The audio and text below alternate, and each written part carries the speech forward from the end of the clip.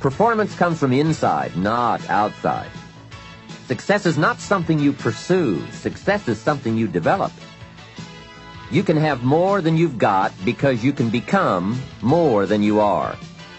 Unless you change how you are, you'll always have what you've got. The major key to your better future is you.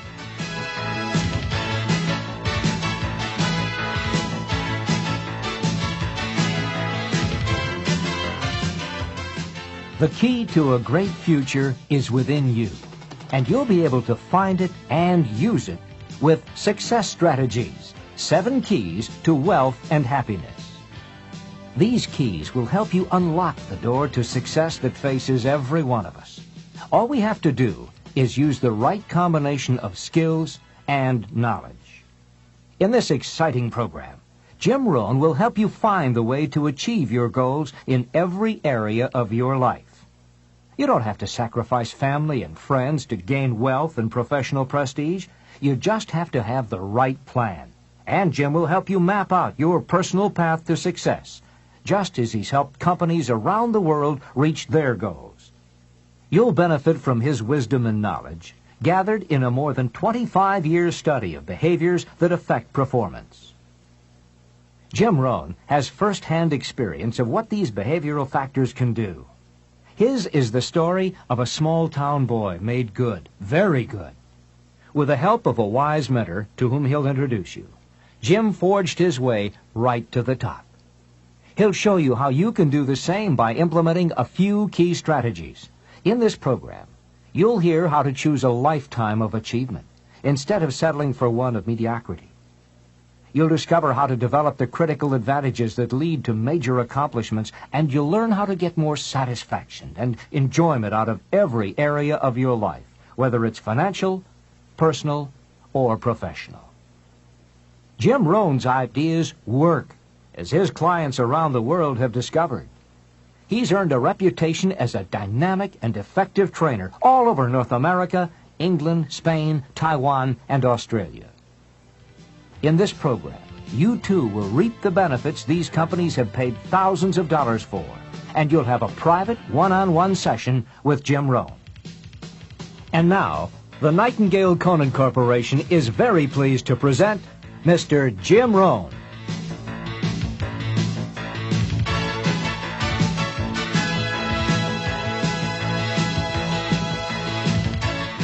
This is Jim Rohn. You're going to hear a great number of ideas as you go through the sessions on these 6 cassettes. Ideas that help successful people accomplish more of their goals, achieve certain wealth, and experience greater joy and satisfaction in their lives. My hope is that you'll find a few of these ideas very useful to you right now. Unfortunately, I don't know you personally. I'm not familiar with your dreams or your problems. But fortunately for you, I don't need to be, because the ideas we'll be talking about on these cassettes are fundamentals to the art of winning. They will help you achieve your most inspiring dreams, guaranteed. They are, in fact, the 7 fundamentals for wealth and happiness. As we go through these cassettes, you'll see very clearly for yourself just how these ideas can start making a major difference in your life right away. Where did these fundamentals come from? I didn't make them up. I first discovered them when I was 25 years old, at a time in my life when I needed some new ideas to help change the direction of my life. I wasn't destitute at the time, but I certainly needed some help. I guess we could all use a little help at age 25. Let me take a minute to tell you how it happened. I had gotten off to a great start in life. I was raised in farm country in Idaho, a small community of about 5,000 people, not far from the Snake River in the southwest corner of the state, a great place to grow up. In fact, my parents still live in this small farm community. My father is 82 years old, my mother 75, and they are still healthy and doing very well, as active now as they have ever been. I'm very proud of them, and they have always been a great example for me. After graduating from high school, I went to 1 year of college, and then I decided I was smart enough, so I quit, which was one of my major mistakes. Among many major mistakes I made in those early days. But I was ambitious and willing to work hard, and figured I wouldn't have any trouble getting a job, which turned out to be accurate. So with a head full of dreams and ambitions, I started my first job.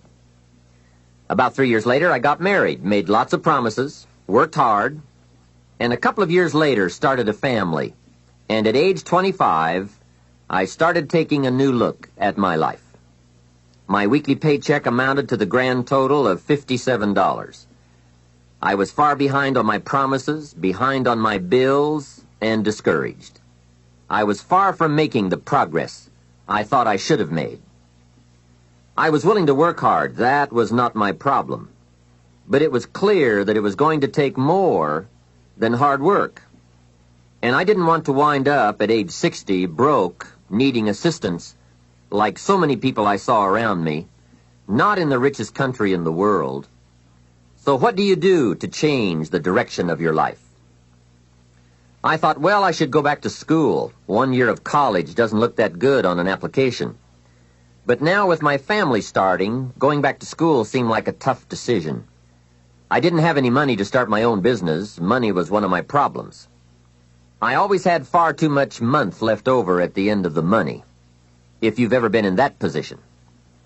I remember one time losing $10, and I was physically ill for 2 days over a $10 bill. Some of my friends tried to be cheerful. They said, look, maybe some poor person who needed it found it. But that was not really helpful. I must admit at that time in my life, benevolence had not yet seized me. I was the person who needed to find $10, not lose 10. So that's where I was at that time in my life, behind on my dreams, and constantly wondering what I could possibly do to change my life for the better. Well, at age 25, good fortune came my way. And many times it's difficult to explain good fortune. Why do unique things happen to you when they do? I don't know. Part of that is a mystery to me. However, my good fortune was meeting a man, a very unique and successful man. His name was Mr. Earl Schoaf. When I met him, I said to myself, I would give anything to be like him. I wonder what it would take. Well, to make a long story short, this very special gentleman took a liking to me, and a few months after I met him, he hired me, and I went to work for him. I spent the next 5 years working for him in several of his businesses, and then, unfortunately, he died. But I did get to spend 5 years with this remarkable man. And the best thing he gave me during that 5 years was not a job. The best thing he gave me was the benefit of his philosophy, the fundamentals of living successfully, how to be wealthy, how to be happy. And sure enough, his ideas worked for me. So I will always be grateful for meeting someone who made a difference in how my life worked out. I am sure if Mr. Schoaf were still alive, I would have called him one more time today and thanked him for sharing the ideas and inspiration that changed my life. For many years, I shared this philosophy for wealth and happiness with my business partners and met with equally exciting results. I am primarily a businessman, not a professional public speaker, but I have been intrigued with the challenge of trying to put into words the ideas that can make a difference in how a person's life works out. And now I have the chance to share these ideas with you. I don't claim to have all the answers on how to do well, but I do have some answers that have worked extremely well for me and thousands of others.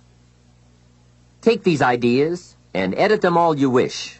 You certainly don't have to buy everything any one person says. But give me a chance. If something sounds good, try it. If it doesn't make sense, discard it. Remember, don't be a follower, be a student. All the ideas we'll discuss in these cassette sessions will stem from a group of very important key concepts. I'd like to begin this session by briefly but clearly looking at each of them. These key words are very important for us to understand if we're to get maximum value from this program and add significantly to our wealth and happiness.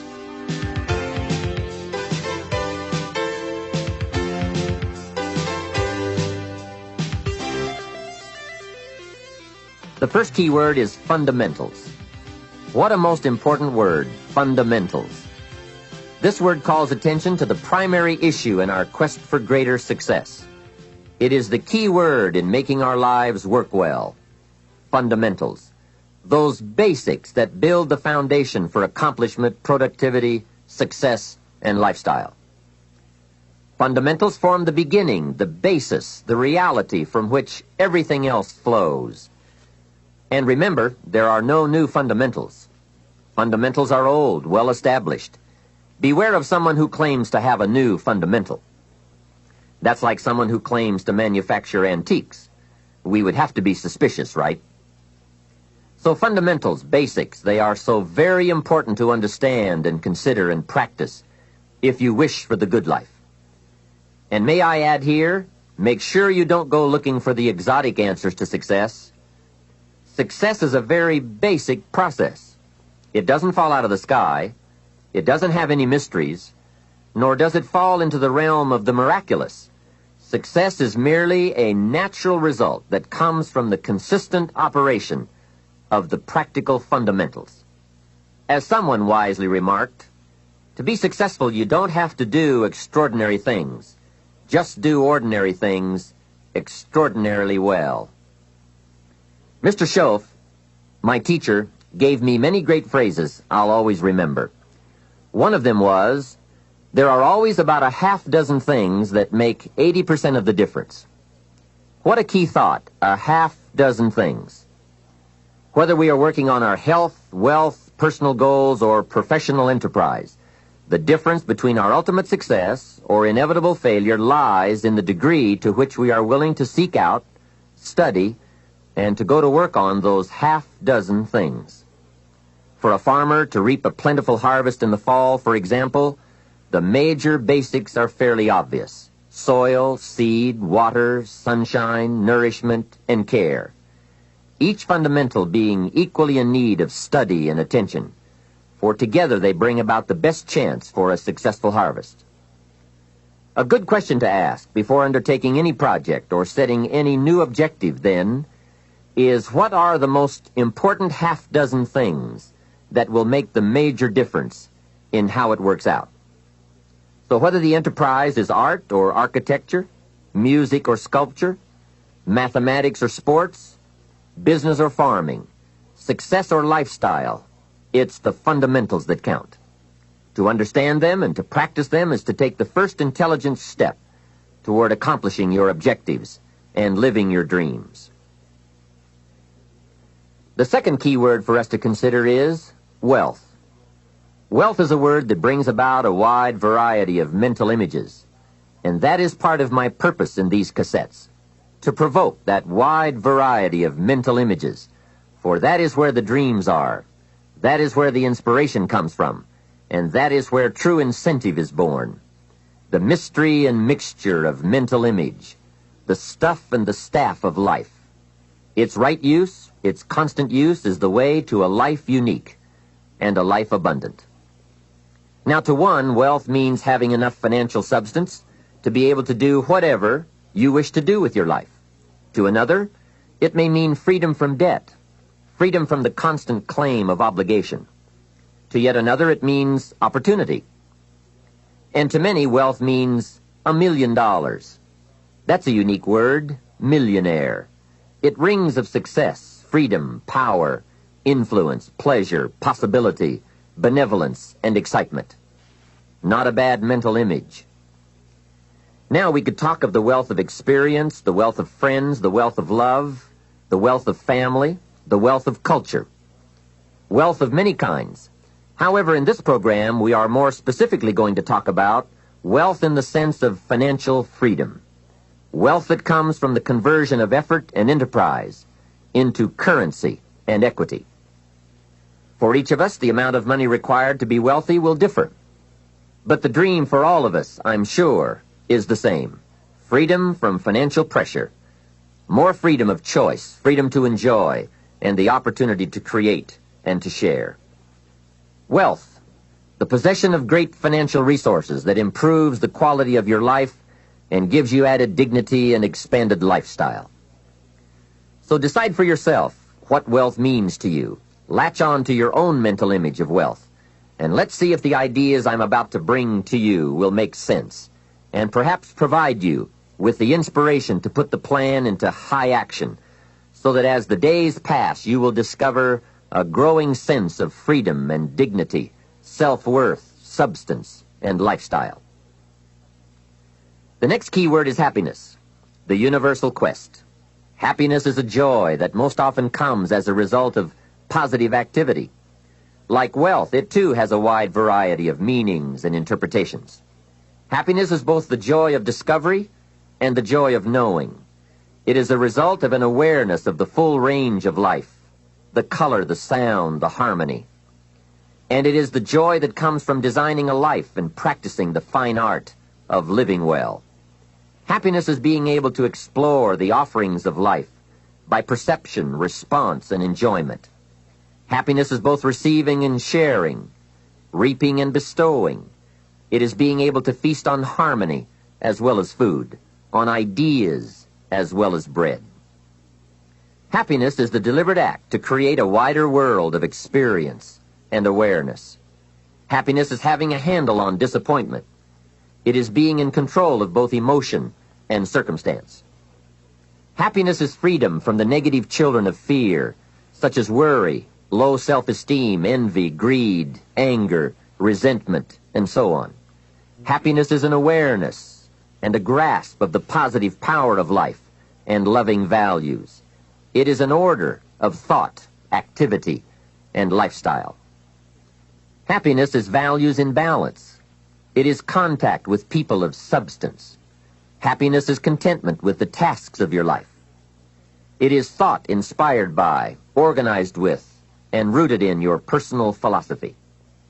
Happiness is a life well lived, in which a wide variety of experiences are deliberately captured to become an invaluable form of currency for you to spend and invest in your own better future. Happiness is activity with purpose. It's love in practice.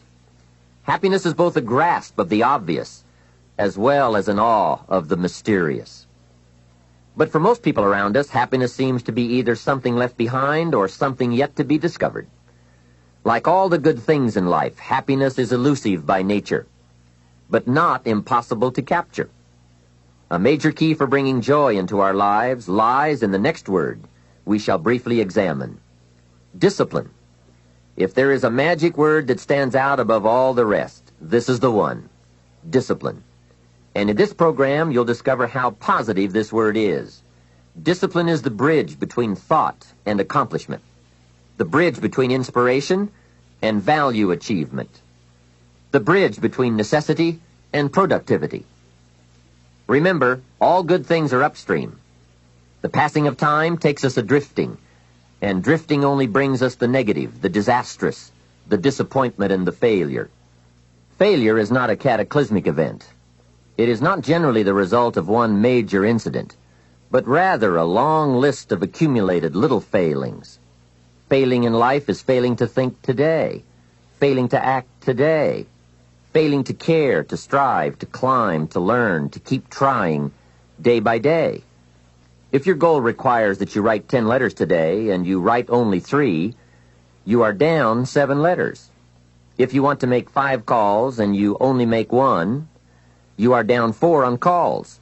If your plan calls for saving $10 today and you save none, you're down $10 today. Now the danger is looking at an undisciplined day and concluding that no great harm has been done. It doesn't seem like such a bad day. But add up these days to make a year, and then add up those years to make a lifetime, and perhaps you can now see how repeating today's small failures can easily turn your life into a major disaster. Success, on the other hand, is just the same process in reverse. If you plan to make 10 calls and you end the day making 15, now you're up 5 calls. If you then get up a few on letters, move up the savings numbers, you can see what a massive difference it could make in a year, and what wealth and accomplishment awaits for a lifetime. Discipline is like a set of magic keys that unlocks all the doors of wealth, happiness, sophistication, culture, high self-esteem, pride, joy, accomplishment, satisfaction, and success. The first key to discipline is awareness of the need for and the value of discipline, and especially the discipline to make the changes. What will it take? What must I do? And what must I become to get all I want from my life? The second key is the willingness. More than that, the eagerness to maintain your new discipline deliberately, wisely, consistently. And the third key to discipline is the commitment to master the circumstances of your daily life, to see and harness the opportunities to make something of the sun and the rain, the good as well as what comes in the guise of misfortune. Discipline does many things, but most important of all is what it does for you. It makes you feel better about yourself. Even the smallest discipline can have an incredible effect on your attitude. And the good feeling you get, that surging feeling of self-worth that comes from starting a new discipline, is almost as good as the feeling that comes from the accomplishment of the discipline. Second, a new discipline immediately alters your life direction. You don't change destinations immediately. That is yet to come. But you can change direction immediately, and direction is very important. Third, discipline cooperates with nature. Everything strives. It is a common life function. How tall will a tree grow? As tall as it can. Everything strives to become all it can possibly be, and that striving to become is what discipline is all about. Disciplining ourselves to fulfill our natural potential to become all that we can be. And finally, discipline attracts opportunity. Opportunity is always looking for ambition and skill in action. Discipline taps the unlimited power of commitment. The human will in action, driven by inspiration, enticed by desire, tempered by reason, guided by intelligence, can bring you to that high and lofty place called the good life. Discipline, those unique steps of intelligent thought and activity that put a lid on temper and a faucet on courtesy, that develop positive and control negative, that encourage success and deter failure, that design lifestyle and control frustration, that enhance health and curb sickness, that promote happiness and manage sadness. Discipline, the start and the continuing process that brings all good things. And remember, anyone can start the process. It's not if I could, I would. It's if I would, I could. If I will, I can. So start the new process. You can begin a new habit no matter how small it is. Small isn't important. Whether or not you start and whether or not you continue are all that is important. And don't be deluded by an affirmation. Only affirm what you are truly prepared to do. Many of us delude ourselves with our words into believing that we're making changes and making progress, when in fact our daily activity is taking us in the exact opposite direction of our affirmations. Why would you walk in the opposite direction of your dreams? The man dreams of wealth and walks daily towards certain financial disaster. The man wishes for happiness and thinks the thoughts and commits the acts that take him to certain despair. So to have a prosperous life, start a prosperity plan. To become wealthy, start a wealth plan. Remember, you don't have to be wealthy to have a wealth plan. A person with no means can have a rich plan. If you are ill, start a health plan. If you don't have energy, start an energy plan. If you don't feel good, start a feel-good plan. If you're not smart, start a smart plan. If you can't, start a can plan. If you haven't, start a have plan. Anyone can. Even a bad person can start hearing good messages and reading good books. Recognize that the start of the better life, the happy life, the wealthy life, is today. This is exciting. Both the process and the result can begin today. Start the new journey today. If you think of a new idea, today is the day to begin the discipline of putting that idea into action. Set this day up as a long, busy, exciting start for your new life. Get your first book for your new library today. Begin your new practice of setting goals today. Start clearing out a drawer of your new orderly desk Today. Start eating an apple a day on your new health plan. Today. Put some money in your new investment for fortune account. Today. Start reading with intensity for your new wealth of mind plan. Today. Write a postponed letter today. Make a delayed telephone call today. Pick up your camera and take a picture of something to start your new treasury of photographs today. Get some momentum going on your new commitment to the better life. See how many activities you can pile on in this first day. Go all out. Break away from the negative downward pull of gravity. Start the thrusters going. Prove to yourself that waiting is over, hoping is past, and that faith and action have now taken charge. It's a new day, a new beginning for your new life. With discipline, you can't believe the list of positive moves you can make in the first day of your new beginning. What have you got to lose? Only the despair and fear and guilt of the past. Only the dissatisfaction and unhappiness and lack of fulfillment of the past. Only the frustration and low self-esteem of the past.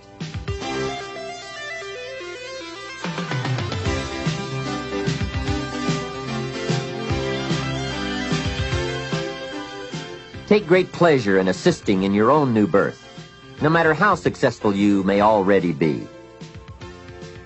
Now I offer you the next challenge. Make this new first day a part of the week of new beginnings. See how many things you can continue and start in this week of new beginnings. Then make it the first month of the new beginnings. Then the first year of the new beginning. By the time that first year is finished, you will never again be claimed by the past. Past habits, past influences, past regrets, or past failures. You are ready to, as the Bible phrase says, fly with the eagles. And you will have begun your certain journey toward the last key concept we'll discuss on this cassette. Success. Success is both a journey and a destination, isn't it? It is both the steady, measured progress toward a goal and the achievement of a goal. Success is an accomplishment, whether it be great or small, and it's an understanding of the potential and power of an entire human life. Success is an awareness of value, and it's the cultivation of value through discipline. It can be tangible or intangible. Success is a process of turning away from something in order to turn toward something else. From no exercise to exercise, from candy to fruit, from not investing to investing. Success is responding to an invitation to change, to grow, to develop, to become, to move up to a better place with a better vantage point. But most of all, success is making your life what you want it to be, considering all the possibilities, considering all the examples. What do you want for your life? That is the big question. Remember, success is not a set of standards from our culture, but rather a collection of personal values, clearly defined and ultimately achieved. Success is your better life for you, the design you give it, the dreams you accomplish. Making your life what you want it to be for you, that is success. All right. With that overview of some of the key concepts we'll explore in this program, let's begin the further development of your success by looking at the art of properly selecting and setting goals. I think you'll hear a couple of thoughts you've never heard before. Of all the things that changed my life for the better most quickly, it was learning how to set goals. And mastering this unique process can have a powerful effect on your life, too. One morning at breakfast, shortly after I met Mr. Shelf, he asked me if he could see my current list of goals. He said, "Let me see your list of goals, and let's go over them and talk about them. Maybe that's the best way I can help you right now." And I said, "I don't have a list." He said, "Well, is it out in the car or at home somewhere?" I said, "No, sir. I don't have a list anywhere." He said, "Well, young man, that's where we better start." Then he added, "If you don't have a list of your goals, I can guess your bank balance within a few $100s. Which he did, and that got my attention. I said, "You mean that if I had a list of goals, that would change my bank balance?" He said, drastically. That day I became a student of how to set goals. And sure enough, when I learned how, my whole life changed. My income, my bank account, my personality, my lifestyle, my accomplishments. So I'd like to share with you the best I have learned and practiced on goal setting.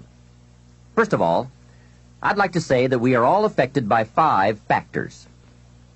The first is environment. The second is events. The third is knowledge. The fourth is results. And the fifth, and often overlooked factor that affects our lives is our view of the future. Our dreams. I won't get into all of these influences here, but let me concentrate on the fifth one, dreams. Of all these 5 influences, make sure your dreams are the greatest influence on your daily decisions and activities.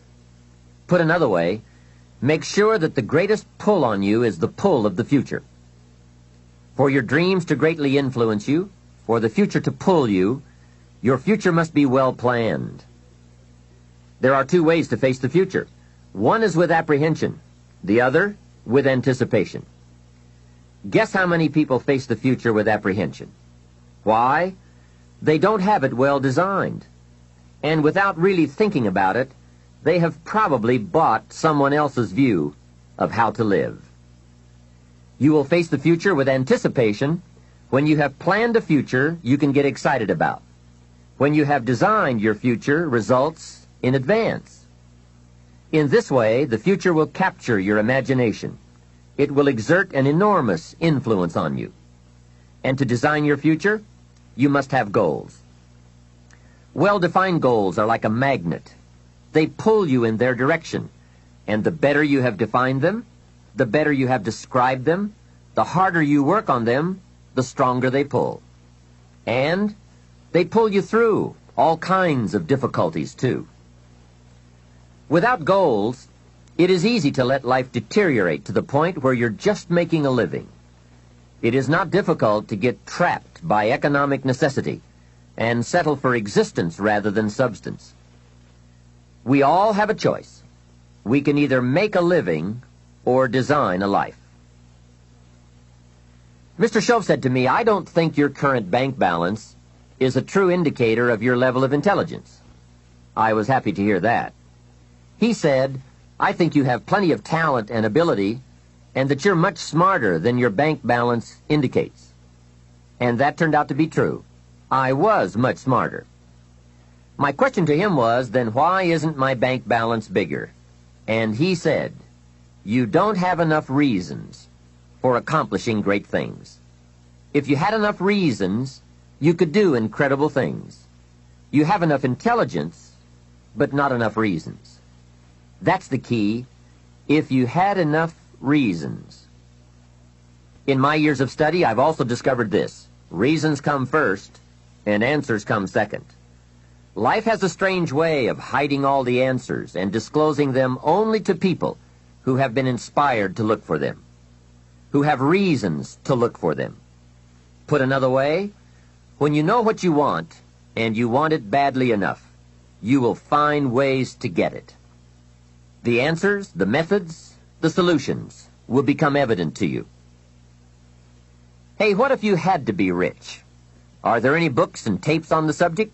The answer is yes. There are plenty of good ones. But if you don't have to be rich, you probably won't read the books or listen to the tapes. What drives us to find the answers is necessity. So work on your reasons first, answers second. Now, what are some of the reasons for doing well? It varies from person to person. I'm sure that if you did a little soul searching, you could come up with a fairly strong list of reasons why you want to accomplish great things. There are personal reasons, sometimes uniquely personal reasons. Some people do well for the recognition. Some do well because of the way it makes them feel. They love the feeling of being a winner. That's one of the best reasons. I have some millionaire friends who keep working 10 to 12 hours a day, making more millions. And it's not because they need the money. It's because of the joy, pleasure, and satisfaction that come to them from being constant winners. To them, money is not their main drive. It's not the money. It's the journey. Once in a while, someone says to me, if I had $1 million, I'd never work another day in my life. Hey, that's probably why the good Lord sees to it that he doesn't get his million. Because he'd just quit. Family is another reason, or motivator for doing well. Some people do extremely well because of other people. And that's a powerful reason. Sometimes we will do things for someone else that we would not do for ourselves. We are made that way. I met a man who once said to me, Mr. Rohn, to do everything I want to do around the world with my family, I need at least $250,000 a year. I thought, incredible. Could a man's family affect him that much? And the answer is, of course. How fortunate are the people who find themselves greatly affected by someone else. It's powerful. Benevolence, the desire to share, can be a powerful reason for wanting to achieve. Some people do extremely well gathering up resources, so they can then be benefactors. When Andrew Carnegie, the great steel magnate, died, his desk was opened, and in one of the desk drawers was found a slip of paper. On that slip of paper, Mr. Carnegie had written his goal for his life, and he wrote it when he was in his 20s. On that slip of paper he had written, I'm going to spend the first half of my life accumulating money. I'm going to spend the last half of my life giving it all away. That's terrific. He was so inspired by that goal that during the first half of his life he accumulated $450 million. And during the last half of his life, he gave it all away. How powerful.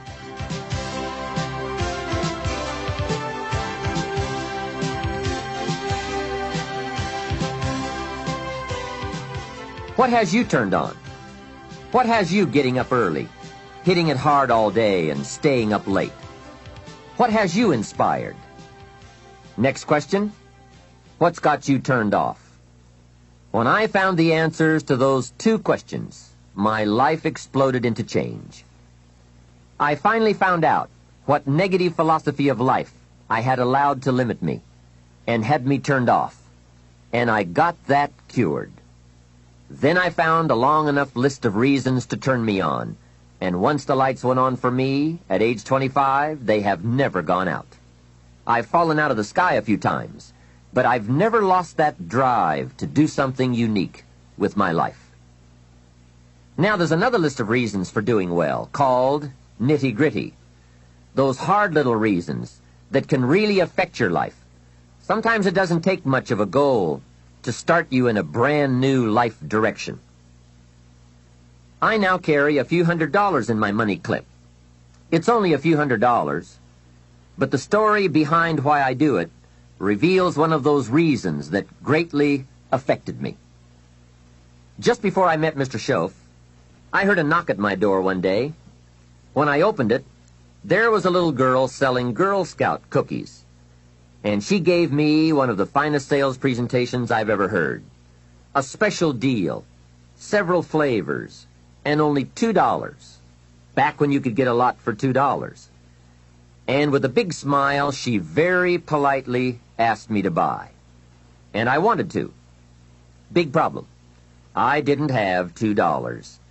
And to this day, I can still clearly remember the pain and the embarrassment. I was a father, I had been to college, I was working, and I didn't have $2. Now, since I didn't want to tell her that, I did what I thought was next best. I lied to her.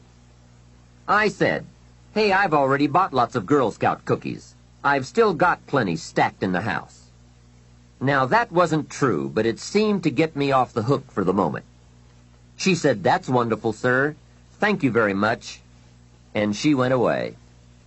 After she had left, I closed the door, and that was the day I said, I don't want to live like this anymore. I've had it with being broke, and I've had it with lying. I've had it with being embarrassed over not having any money in my pocket. I promised myself that day that this would never happen again. I picked a day and an amount, and I said, I'll never carry less. It was one of those reasons that still affects my life after all these years. So I now carry a few $100s in my money clip. I do that for two reasons, I guess. One reason is the way it makes me feel. That special feeling of having plenty. Mr. Shove said to me, the first $500 you earn, put into your pocket, not in the bank. It feels much better in your pocket than it does in the bank. I've found that's true. But I also carry plenty in case I bump into another Girl Scout who's selling cookies. I'm ready.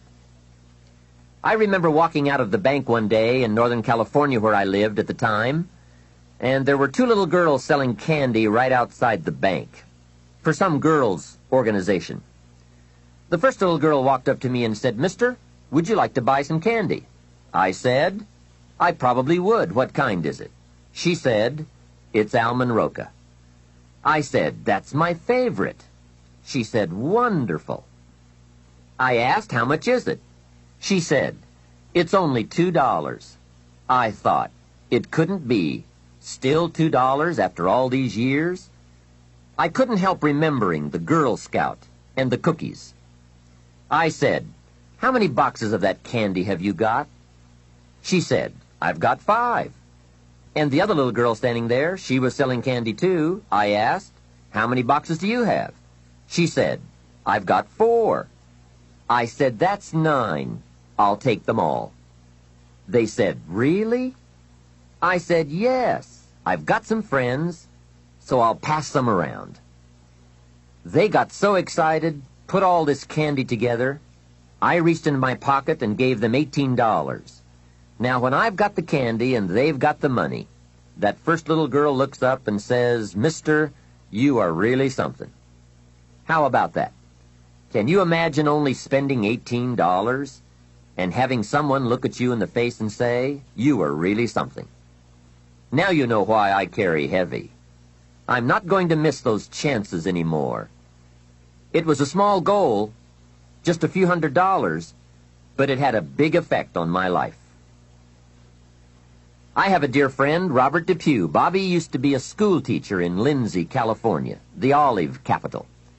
After he taught school for several years, he became a little weary of teaching and decided to get into sales. One day, without telling anyone, he quit his teaching job and jumped into sales. When he did, his brother poked fun at him.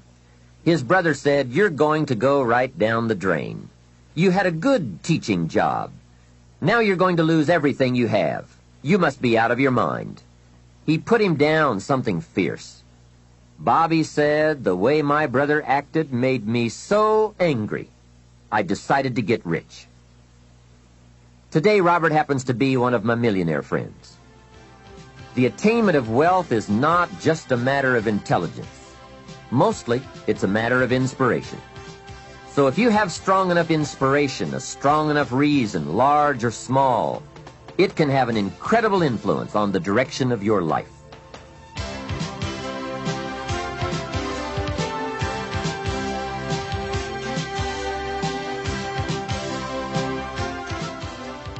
Now, we're going to take some time to actually start designing the next 10 years of your life.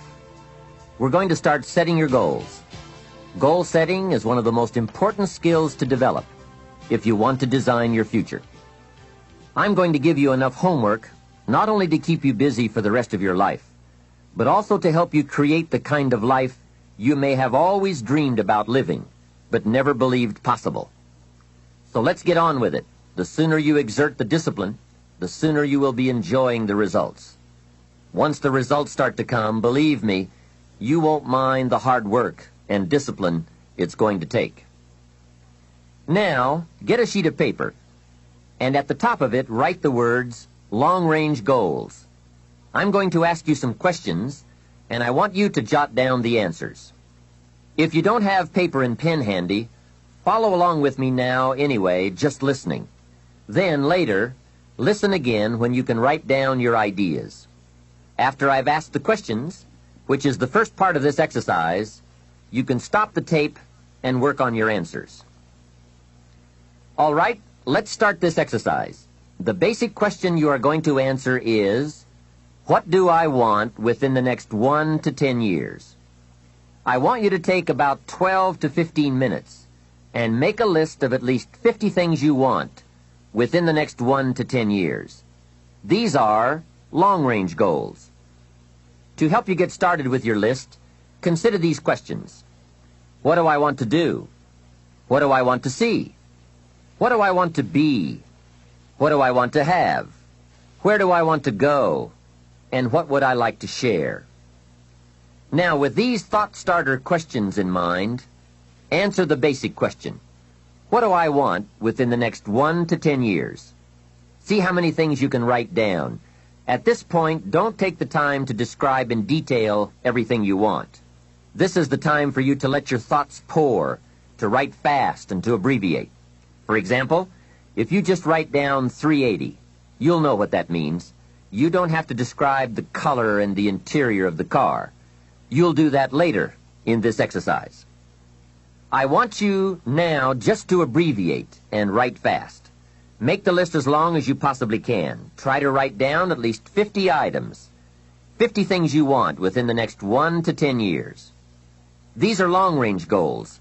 Spend about 12 to 15 minutes on this. After you've completed your list, you're ready for the next part of the exercise. Go through your list, and next to the things you think you can accomplish or acquire a year from now, write a number 1. Next to the things you think it will take 3 years to realize, write a 3. Next to the things it will take 5 years to accomplish, write a 5. And next to the things it will take 10 years to accomplish, write a 10. Go through this list now to the best of your ability and say, that looks like it will take me about a year, or 3 years, or 5 years, or 10 years. Some big goals might be out there 10 years from now. Once you complete this part of the exercise, you might come to the conclusion that you need a lot more 3-year goals and less 1-year goals, for example, or that you need more 10-year goals. You see, while you're working on one goal, you must have something else in the planning stages. If you don't, what happened to some of the early Apollo astronauts could happen to you. After they came back from the moon, some of those astronauts experienced deep psychological and emotional problems. And the reason for that? Why, after you've been to the moon, now where do you go? That seemed to be the end, the finish. What later astronauts did was to make sure that they had major projects lined up after they returned from the moon trip. The way you enjoy life best is to wrap up one goal and start right on the next one. Don't linger too long at the table of success. The only way to enjoy another meal is to get hungry. Another thing to check for on your list is that you have included goals for each of these 3 important categories. First, make sure you've listed your economic goals, your goals for income, profits, and productivity. Second, make certain your list includes material items you want, tangibles, such as a home, a car, a boat, furniture, or jewelry. Don't attach the wrong importance to things, but they are important. Third, you'll want to include on your list goals for personal development. Write down all your personal development goals. Your goals to be more physically fit, to lose weight, to be more decisive, to be a more effective leader, to be a better communicator, to learn another language. Of course, there are other types of goals to consider: family goals, social goals, lifestyle goals. This is pretty heavy homework, but remember, whether or not you do your homework shows up in the marketplace as well as in the classroom. After you have determined which of your goals are 1 year, 3 year, 5 year, and 10 year, and after you've made certain your list includes economic goals, things, and personal development goals, I want you to go back to this list again. Now pick out the 4 most important 1-year goals, the 4 most important 3-year goals, the 4 most important 5-year goals, and the 4 most important 10-year goals. Those 16 goals will give you plenty of work for now. Get out some more paper, and in a brief paragraph, describe each goal. How high, how long, how much, what size, what model, what color, for example. Also describe why it is important to you.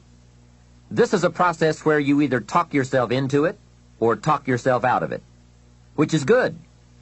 When you're unclear as to why something is important, usually you put only half-hearted effort into it. What you want is a powerful motivator, but the reason why you want it is an even more powerful motivator. It has greater pull. You may find that some of your goals you thought at first glance were important are not important after all. Do some reflecting, refining, and revising. The point is, right now, try to have approximately 4 one-year, 3-year, 5-year, and 10-year goals that you truly believe in, that inspire you, that you've sold yourself on.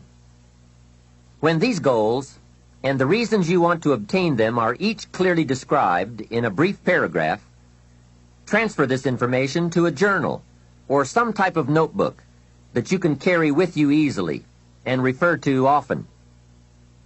It's essential to set aside some time every week to review all of your goals, to rearrange them, redo them, restructure them, to add goals, or to tear up the whole list and start over. Goal setting is not something you do just once.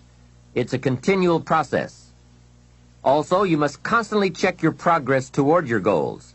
You don't want to fall too far behind on, or worse, lose sight of, your important goals. Now, just as important as your long-range goals are your short-range goals. Your goals for tomorrow, next week, next month, 6 months from now. These are goals you can accomplish within the next year, the immediate future. We call these goals confidence builders. When you work hard, burn the midnight oil, and accomplish these little things, it builds your confidence to go for your long-range goals. Write down in your notebook or journal all the little things you would like to have or accomplish in the next year. How you set up this list is up to you. You might want to break it down by week or by month. Set it up in whatever way works well for you. Part of the fun of having a list is being able to check off something as obtained or completed. Every week, try to check off at least one thing on your list of short-term goals. And when you are able to check off something major, something on your list of long-range goals, celebrate. Make winning joyful. Congratulate yourself. It is very important to celebrate progress. We grow from 2 experiences. One is the joy of winning, and the other is the pain of losing. Here's what that also means. Make losing painful. Put it on yourself. If you set something up, fooled around, didn't pull it off, put it on yourself. And get around people who will help in this area. Hey, don't join an easy crowd. Go where the expectations are high, where the pressure to perform is high. It's how we grow. I'm certain that part of the reason why people let goal setting slide is because it is a lot of work. As I said, you'll be constantly revising your lists of short-range and long-range goals, rearranging them, refining them, redesigning them, establishing different priorities, adding new goals, perhaps deleting others. It's interesting that so many people work hard on their jobs, but they don't work hard on their futures. They let that slide. Some people live such mediocre lives that at the end of the day, they don't know whether they're winning or losing. They just go through life with their fingers crossed. I know most people don't make definite plans, but don't let that be you. The guy says, well, you work where I work, but the time you get home, it's late. You've got to have a bite to eat, watch a little TV, and get to bed. You can't sit up half of the night and plan. And this is the guy who's behind on his car note. He's a good worker, hard worker, sincere. But I've discovered that you can be sincere and work hard all your life and wind up broke and embarrassed. You've got to be better than a good worker. You've got to be a good planner, a good goal setter. You've heard the old saying, the people who fail to plan are planning to fail. It's true. So work on your plans. Put yourself in the top few percent who put this power to work for themselves. Writing your goals down also shows you are serious. And to do better, you must get serious. You don't have to be grim, but you do have to be serious. Hey, everybody hopes things will get better, but remember, the future does not get better by hope. It gets better by plan. And hope unaided by clear plans can finally become an illness. There's a Bible phrase that says, hope long delayed makes the heart sick. It's a sickness. I used to have the illness known as passive hope. It's bad. And there's one that is even worse, and that is called happy hope. That is really bad. The man is 50, and he's broke, and he's still smiling. That's bad. So get serious. Make plans. Put them on paper.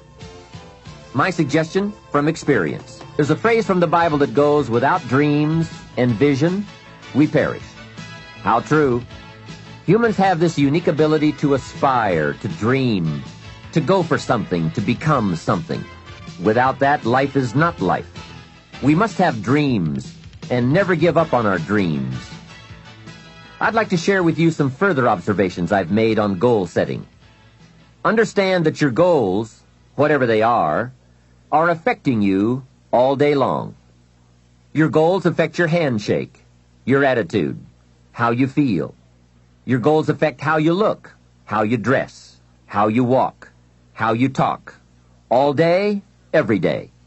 Your personality, conversation, activity, it's all affected by your goals. I asked a man one time, "What are your goals for this month?"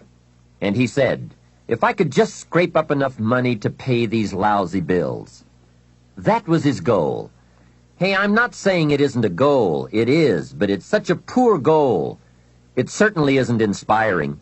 You don't jump out of bed on Monday morning and say, "Oh boy, another chance to go out and scrape up the money to pay these lousy bills." The point is that goals should be fun. They should be big, challenging, rewarding. They should allow you to grow. Remember, too, that the major purpose of having a goal is not just to acquire the goal. The major reason for setting goals is to compel yourself to become the person it takes to achieve them. In other words, attaining the goal is of secondary importance. What's far more important is what you become in the pursuit of it. The greatest value in becoming a millionaire, for example, is not the $1 million. The greatest value is the skills, the knowledge, the discipline, and the leadership qualities you acquired in becoming a millionaire. It's the experience you acquired in planning, development, strategy. It's other qualities you acquired, such as courage, commitment, and willpower, to attract $1 million. You could lose everything you attained, but you could not lose the skills, knowledge, and experience you have obtained. Even better than having is being.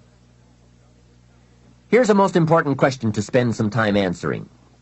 What kind of person will I have to become to get all I want? Write down a few thoughts on that. Write down some skills you'll have to develop, for example, and some of the things you're going to have to learn. Just spend a little time writing a few sentences on this. What kind of person will I have to become to get all I want? The answer to this will give you some personal development goals. Remember that income does not far exceed personal development. All of us have to do this kind of self-examination. I have to look at my own life and say, well, here's what I want, but am I willing to become what it takes to get what I want? If I'm too lazy, if I don't want to learn, read, study, and grow to become that kind of person, then I cannot attract what I want. Now, either I have to change my wants, or I have to change myself. Here are a few more key points I'd like to share with you on goals and designing your future. First, if you don't right now feel as if you're equipped to get all you want, just remember, ability will grow to match your strong dreams. That's why the goal-setting process we've discussed is so important. The more you work on this, the more ideas you will get on how you can change, how you can grow. I am nowhere near the person I was when I met Mr. Shoaff 25 years ago. I'm not that person anymore. I've changed. There's nothing you can do about the past, but you can do a great deal about your future. You don't have to be the same person you were yesterday. You can make changes in your life, absolutely startling changes, in a fairly short period of time. You can make changes you can't even conceive of now, if you give yourself a chance. Your abilities will grow. You have untapped talents and potential that you haven't even reached for yet. And as time goes on, you'll be able to reach deeper and deeper. The first thing you'll know, you'll be able to do things you never thought you could do. You'll be able to handle things you never thought you could handle. You'll have ideas that you've never had before. All of this is sparked by the goal-setting process. When you know what you want, and you want it badly enough, the answers will come to you. I can't tell you why it works. All I know is, it works. Give yourself a chance to become all you can become and to accomplish all you can accomplish. Let me give you a Bible philosophy that teaches how to get whatever you want. Here's what it says. Ask. That's it. Ask. Of all the important skills to learn in life, be sure to include the skill of asking. What does ask mean? Ask means, what do you want? And the complete formula is staggering. It says ask, and you will receive. Hey, we ought to look into that. The man says, yes, but you work where I work. By the time you struggle home, it's late. You've got to get a bite to eat, watch a little TV, and get to bed. You can't sit up half the night and ask. And this guy is behind on his bills. He's a good worker, hard worker, sincere, but you've got to do better than work hard and be sincere all of your life. You'll wind up broke and embarrassed. You've got to be better than a good worker. You've got to be a good asker. Let me give you some key points on this asking and receiving, setting goals, asking of life. Here's part of the philosophy that helped me to change. First, asking starts the receiving process. Asking is like pushing a button, and all this machinery starts working, mental and emotional machinery. I don't even know how it works, but I do know it works. There are a lot of things you don't need to know how they work. Just work them. Some people are always studying the roots. Others are picking the fruit. It all depends on what end of it you want in on. So asking is the beginning of receiving. Second, receiving is not the problem. You don't have to work on receiving. It's automatic. So if receiving is not the problem, what is the problem? It's failing to ask. The man says, I see it now. I got up every day this year and hit it hard, but nowhere in my house is there a list of what I want from my life. Can you see? Good worker, poor asker. Third, receiving is like the ocean. There's plenty, especially in this country. It's like an ocean here. Here, success is not in short supply. It isn't rationed so that when you step up to the window, it's all gone. No. Well, if that's true, what is the problem? Well, the problem is some people go to the ocean with a teaspoon. Have you got the picture? A teaspoon. What I suggest you do in view of the size of the ocean is trade your teaspoon for at least a bucket, and you will look better at the ocean with a bucket. Kids won't make fun of you. Now, here's something else to remember about asking. There are two ways to ask. One is ask with intelligence. It didn't say ask intelligently, but I'm sure it meant that. Don't mumble. You won't get anything by mumbling. Be clear, be specific. Intelligent asking means how high, how long, how much, when, what size, what model, what color.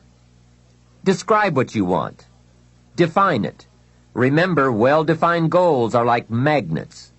The better you define them, the stronger they pull. And Give your goals purpose. Answer both questions. What do I want? That's the object.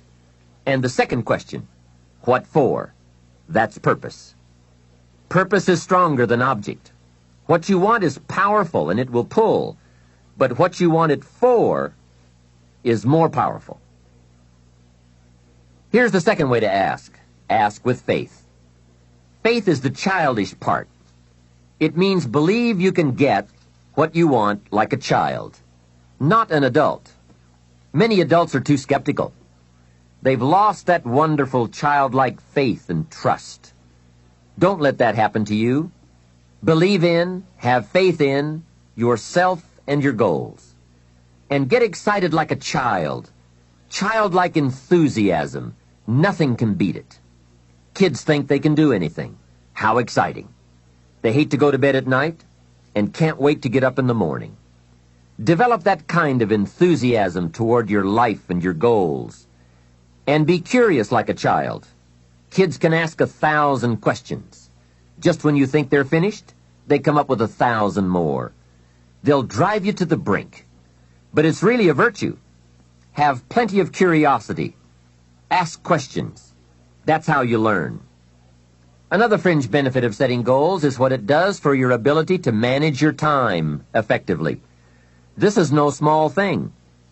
We'll look at time management in detail in a later session, but now, while we're talking about goals, I'd like to share a few ways your use of time are affected by or influence the achievement of your goals. Have you ever thought that without some very clear written goals, you never even need to consider managing your time? Time essentials come from objectives well defined. Time can't be critical if objectives aren't defined. Now you might be one of those uniquely fortunate individuals who can keep all their objectives and purposes clearly defined in their minds and operate from that. But I wouldn't take the chance. Write your goals down and set careful priorities. Sometimes priorities are determined by the season. For a farmer in springtime, the season dictates his most important activities. During the spring, a farmer must work around the clock, burn the midnight oil, and keep the equipment running because he has only this small window of time for the planting of his crops. One of the difficulties of living in an industrialized society is the losing of the sense of seasons, when to pour it on, when to ease back, when to take advantage. It's easy to keep going from 9 to 5, year in and year out, and lose a natural sense of priorities and appropriate time. Don't let one year just blend into the next. Keep an eye on your own seasons, lest you lose track of values and substance. Part of setting priorities is learning to separate major activities from minor activities. This is a whole skill in itself, but once you have learned it, it will pay dividends you won't believe. So learn to put everything on your mental scales to be carefully weighed before you spend time or money. And here's a good question to constantly ask. Is this a major or a minor? By asking that question, you will reduce the amazingly natural tendency to spend major time on minor things. In sales training, we are taught that major time is the time spent in the presence of the prospect, while minor time is the time spent on the way to the prospect. If you're not careful, you will spend more time on the way to than in the presence of. So in sales we teach, don't go across town till you've gone across the street.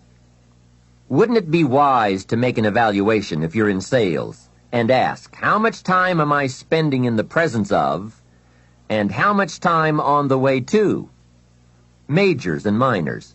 What a great discipline to exercise. It also reads, don't spend minor time on major things. It's easy to get values mixed up. The man spends 3 hours watching television and only 30 minutes playing with his kids. Something is probably out of line there, right? It also reads, don't spend major money on minor things. If you spend more on candy than on audio cassettes like this, or books, that would be foolish, right? Here is a great goal-achieving tip. Don't mistake movement for achievement.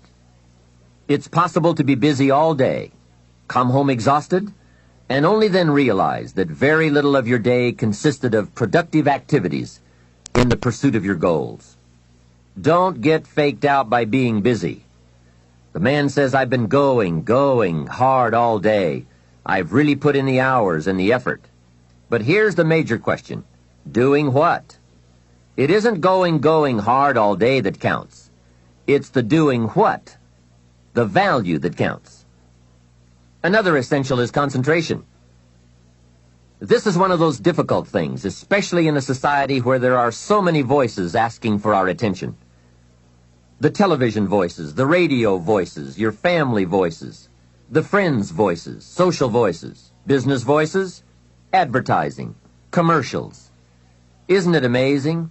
You can turn off the television and the commercials keep running. How do you turn them off in your mind? That is the challenge to be mastered.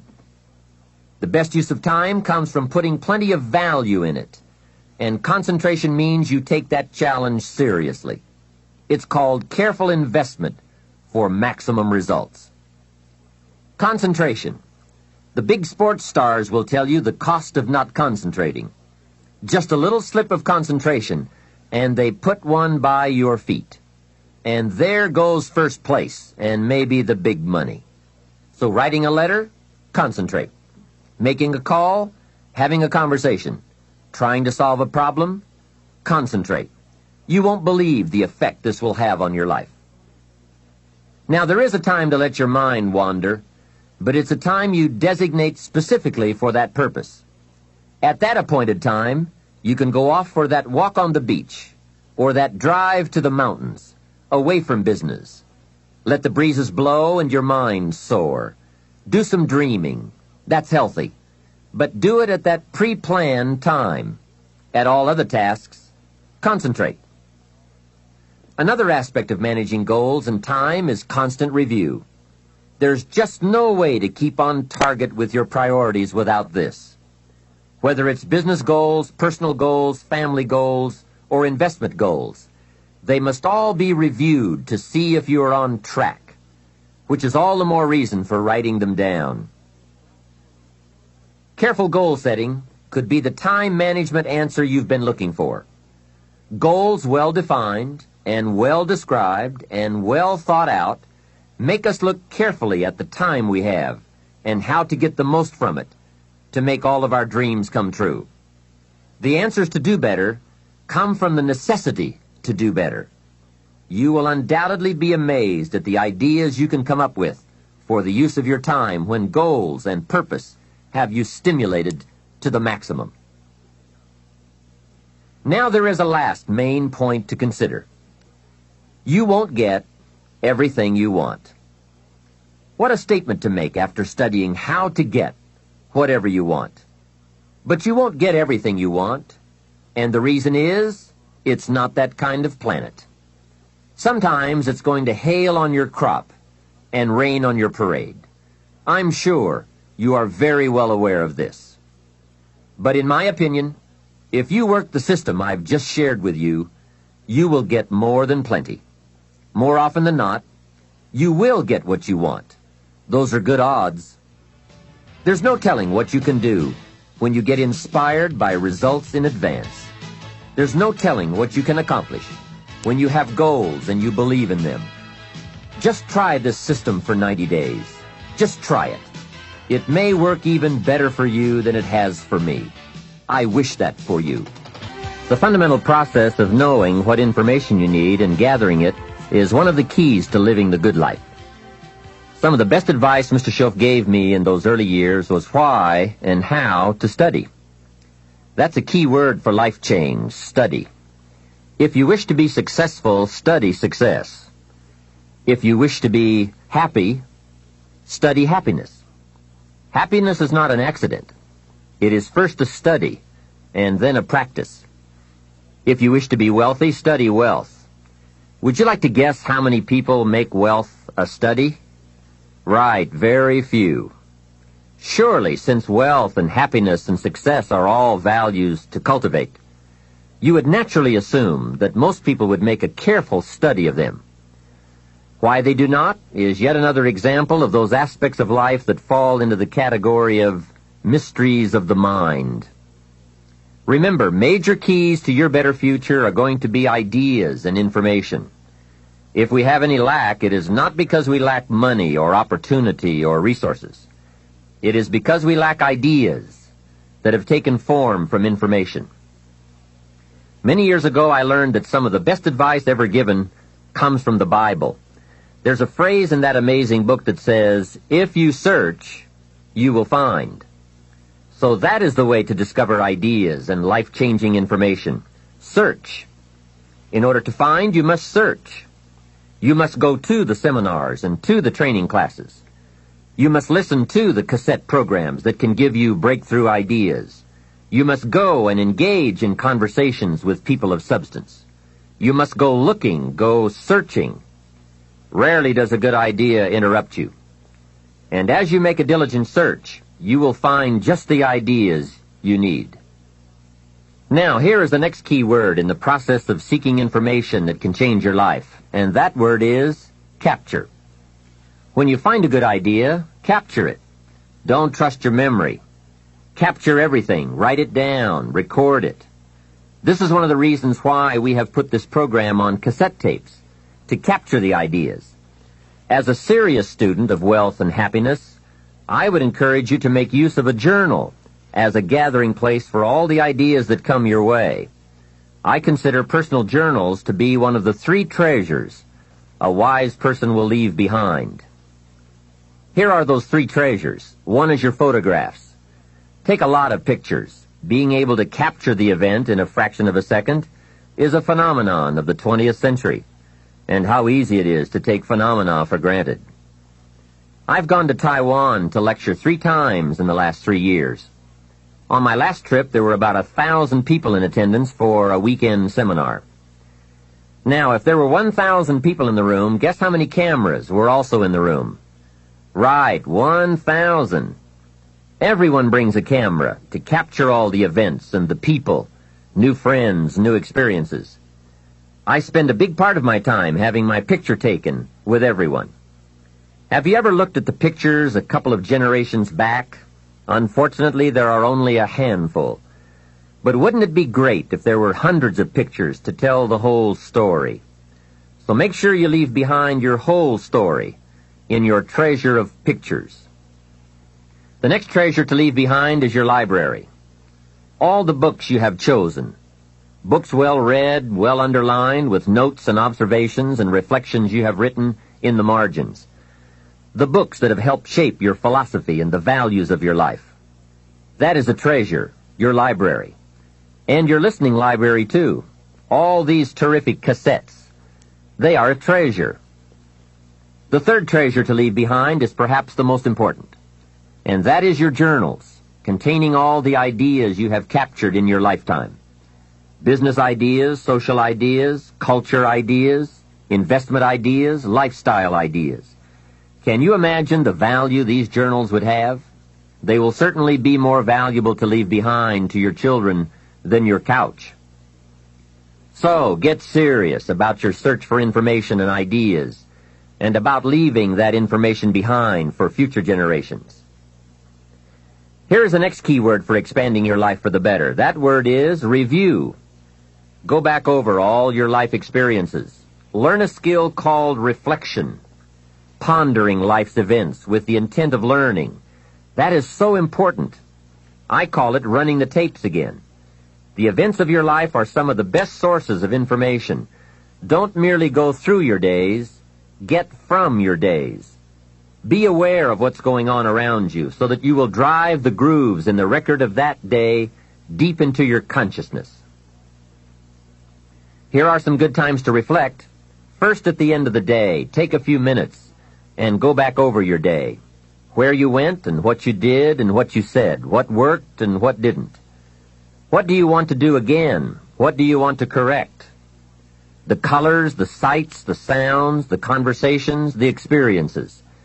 You see, experience can become commodity, currency, coin, an incredible source of value, but only if you take time to reflect on the experience and turn it into something of value. As we mentioned in our first fundamental, it's not what happens that makes the difference in how your life works out, but rather what you do about what happens.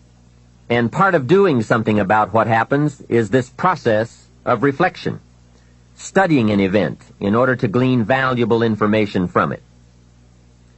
Another time to reflect is at the end of the week. Take a few hours. Take a half a day at the end of the month. Take a weekend at the end of the year. Reason? To make the past more valuable. Sophisticated people have learned how to gather up the past and invest it in the future. When my father was about to celebrate his 76th birthday, I said to him, "Father, can you imagine what it's going to be like to gather up the last 75 years and invest them in your 76th? That's how life can become productive and exciting. Not just living one more year, but gathering up the years and investing them in the next one."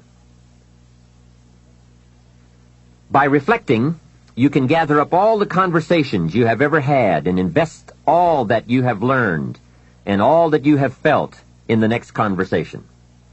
Gather all your experiences and invest all that you have learned and felt in your next experience. And the more value, the more substance, the more information, the more wisdom you can gather from all of your yesterdays, the more exciting your future becomes. Probably all of us already know all that we need to know in order to make our lives turn out the way we want, except for one thing: how to gather what we've learned in order to invest it in what we want to become. So start a new discipline that can lead to wealth and happiness. Find out how things work. Never let it be said you didn't find out. Now let me give you a qualifying phrase. You may not be able to do all you find out, but make sure you find out all you can do. You don't want to wind up at the end of your life and find out that you lived only 1/10 of it, and the other 9/10 went down the drain. Not for lack of opportunity, but for lack of information.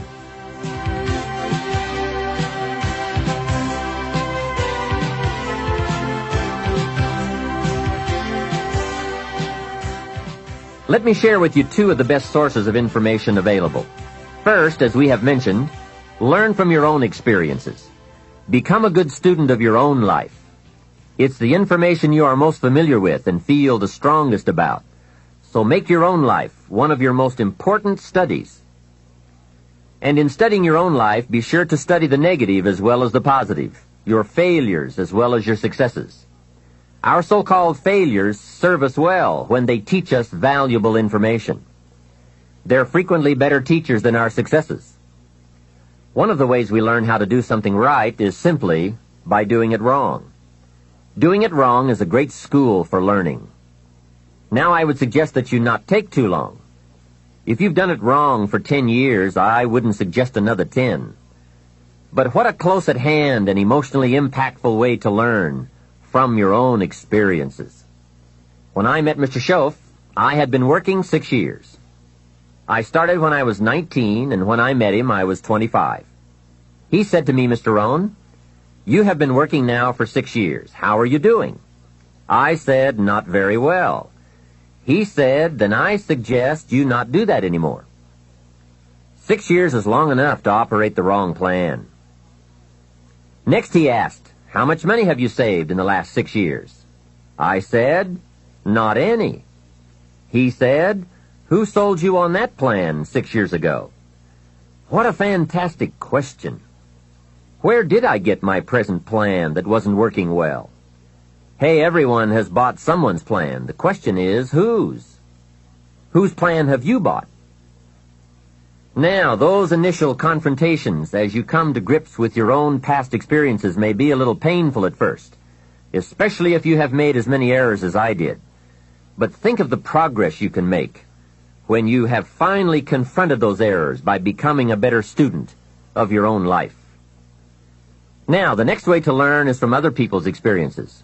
And remember, you can learn from other people whether they have done it right or wrong. You can learn from negative as well as positive. The Bible is such a great book because it is a collection of human stories on both sides of the ledger. One list of human stories is called examples. Do what these people did. And the other list of human stories is called warnings. Don't do what these clods did. What a wealth of information. What to do and what not to do. I think it also means, however, that if your story ever gets in somebody's book, make sure they use it as an example, not a warning. There are 3 ways to learn from other people. The first is to listen to the cassettes and read the books by and about people who've accomplished great things. All the successful people I know and work with around the world are good readers. They just read. They are so curious that they are driven to read because they just have to know. It is one of the things they all have in common. Here's a good phrase: all leaders are readers. And they use cassette programs, too, especially while they're in the car or during other times when they can't read. Cassettes can help all of us easily pick up new ideas and new skills. Did you know there are cassettes and books on how to be stronger, more decisive, a better speaker, a more effective leader, have a better effect on other people, become more loving, develop personality, get rich, develop influence, become sophisticated, and people don't use them? How would you explain that? Did you know that hundreds of successful people have written their stories in books and told how they did it on cassettes like this, and people don't want to listen? How would you explain that? The guy's busy, I guess. He says, well, yeah, if you worked where I work, by the time you struggle home, it's late. You've got to have a bite to eat, watch a little TV, and get to bed. You can't stay up half the night and read. And this is the guy that's behind on his bills. He's a good worker, hard worker, sincere. But remember, you can be sincere and work hard all your life and wind up broke, confused, and embarrassed. You've got to be better than a good worker. You've got to be a good reader, a good listener. At least he could hear a good cassette on the way home, right? Now, you don't have to read or listen to educational cassettes half the night. Although if you're broke, it's a good place to start.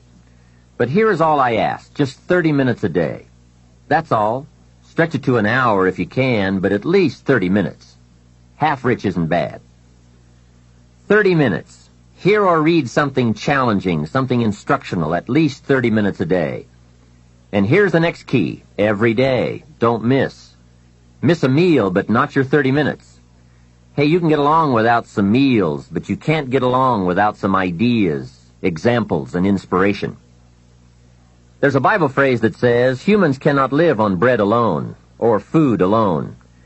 It says the next most important thing to bread is words. Words nourish the mind. Words nourish the soul. Humans have to have food and words to be healthy and prosperous. Make sure you have a good diet of words every day. I told my staff one day, some people read so little they have rickets of the mind. And also remember to properly feed the mind, you must have good balance. Don't just read or listen to the easy stuff. You can't live on mental candy. Here is a thought. Why not call good books and cassettes tapping the treasure of ideas? That's it. Tapping the treasure of ideas, like you're doing with this program. And if somebody's got a good excuse for not tapping the treasure of ideas for at least 30 minutes every day, or spending the money and getting the books and cassettes, I'd like to hear it. Some excuses you wouldn't believe. I say, John, I've got this gold mine. I've got so much gold, I don't know what to do with it all. Come on over and dig. John says, I don't have a shovel. I say, well, John, get you one. He says, do you know what they want for shovels? Hey, invest the money. Get the cassettes and books. The best money you can spend is money invested in your self-education. Don't shortchange yourself when it comes to investing in your own better future. Mr. Schoaf got me started on my library when I first met him. He said to me, become self-educated. Standard education will get you standard results. Check those numbers and see if that's what you want. And if it isn't, if you want something better than standard, you must become self-educated. So I went to work on my library, and I now have one of the best. Schoaf recommended a couple of books in particular to get me started. Now, I had a Bible, that's 66 books, So that was a pretty good start, and my parents saw to it that I had a good study of the Bible. But the first book Mr. Schoaf told me to get was the book Think and Grow Rich by Napoleon Hill. If you don't already have it, it's a great one to add to your library. Earl Nightingale has put it on cassette. The title should intrigue you, Think and Grow Rich. I read it several dozen times. Schoaf said repetition is the mother of skill. And if you could have seen my bank account at the time, you would have known I needed lots of that kind of repetition. Some of the ideas in that book made major changes in my life. As I look back now, the book was worth thousands, and I bought it for pennies. I learned a very valuable lesson. There can be a great deal of difference between cost and value. Before I met Mr. Schoaf, I used to ask, how much does it cost? After I met him, however, I soon learned to ask, how much is it worth? I started basing my life on worth instead of cost, and everything changed. So that was one book he recommended, Think and Grow Rich. The next book he recommended I get was a book on nutrition. Schoaf said, study nutrition. Vitality plays an important part in doing well. Some people don't do well because they don't feel well. It's not that they're not intelligent. It's that they're ill. They don't have the fire and the vitality to do well. So he really got on me about nutrition. Now, some of those health books are a bit weird, but you can separate out the weird stuff. There are cassettes on nutrition, too. Remember, don't be a follower. Be a student. Someone says, I read this book. Should I follow? And the answer is no. Read at least 2 books and make up your own mind. Don't be a follower. Be a student. So take care of yourself. There's a Bible phrase that says, many times the spirit is willing, but the body's weak. So you have to work on both. You wake up in the morning and the mind says, let's go get 'em. And the body says, I can't even get out of bed. So work on your health. A person's library of books and cassettes reveals his or her most dominant desires. It's interesting to walk into someone's house and browse through the library. What does your library say about you? So read all the books. Now here's good news. You don't have to read them all at once. Try this. 2 books a week. In 10 years is 1,000 books. If you read 1,000 books in the next 10 years, do you think they would greatly influence all the dimensions of your life? The answer is, of course. Well, here's what's exciting. It's only 2 books a week. However, I would suggest if you haven't read 2 books a week for the last 10 years, you are about 1,000 books behind. Can you imagine the incredible disadvantage it will be 10 years from now to stride into the marketplace 1,000 books behind? For some confrontations, you won't be a match. And for some opportunities, your knowledge will be too lacking. For some values, your philosophy will be too shallow. Missing skills, missing knowledge, missing insights, missing values, missing lifestyle. It could happen if you don't read the books.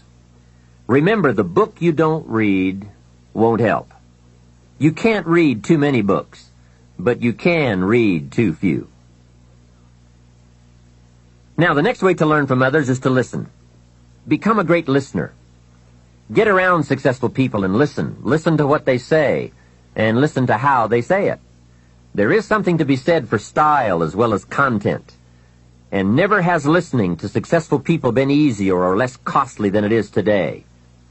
With cassettes like the one you're listening to now, you can own cassette programs by and about the most successful people in any field. And you can listen to their ideas while you do something else. While driving your car, exercising, getting dressed in the morning, anytime. Listen over and over again until their ideas become your ideas, their inspiration, your inspiration. A lot of the books you're anxious to read, such as Think and Grow Rich, have been condensed and narrated on cassette. Your cassette library of great authors and ideas can be the investment with the greatest return of all. Great cassettes will do more than teach you great ideas. They'll also remind you of the important things you already know but sometimes forget. They'll lift your spirit. They'll keep your mind on what's important, on your goal and how you can achieve it. And what a modest investment for the seeds of fortune.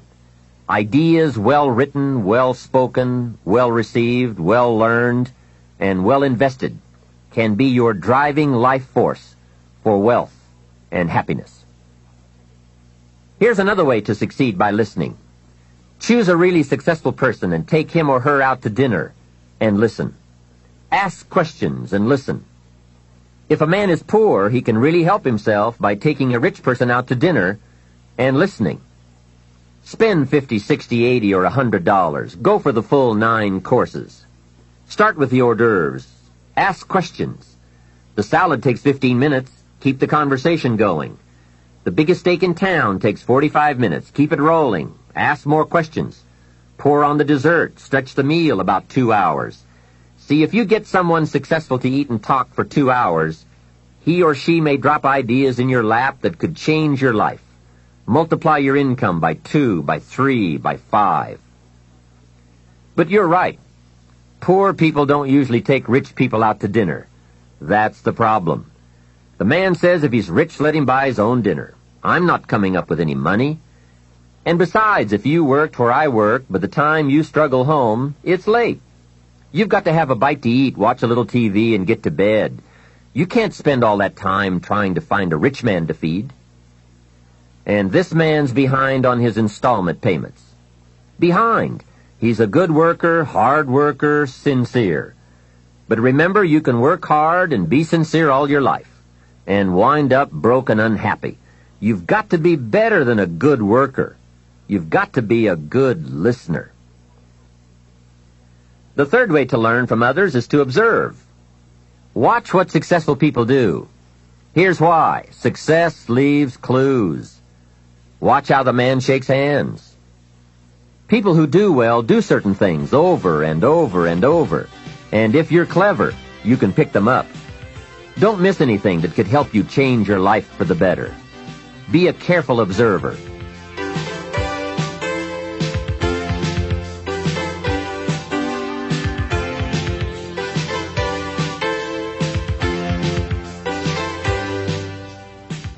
We have covered a lot of ideas in this part, but what a major fundamental to wealth and happiness. The consistent, disciplined, purposeful, constant search for knowledge. It's where the life-changing ideas are. Pursue it with high expectations. Spend the money and time and the effort. They're all investments, time, effort, and money. But the payoff is so great, it's hard to compare the cost to the reward. First is the money, and it does take some money.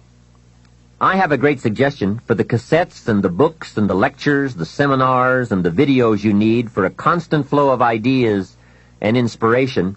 Set up an educational fund. Take a portion of your income each month and set it aside to invest in all the means of the search for knowledge. Remember, the best money spent is the money spent to cultivate the genius of your own mind and spirit. Make sure you don't spend more for accommodation than you do for education. The money, small price. The promise, unlimited potential. Next is the time. That is a valuable expenditure. I understand that. To ask people for their money, that's one thing, but to ask them for their time, that's a major request. But I don't know any shortcuts to this. It takes time, precious time.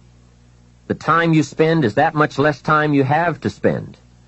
You can get more money, but you can't get more time. However, life has a unique way of rewarding high investment with high return. This major investment you're making now, listening, could be that small fine-tuning you need for major accomplishment. And last, the investment in effort. There is a great deal of difference in casual listening and serious listening. Listening to know, listening to learn, listening that opens up the whole mental and spiritual process is truly an investment in effort. Bringing heavy attention to bear, that takes effort. A mental rifle shot to strike the idea target. That takes a great deal of concentrated effort. However, this effort, high-gear mental machinery, is the effort investment that opens the floodgates where ideas can work their magic for you in the marketplace.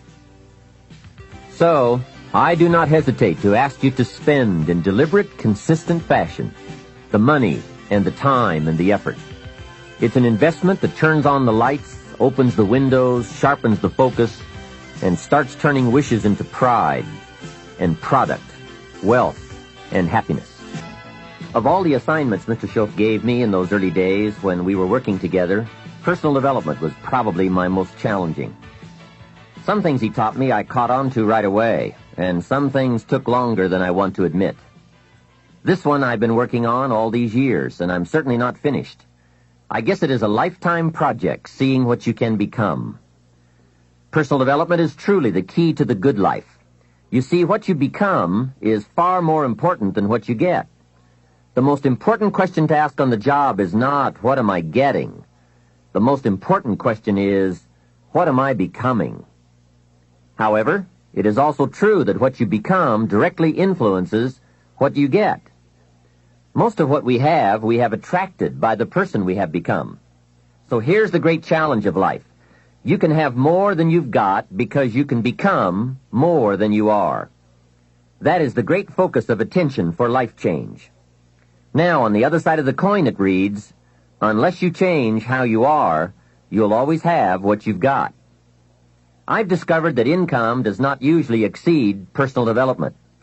Sometimes income takes a lucky jump, but unless you keep growing out where it is, it will usually come back where you are.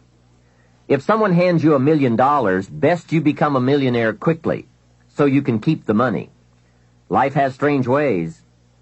A very rich man once said, if you took all the money in the world and divided it equally among everybody, it would soon all be back in the same pockets. I guess it is hard to keep what you haven't attracted by your own personal development. Personal development, how important. Remember, the major key to your better future is you. That's a sentence with a lot of value. I suggest you put it up somewhere for a while where you can see it every day, just to remind you as you put your day together. I call it the silent seminar. The major key to your better future is you. For a share of my life, I didn't understand the importance of that phrase. Among a lot of things I didn't understand back in those early days. Back then, some things used to puzzle me. I used to wonder why two people could work for the same company and one make twice as much money. Why would one person be paid $2,000 a month and the other person $4,000 if it was the same company, same product, same service, same training, same weather, same traffic? Maybe they were the same age and went to the same school. Wouldn't that be a puzzle? Why would one person do twice as well? Speaking economically, I know there are many ways to do well, but in this narrow area called compensation, what is the difference? What is the difference between $2,000 and $4,000 a month? And I don't mean $2,000. I could figure that out. Well, back then I tried to figure it out best I could.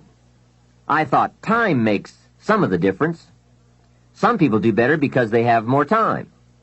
I used to say, Harold ought to do well. He's got a lot of time. If I had all of Harold's time, I could do well. Now, that's got to be dumb, right? You can't get someone else's time. A man once said to me, if I had some extra time, I could make some extra money. I said, then you have to forget it. There isn't any more time. Where would you find any? Hey, when the clock strikes 12 midnight, that's about it.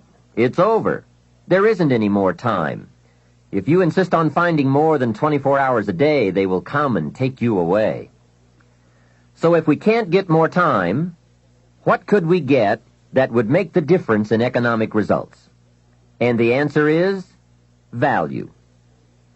Value makes the difference. You can't get more time, but you can become more valuable. So value makes a major difference in how much money you earn. Now, here's a primary lesson in economics. We get paid for value. Bringing value to the marketplace is how we get paid.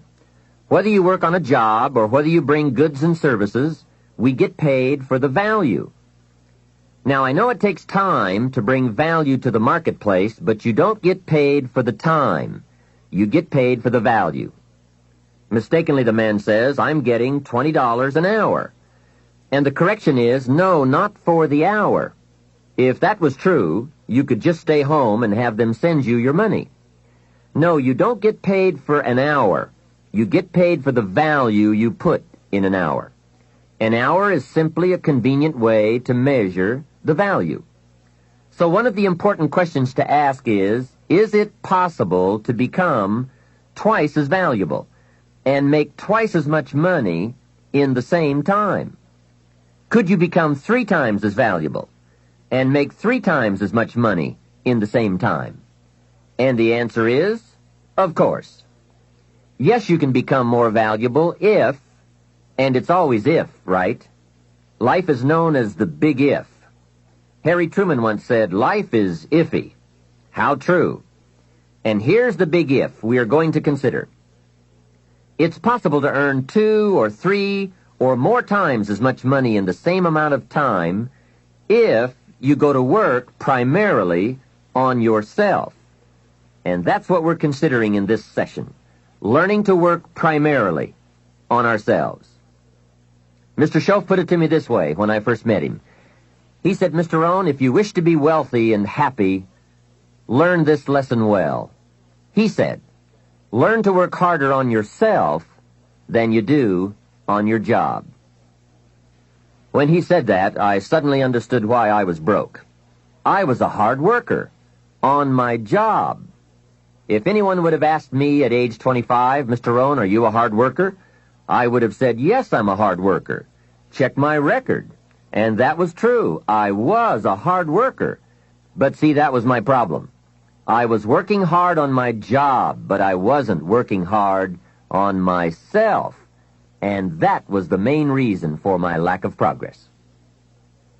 See, it's easy to get faked out. The man says, I've got 10 years of experience. I don't know why I'm not doing better. What he doesn't understand is that he probably has 1 year of experience repeated 10 times. He grew pretty well that first year, and then he just did that first year 9 more times. He didn't keep growing. Some people look for more money, but they look for it in the wrong direction. The man says, I need more money. I'm going to go to work on my boss. Hey, I found out bosses are notorious. They don't play fast and loose with the company till. I've never seen a boss get excited and triple somebody's wages. They don't behave in such an irrational manner. So that's not it. Some people say, I'll strike for more. Well, the problem with that is, once you start, you'll always have to strike. And I'll tell you what you get by demand. Little bitty pieces. Barely enough. And now inflation beats that approach, right? Inflation will usually equal or exceed a small wage increase, especially after taxes. Forget the little increases that just let you get by. Hey, you can get by with a crust of bread and a pair of shoes. But in this program, we are talking big success, not just getting by. The guy in sales says, I know what I'll do. I'll get me some of those sales books that teach the tricky sales. I'll put it on my prospects, dazzle them with my sales footwork, grab their money before they know what's happened. Well, you can try that, but my experience shows you wind up at the bottom of the economic ladder, not the top. See, it's not what you get by tricks that counts. It's not what you get by demand. It's what you get by performance that counts. And I found this out. Performance comes from inside, not outside. For the first part of my life, I was looking for the answers outside before I finally discovered they were inside. Success is not something you pursue. Success is something you develop. People are often asking me, how do you develop an above-average income? And the answer is, become an above-average person. Develop an above-average handshake. Some people want to be successful, and they don't even work on their handshake. As easy as that would be to get started on. They let it slide. They don't understand. Develop an above-average smile. Develop an above-average intelligence. Develop an above-average interest in other people. Develop an above-average intensity to win. See, that will change everything. Probably one of the most frustrating experiences in life is looking for an above-average job with above-average pay without becoming an above-average person. It's called frustration. Mr. Schoaf one day gave me one of the most important statements of our entire association. I was giving him a rundown on how things hadn't worked out for me, and he said, "Mr. Rohn, I have an answer for you if you will listen carefully." And listen carefully I did that day and for the next 5 years. If someone is wealthy and happy, you've got to listen. He said, "Jim, I've only known you for a short time, but it is my honest opinion, for things to change for you, you've got to change." That was not quite the answer I was looking for, but that's the one he gave me. And now I bring it to you after pondering it all these years. For things to change for you, you've got to change, no matter what successes you've already achieved. Otherwise, it isn't going to change for you. Before I met Mr. Schoaf, I used to say, "I sure hope things will change." That seemed to be my only hope. If it wasn't going to change, I was in serious trouble.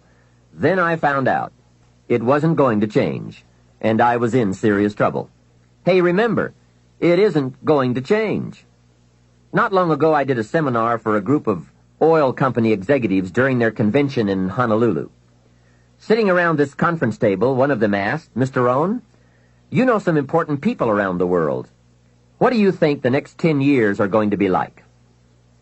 I said, "Gentlemen, I do know the right people. I can tell you." So they all listened very carefully. I said, "Gentlemen, based on the people I know, and from the best of my own experience, I've concluded that in the coming 10 years, it's going to be about like it's always been." Aren't you glad you're listening? I don't share that with just everybody. Now, I said that to make a point, but I also said it because it's accurate.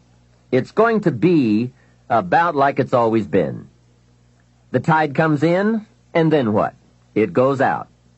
For 6,500 years that we know of, called recorded history, and probably long before that. So it's not likely to change. It gets light, and then what? It turns dark for 6,000 years. We are not to be startled by that now. If the sun goes down and the man says, "What's happened? What's happened?" Surely he just got here, I guess. Hey, it always goes down about this time of day. In rotation, the next season after fall is winter. And pray tell, how often does winter follow fall? Every time, without fail, for 6,000 years that we know of. Now, some winters are long and some are short. Some are difficult and some are easy. But they always come right after fall. It isn't going to change. Sometimes you can figure it out, sometimes there's no way to figure it out. Sometimes it goes well, sometimes it gets in a knot. Sometimes it sails along, sometimes it gets in reverse. See, that's not going to change. The last 6,000 years reads like this: opportunity mixed with difficulty. That's how it reads. It isn't going to change. The man says, "Well, then how will my life change?" And the answer is, when you change. Whether I'm talking to high school kids or business executives, my message is always the same. The only way it gets better for you is when you get better. Better is not something you wish. Better is something you become.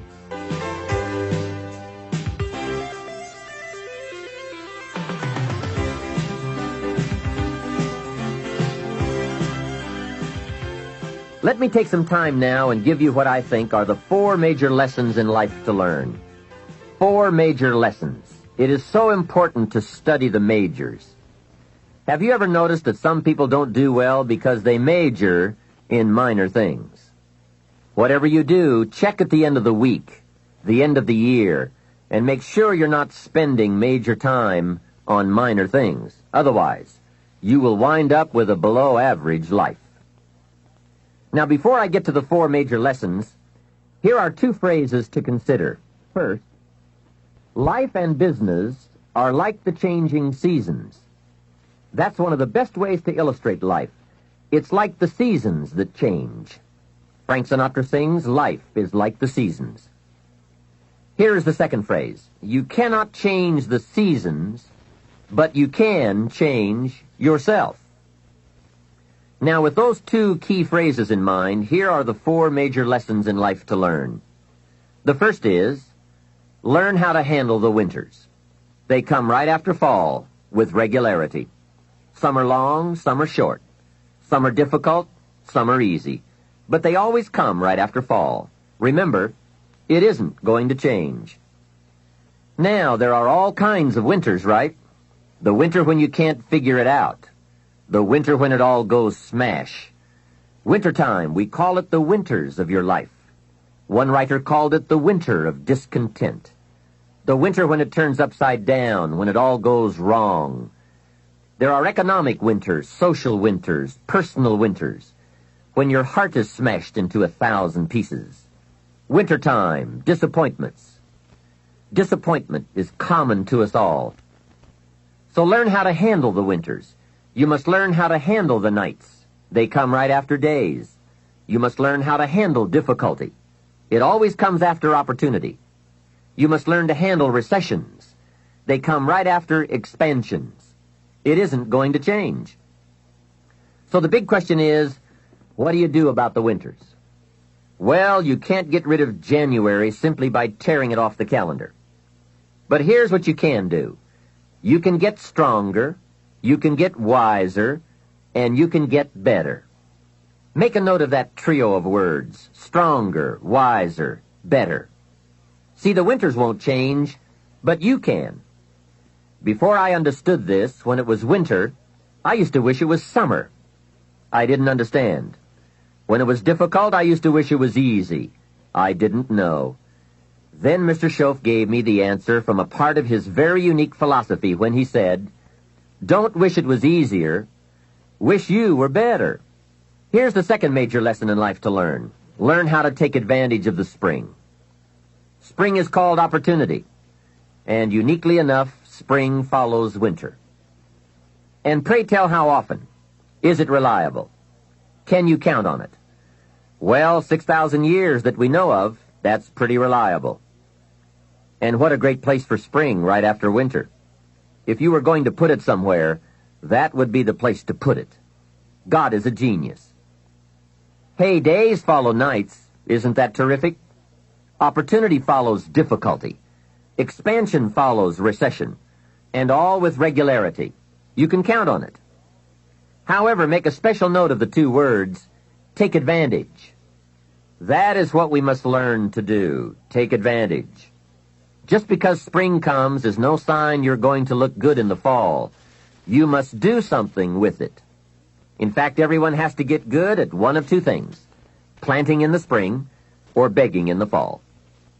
So take advantage of the day, take advantage of the opportunity, and read every book you can get your hands on to learn how to take advantage of the spring. And one more thought, get busy quickly on your springs, your opportunities. There are just a handful of springs that have been handed to each of us. Life is brief even at the longest. The Beatles wrote, "Life is so short." And for John Lennon on the streets of New York, it was extra short. But it is short. Elton John sings, "She lived her life like a candle in the wind." Life is fragile. Life is brief. Whatever you're going to do with your life, get at it. Don't just let the seasons pass.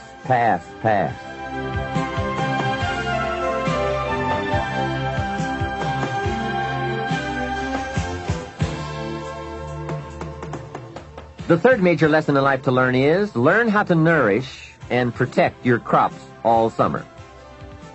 Sure enough, as soon as you've planted, the busy bugs and the noxious weeds are out to take it. And here is the next bit of truth.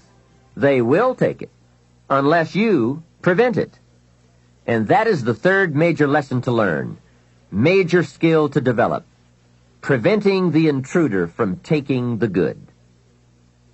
Here are two key phrases to consider under the third major lesson. Number one, all good will be attacked. That's the first phrase. On this planet, all good will be attacked. And don't press me for a why. I was not in on some of the early decisions, so I don't know why. All I know is, it's true. Let reality be your best beginning. Every garden will be invaded. Not to think so is naive. Here's the second phrase. All values must be defended. Social values, political values, friendship values, marriage values, family values, business values. Every garden must be tended all summer. If you don't develop this skill, you will never wind up with anything of value. Last is the fourth major lesson in life to learn. Learn how to reap in the fall without complaint. That's number 4. Take full responsibility for what happens to you.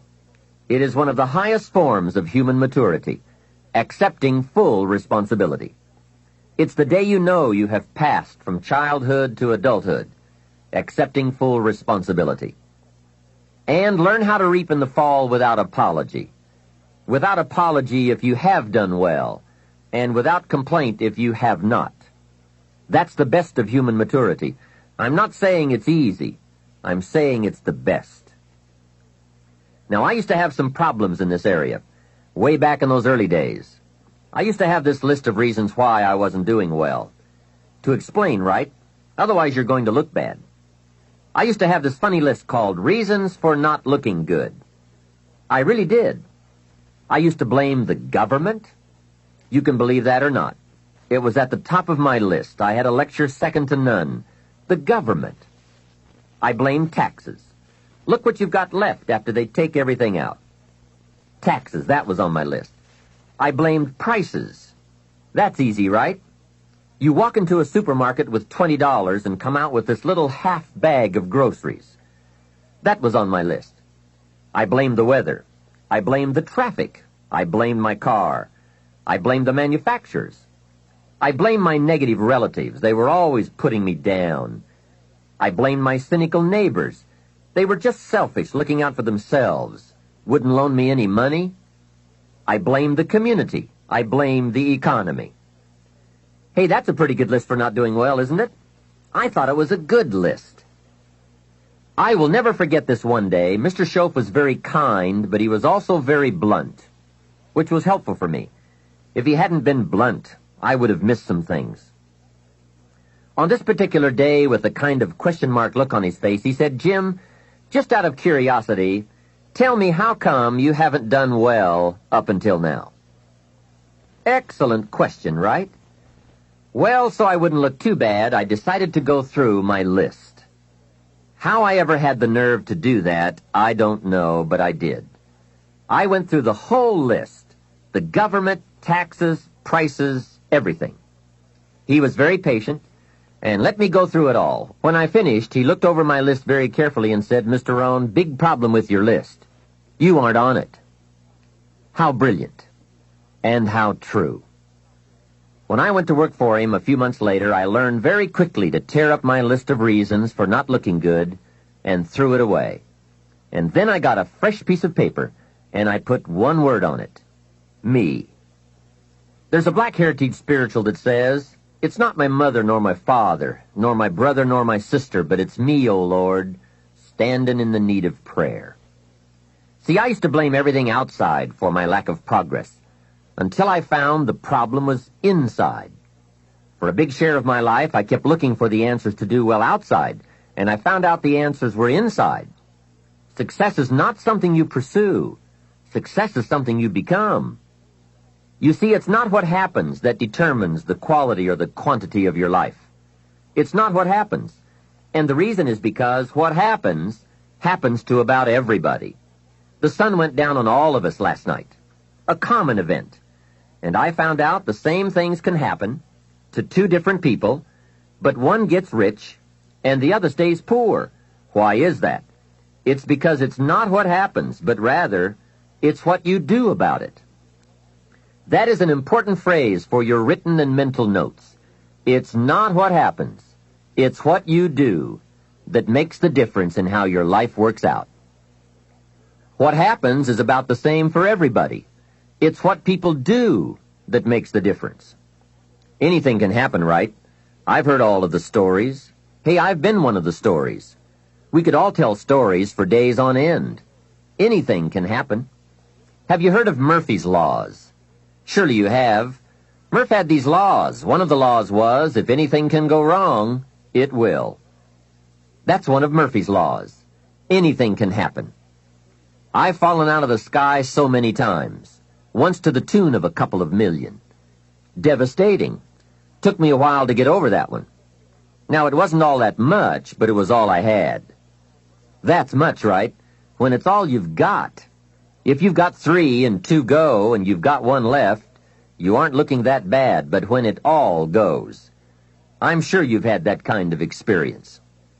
Of course, a long time ago, when you ran out of money and got to 0, you were all through. Heck, now you can whistle right on by 0, right? They will bury you these days. But those are happenings. Everyone's got the same happenings. The big question is, what are you going to do about it? Someone says, yes, but you don't understand the disappointments I've had. Come on. Everyone has disappointments. Disappointments are not special gifts reserved for the poor. Everybody has them. The question is, what are you going to do about it? While we're talking about personal development and letting go of limitations, here are what I consider to be the biggest self-imposed limitations any man or woman has ever had to deal with. First, procrastination. Procrastination is particularly life-threatening because when we put something off, it doesn't seem at the moment to be all that important. At the end of the day, if you have let a few things slide, it doesn't seem like such a bad day. However, enough of those days piled up will make a disastrous year, and eventually, a disastrous life. Our inability to come to grips with a natural tendency to procrastinate will surely send us drifting in the wrong direction. Before you reach the final session of this program, you'll have left procrastination behind, if you're still troubled by it. You'll have discovered that it's simply too costly to put up with any longer. Besides, you'll be too excited about where you're going to postpone the activities taking you there. Self-imposed limitation number 2. Blame. All of us have blamed others for our troubles from time to time. In fact, the tendency to blame someone or something goes back a long way. When there were only 2 people on earth, it wasn't long before they started blaming. The man said, "It was the woman. She got me into this." And the woman blamed the serpent. Blame seems to be one of those negative tendencies that just comes naturally, the ego striving to defend itself. Remember the list I came up with to explain why I wasn't doing well? One of the items that was high on my list was prices. I told Mr. Schoaf that my problem was everything costs too much. However, he soon set me straight on that by saying, "Mr. Rohn, that is not the problem. Let me tell you the real problem. You can't afford it. It's not it. If you keep dealing in it's, you will always be broke, unhappy, and disillusioned because you will never have enough. Don't deal in it's. Deal in you." When I finally learned to change my thinking from it to me, I changed my whole life. What a life-changing experience to finally meet someone who doesn't hesitate to put it on you or on your tendency to indulge in blame or procrastination. That is indeed a banner day when you meet someone who has learned how to skillfully and carefully attack the same problem that has kept you from doing very well, or kept you beneath your potential, or kept you off balance as to your own self-worth. It is so easy to mistake appearances for reality, to confuse the symptom with the real cause. Along with blame comes the third negative tendency we want to eliminate: excuses. Guess how many excuses we have? 1 million. And in the course of a lifetime, we will probably use them all, unless somebody finally comes along and blows all those excuses apart to make us come face to face with the real reasons for our current dilemma. Until that time, we will probably use another 1 million excuses to prevent ourselves from having $1 million. Here's one of the major questions I'll pose to you during this program. What are you going to do, starting today, that will make a difference in how your life works out? Good question, right? What are you going to do? See, if you don't do something starting today that will make a difference, guess what? It's going to be the same. And you can guess what the next 5 years are going to be like. Just look at the last 5. The next 5 years will be like the last 5 unless you, Major Key, make all the changes. Now here's another key question. What can you do starting today that will make a difference? That's a good question. What can you do? What can you do with economic chaos? What can you do with massive disappointment when it's all gone wrong? What can you do when it won't work, when you've run out of money, when you don't feel well, and it's all gone sour? What can you do? Well, let me give you the broad answer first. Here's what you can do. You can do the most remarkable things, no matter what happens. Hey, people can do incredible things, unbelievable things. A man can do the most amazing things with the most impossible circumstances. A woman can do the most remarkable things with the most disastrous circumstances. Hey, I found out kids can do remarkable things. That is, if they have remarkable things to do. I also found out if they don't have remarkable things to do, there's no telling what they'll do. Now, here's why humans can do remarkable things. It's because they are remarkable. They are not dogs, animals, fish, birds, amoebas. Humans are different than any other creation. When a dog starts with weeds, he winds up with weeds, and the reason is because he's a dog. But that's not true with human beings. Human beings can turn weeds into gardens. That's one of the major differences, being a human versus being a dog. Humans can turn nothing into something, pennies into fortune, disaster into success. And the reason they can do such remarkable things is because they are remarkable. So why not reach down inside of you and come up with some more of those remarkable human gifts? They're there waiting to be discovered and employed. And with those gifts, change anything for you that you wish to change. And I challenge you to do that because you can change. If you don't like how it is for you, change it. If it isn't enough, change it. If it doesn't suit you, change it. If it doesn't please you, change it. And I challenge you to do all that because you can change. See, you don't ever have to be the same after today, only by choice. If you don't like your present address, change it. You're not a tree. Now for the process of change, just a philosophical pronouncement won't do. It takes more than that. And it takes more than enthusiasm. I know we are hearing a lot about enthusiasm these days. We're still hearing the old cliche of the 30s, to be enthusiastic, you must act enthusiastic. But see, that won't help. I'm sorry. Hey, after you have leaped about, there are some things you've got to do, or it isn't going to change for you. You can get all excited about lifting 200 pounds until you get to the gym.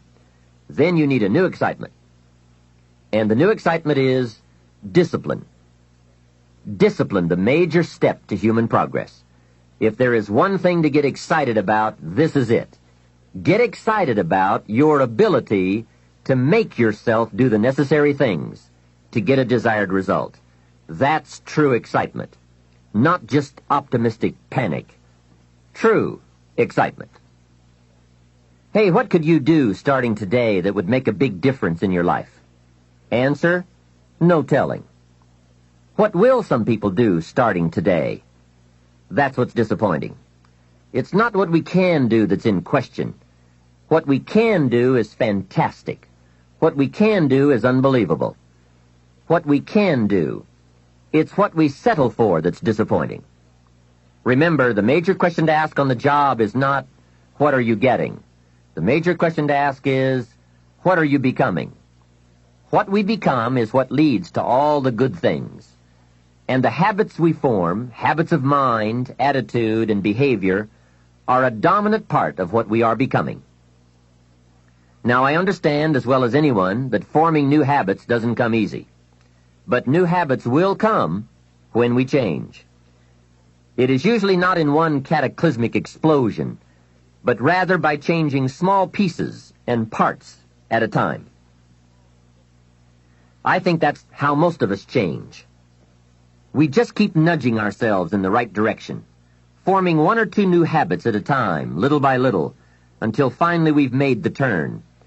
And this is where the good life comes from, those personal changes. There's nothing you can do with the seasons, but there's everything you can do with yourself. Don't wish for the winters to change. Wish for your own attitudes, strength, and capabilities to change in order to handle the winters. Really making personal changes calls for 10% inspiration and 90% perspiration. Wishing we could change is a beginning, but now wish must be translated into activity, and inspiration and affirmation must lead to discipline. We can affirm that we are going to change, but we must now form new habits and develop new disciplines for the affirmation to come true. Make sure your activities are not going in the opposite direction of your affirmation. Make sure your daily thoughts and activities take you in the direction of your affirmation.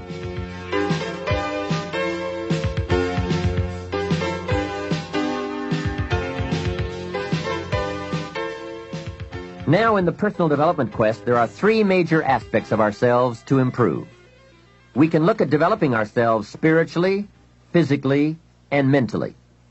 With respect to our spiritual development, this may be a major or a minor issue for you, depending on your values and your goals.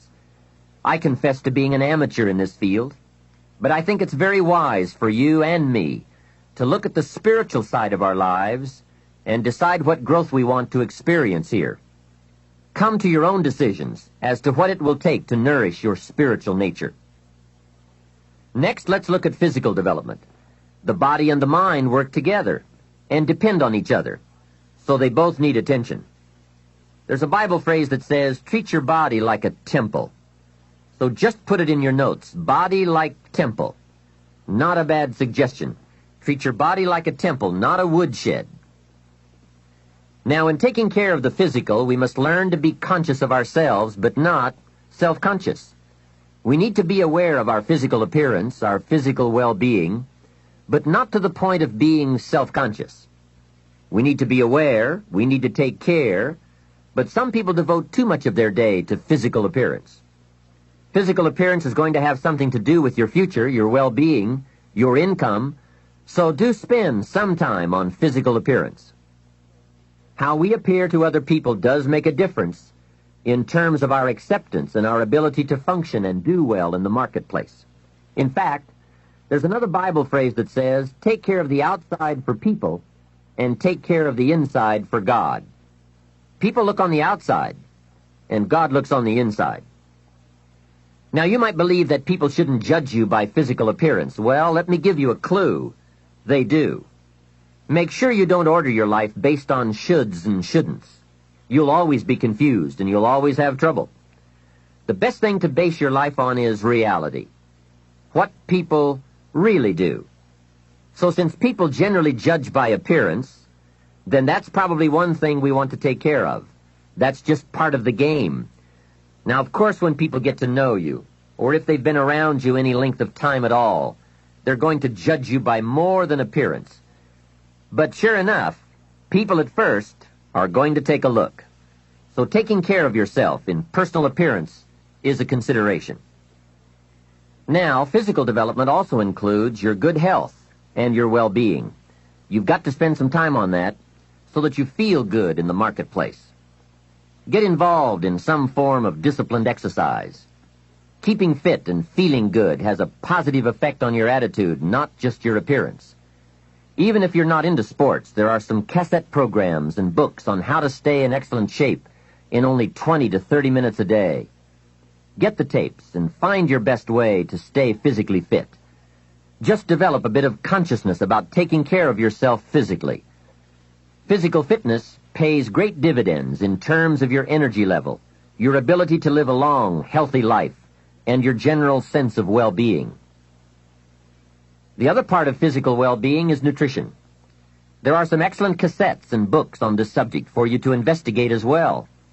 Do all you can to stay fit, to stay healthy, and to stay well, because physical health and fitness affect how you feel about yourself and how you perform in the marketplace. When you feel good about yourself, other people will feel good about you too. Appearance, vigor, vitality, and well-being have a lot to do with how your life works out. That's the physical side. Now, the mental exercise and nourishment are just as important as physical and spiritual exercise and nourishment. You want to make sure that the acceleration of your mental health, mental well-being, and mental capacity keeps up with your physical capacity. So make sure at 40 that your mind has kept up with the passing of the years. Don't stay 30 at 40. Don't stay 30 at 50. Keep up the learning curve with mental exercises. I congratulate you for your investment in this cassette program as a further expansion and stimulation of your mind and your thinking.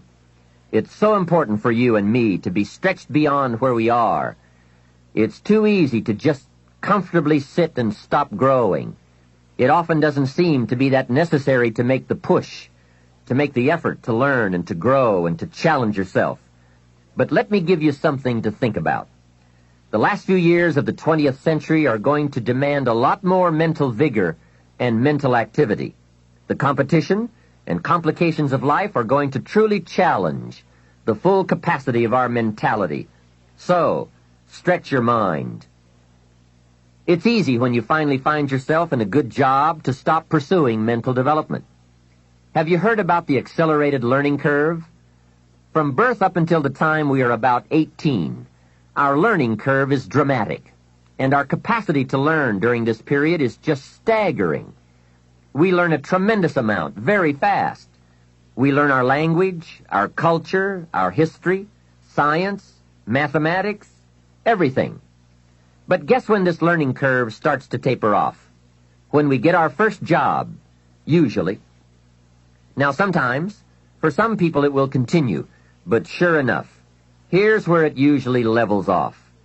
If there are no more exams to take, if there's no demand to get out paper and pencil, why read any more books? Now you will just learn by some experience, just getting out there and by doing it wrong and doing it right and stumbling around. You learn some. But can you imagine what would happen if you kept an accelerated learning curve all the rest of your life? Can you imagine what you could learn to do, the skills you could develop, the capacities you could have? So here's what I'm asking you to do.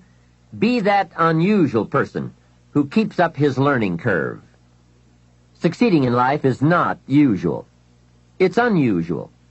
You need to develop some unusual habits to earn the outstanding rewards. A friend of mine said, a standard education will get you standard results. You want a lot more than standard results? You need to become a lot more than a standard person. And now I've got some more good news for you. Never before in the history of the world has it been easier for someone like you or me to become educated, skilled, highly creative, innovative, and spilling over with profitable ways of thinking. I'm talking about making full use of audio cassettes like the one you're listening to now. You can turn your automobile into a professional growth seminar on wheels. I'm serious. Cassettes can turn the time you spend driving your car, dressing in the morning, or exercising into solid, effective personal development. While your friends are vegetating on the way to work, listening to the radio that doesn't help them one bit to do a better job, you're picking up new negotiating skills, better sales techniques, or a new creative way to solve problems. Keep building your library of fine, quality cassette resources. There isn't a better place you can put a few dollars every month. Become a student of good ideas, wherever they can be found. Always be on the lookout for a good idea, a business idea, a product idea, a service idea, an idea for personal improvement.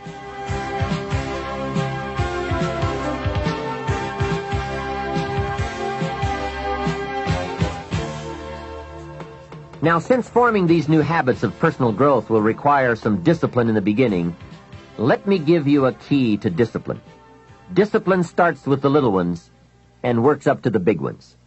Start with all the things you can do to make your life better and make you feel better about yourself. Make a list. Life will give you some pretty big challenges if you can handle the small ones. But unless you practice on the small ones and master those, you don't have a chance for the major ones. A man strides out of his house to go straighten out the corporation, and he has not yet straightened out his garage. Who's kidding who? So work on all the disciplines that will improve the quality of your life. And here's an important thought. Everything affects everything else. Every lack of discipline affects every other discipline. Mistakenly, the man says, "This is the only place I let down." See, that's not true. Every letdown affects the rest of your performance. Now here's the positive side.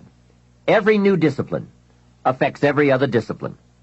Every new thing you try affects the rest of your performance. Isn't that exciting? So get started on every small discipline you can think of. You can't believe what it will do for your self-confidence.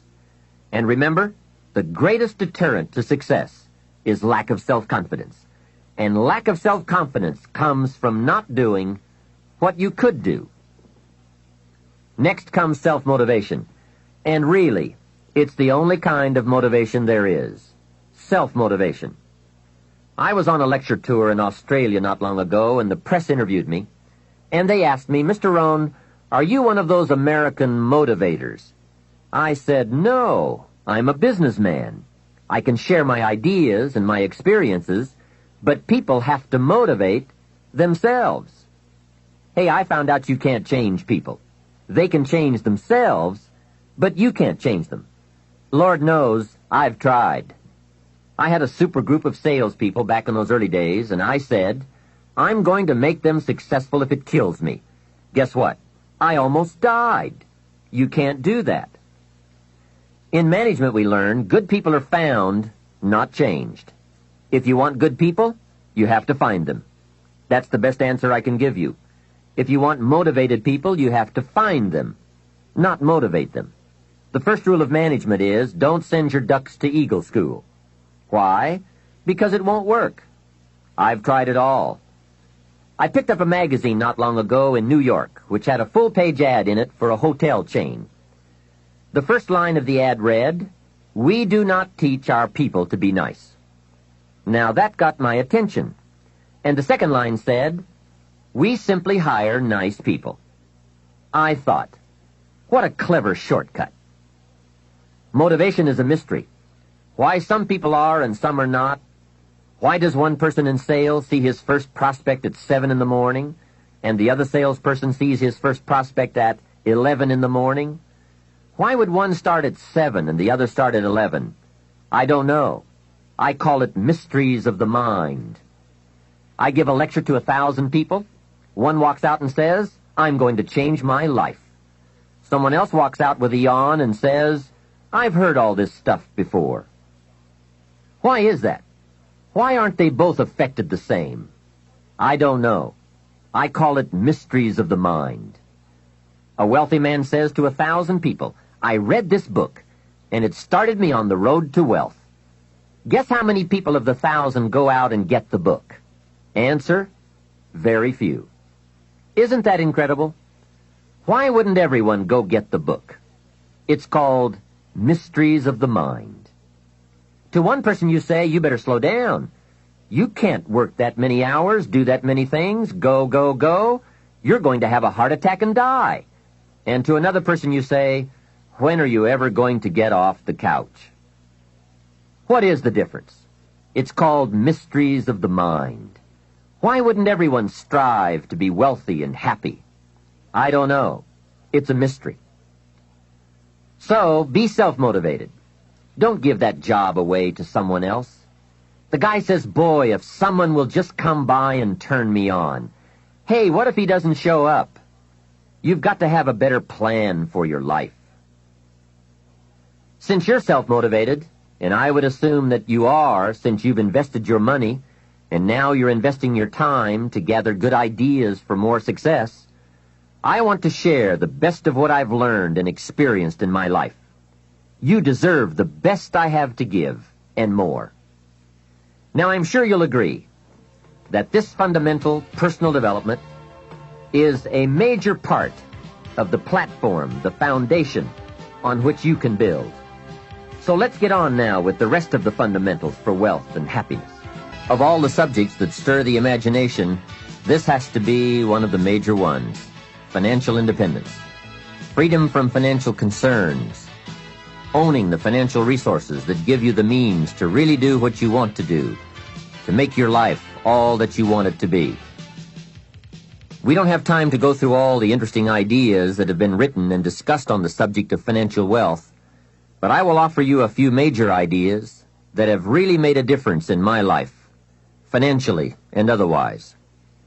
Mr. Shoaff said to me that he thought it was a worthy goal to become financially independent for 3 major reasons. First, with money no longer a time-consuming consideration, I could then begin devoting heavy time to all the other dimensions of my life. Second, he suggested I become financially independent because it would tremendously increase my ability to help others. Only from positions of strength, including financial strength, can we help someone else. Finally, and most important, he said, I believe it is worthwhile to become financially independent for the sake of developing the person you must become to achieve that goal. What a major secret he taught me. Set a goal to entice you to become the person it takes to achieve it. Reaching the goal is the lesser value. The primary value lies in the person you become by reaching it. You see, it's not the $1 million that's most important.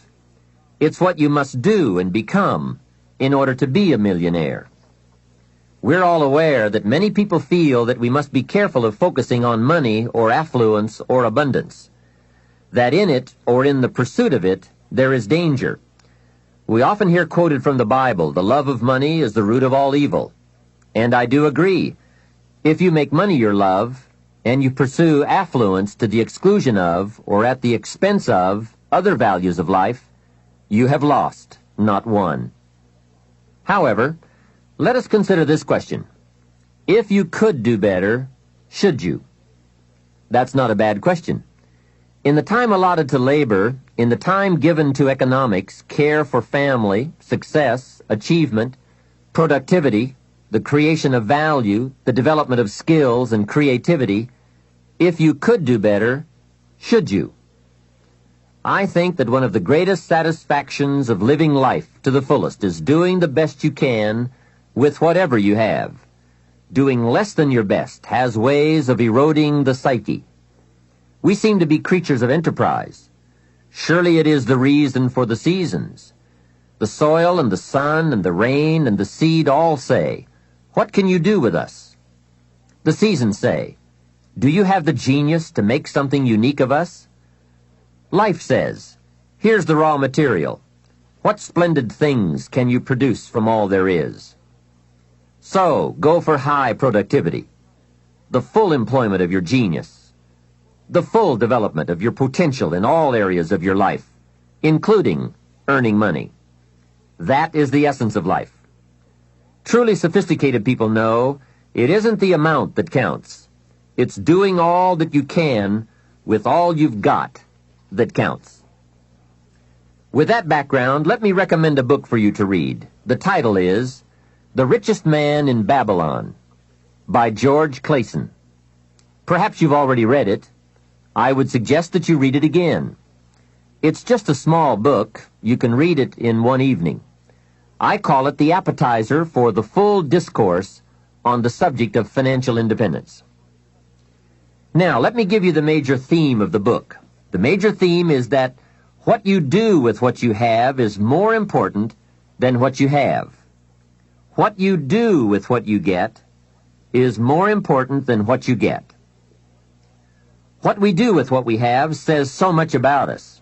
It reveals our philosophy of life, our attitude, what we know, and what we think, and the makeup of our character. It is a reflection of what is going on inside of our head and within our value system and decision-making process. It also reveals our ability to weigh and to perceive. The outer is always a reflection of the inner. It is an indication, a reading, a revealing. It speaks, it tells, it shows. Remember that key phrase I gave you earlier? Everything is symptomatic of something, and it is symptomatic of something right or something wrong. It is a wise policy not to ignore the symptoms, for they can be early signs of a poor choice of philosophy, or a sign that something important is being misread, misunderstood, miscalculated. So of all places, take a look here. What you are doing with your money says something about you. Now, what you're doing may be okay. All I'm suggesting is that you take a look. Let me give you some of the details of a good financial plan as suggested by Clayson's book. First, a very broad but important statement. Learn to live on 70% of your net income. Net meaning the money you have left after paying your taxes. And before we go any further, let us consider that most important part of our personal, social, and economic life. We must all in our lifetime, whether we are young or old, understand the necessity and the practice of paying taxes. We have to teach our children as soon as they have any money at all from any source that if they spend it for anything, they immediately become what we call a consumer. And all consumers of goods and services, no matter how young, have to pay taxes. In California, where I live, if a child is only 10 years old and goes to the store to buy something that costs $1, the proprietor asks him for an extra 6 cents. The child may look at the price tag and say to the proprietor, "But it says $1. What's the 6 cents for?" And what a great time to teach the necessity for everybody to pay taxes, even at age 10. So a full explanation is due. If you're going to take 6 cents off a kid, you've got to tell him where it goes. After all, it is his 6 cents. He could well ask the proprietor, "Do you keep it?" The proprietor, of course, would explain that it's for taxes, that he doesn't get to keep it, that he merely collects it. The next obvious questions are, who gets it? And what is it used for? And with these very intelligent questions come some very important answers. To the child we explain, since we all have decided to live together, we call ourselves a society. And for that society to function, there are some things we cannot individually do for ourselves. We cannot each build a piece of the street. The machinery would be too expensive, and it would take too long to learn how to use it and then to do it. So we have a government, and government is people we have put to work doing those things for us as a community that we cannot do for ourselves. The streets, the sidewalks, the police, all of this must be paid for. So we have agreed to take some of the money when all of us buy something and give it to the government so that it can do things for us. This is such an important subject. Kids have to learn it. We all have to learn it. We then move up to federal taxes and all that those tax dollars are meant to do. Here's a pretty good way to explain federal taxes. I call paying taxes the care and feeding of the goose that lays the golden eggs. It is so very important to feed the goose, not abuse the goose, not tear off a wing of the goose, but to feed and care for it. You might say, "Well, yes, but the goose eats too much." Hey, that's probably true. But remember, just about every appetite eats too much. Don't we all eat too much? Let not one appetite accuse another. If you step on the scales and you're 10 pounds heavy, you've got to say, "Yes, me and the government are about 10 pounds heavy. Looks like we both eat too much."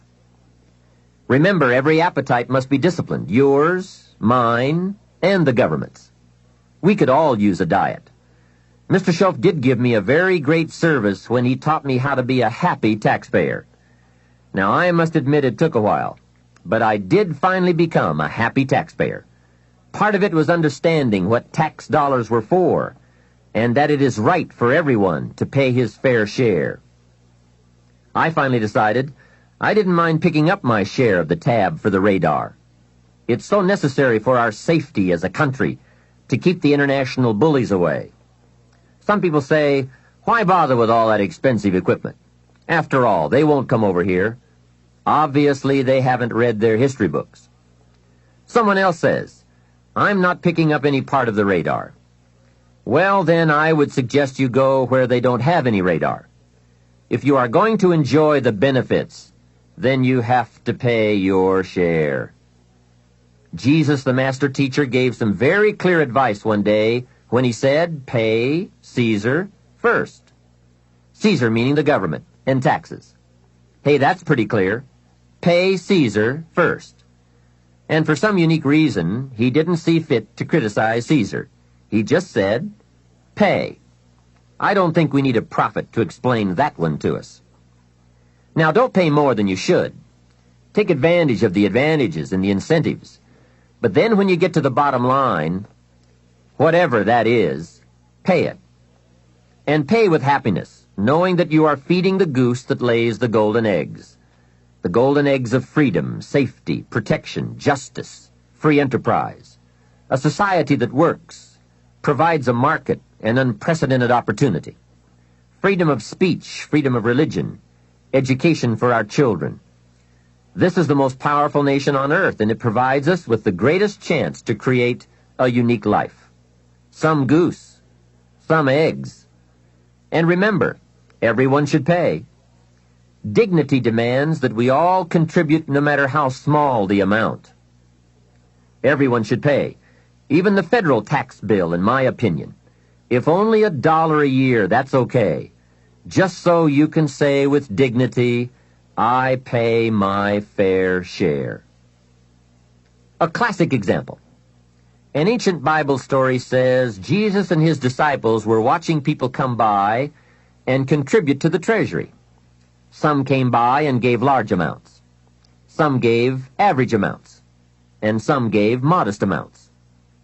The story then continues. A little lady came along and put 2 pennies in the treasury. Jesus said to his disciples, look at that. The lady and the 2 pennies. They said, 2 pennies? You give us this example out of all who made a contribution? 2 pennies? He said, you don't understand. She gave more than anyone else. They said, 2 pennies? More than anyone else? Some have given fortunes. He said, you don't understand. Her 2 pennies represented, I'm sure, more of what she had than the large amounts represented of what their givers had. So she gave the most. How remarkable. But let's continue the story. Sometimes what is not said or reported is also a valuable part of the story. Consider what Jesus did not do. He did not take the 2 pennies out of the treasury and run after the little lady and say, here, little lady, we have observed that you are so poor and so pitiful, we're going to give you back your 2 pennies. We just can't let you pay. What an incredible insult that would have been. She would surely have said, aren't my 2 pennies good enough? They represent a great portion of what I have. Will you take away my dignity? No, that scene did not occur. And what a meaningful lesson. We learn from what did not happen as well. Let me give you the eloquence of silence, the eloquence of what was not reported but certainly must have been true. And it reads, Jesus left her 2 pennies in the treasury. What an important silent statement. It's of the highest philosophy. It best explains our earthly experience. Life is conditional. Value is on the other side of price. And of first importance is the act, not the amount. Everyone must pay, even if it is only 2 pennies. Now, after taxes, and I said all that to get to this, learn to live on 70%. The reason it's 70 is because you're going to be doing some very special things with the 30%. So what's left, 70%, is yours to spend. Now let's talk about the all-important subject of how you allocate the 30%. I remember one day saying to Mr. Schoaf, if I had more money, I would have a better plan. He said to me, Mr. Rohn, I would suggest that if you had a better plan, you would have more money. So it's not the amount that counts, it's the plan that counts. It's not what you allocate, it's how you allocate it. Here's the first part of the allocation process. Of the 30% you're not spending, 10% should go to charity, giving back part of what you have taken out to help those who cannot help themselves.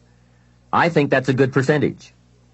Now, you can pick your own percentage. It's your life, and it's your plan.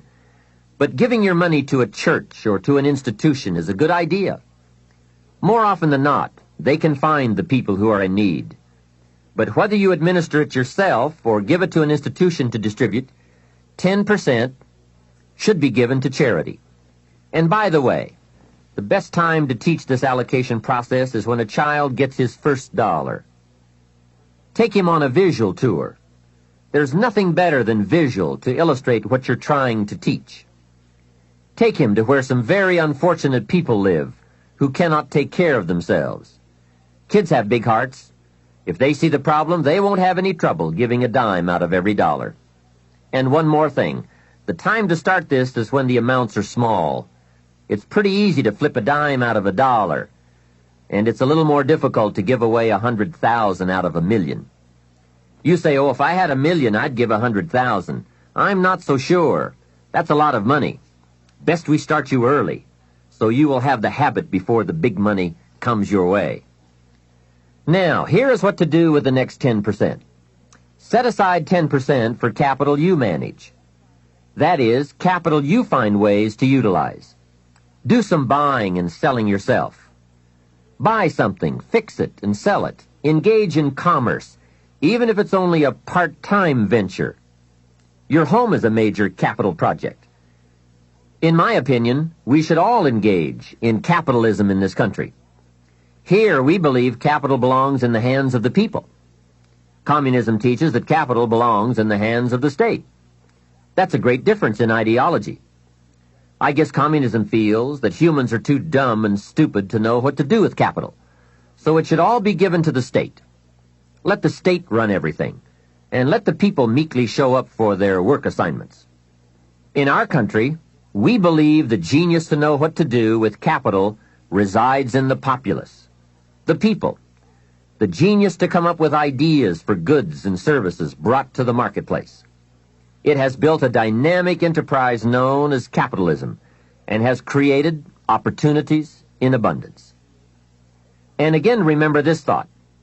The best time to teach capitalism is when a child is old enough to be stimulated by ideas for goods and services. Kids learn the concept of performing services in exchange for capital early, right? They mow the lawn, help in the house, earn an allowance. But take it a step beyond that, as soon as possible. They will pick it up fast. Kids ought to have 2 bicycles, one to ride and one to rent. It doesn't take much to be in business. It doesn't take $1 million. And the same business principles apply whether it is a bicycle business or General Motors.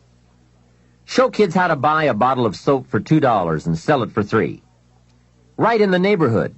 It's called capitalism in action. Profits, products, and services brought to the marketplace. It is most exciting once you understand the mechanics and the dynamics. It's the stuff of which fortunes are made. And teach kids the advantage of being kids. Some people will buy from you just because you're little. So you must get on with it. You won't be little forever. So Johnny goes a few doors down from your home in the neighborhood and knocks on a door. Mrs. Jones answers, and Johnny says, Mrs. Jones, I have this bottle of soap. It is the best there is. My mother uses it, and lots of people I know wouldn't use anything else. You should really have some. It only costs $3, and I'm your neighbor, so I can take care of you. And besides, I'm little. There, isn't that simple? Commerce in action. Capitalism at its foundation. You see, the only danger in capitalism is if capital gets in the hands of too few people. As long as it is in the hands of the many, it is a dynamic force for profitable and exciting enterprise. Back to our story. Mrs. Jones says, Johnny, I appreciate your coming by, and I think your product is unique, but really, to be honest with you, I have plenty of soap. Johnny says, let me come in and check. Hey, kids know how to overcome objections. They have been mastering that skill all their lives. Johnny knows how to get in the door. Mrs. Jones says, "You've got me. I'll be a customer." Now, when he comes home, you must get ready to teach all the other principles of enterprise and successful living. The two should go together. First, Johnny says, "I've got $3 to spend," and you point out the obvious. If you spend all $3, you will be out of business. He says, "I can see that." Then you explain, you must set aside $2 to invest in another bottle of soap. You can't spend your capital. Capital must be carefully preserved. What would you think of a farmer who ate his seed corn? Dumb farmer, right? So capital must be defended. It is your only chance for another harvest. Now here is another thought for your notes. Make sure you turn part of your income into capital. I would suggest 10%. And use that 10% yourself to give your own skill a chance to do something remarkable in the marketplace. No telling what genius lies, unused, waiting for the spark of opportunity. It is part of the path of fortune. Use this thought. Why not work full-time on your job and part-time on your fortune? You can, you know. It's up to you. And you can't believe the feelings every day when you can honestly say, "I'm working to become wealthy. I'm not just working to pay my bills." It makes a different kind of day. You will find it hard to go to bed at night and exciting to get out of bed in the morning. Remember, it's the same day, the same opportunity, the same you, but it is a greatly different life working to become wealthy or working to get by. Now here is the next principle to teach. Johnny says, "Okay, I'll set aside $2 so I can stay in business and continue to make $1 profit. But I get to spend the $1, right?" Now comes a most important opportunity. You must explain that if he spends that whole dollar, he will wind up broke and unhappy. And then take him on another visual tour to some part of town where he can get a good look at people who spend all they make and are broke and unhappy, and say, "Do you want to live like this?" He will say, "No." Then you say, "All right then, you can't spend the whole dollar." He says, "Well then, tell me what to do with it." And with that open door comes the obvious opportunity to teach all the principles of wealth and happiness and lifestyle. One of the major factors that affects your life, all your life, is what you do with your money. So here's what you do. First, pay your taxes, right? And for kids, that is easy. They pay when they spend, unless they make a lot of money. Then you must teach them to pay federal taxes. Remember the care and feeding of the goose that lays the golden eggs. Next comes the 10 cents for charity, which we have already covered. Johnny says, "Oh yes, here is a dime for those who cannot help themselves." Now I can spend the rest. Answer, no, no. You will wind up broke and unhappy. He says, "Okay, what now?" And now comes another major life lesson. The next 10 cents out of every dollar of wages or profit is for the increase of capital you manage. Set aside 10 cents out of every dollar profit so that someday you can buy 2 bottles of soap instead of 1. I'm sure Johnny will catch on to that one right away. He says, "Of course. If you buy 2 bottles instead of 1, you save yourself a trip." How clever. And the next point you teach is that some companies will sell you 2 bottles cheaper than if you buy just 1 bottle at a time. They sell you 1 bottle for $2 and 2 bottles for $3.80. Johnny says, "Wow, then when I sell it, I can make even more money." How clever. It's true, everybody benefits from the increase of capital. The company gets to sell 2 bottles at one time. You save a trip and some costs, and you can keep some of the saving or pass along some of it to Mrs. Jones, your customer. Let's review so far. First, pay taxes. Next, 10 cents for charity, and 10 cents for capital you manage, and for the increase of that capital out of every dollar of wages or profits. Now, Here's the third 10 cents from every dollar, and that is capital you provide. Take 10 cents out of every dollar and put it in a financial institution. And now we have come to a major benefit for all of us if you bring this 10% of your earnings to the marketplace. You see, some projects in our society need more capital than one person can provide.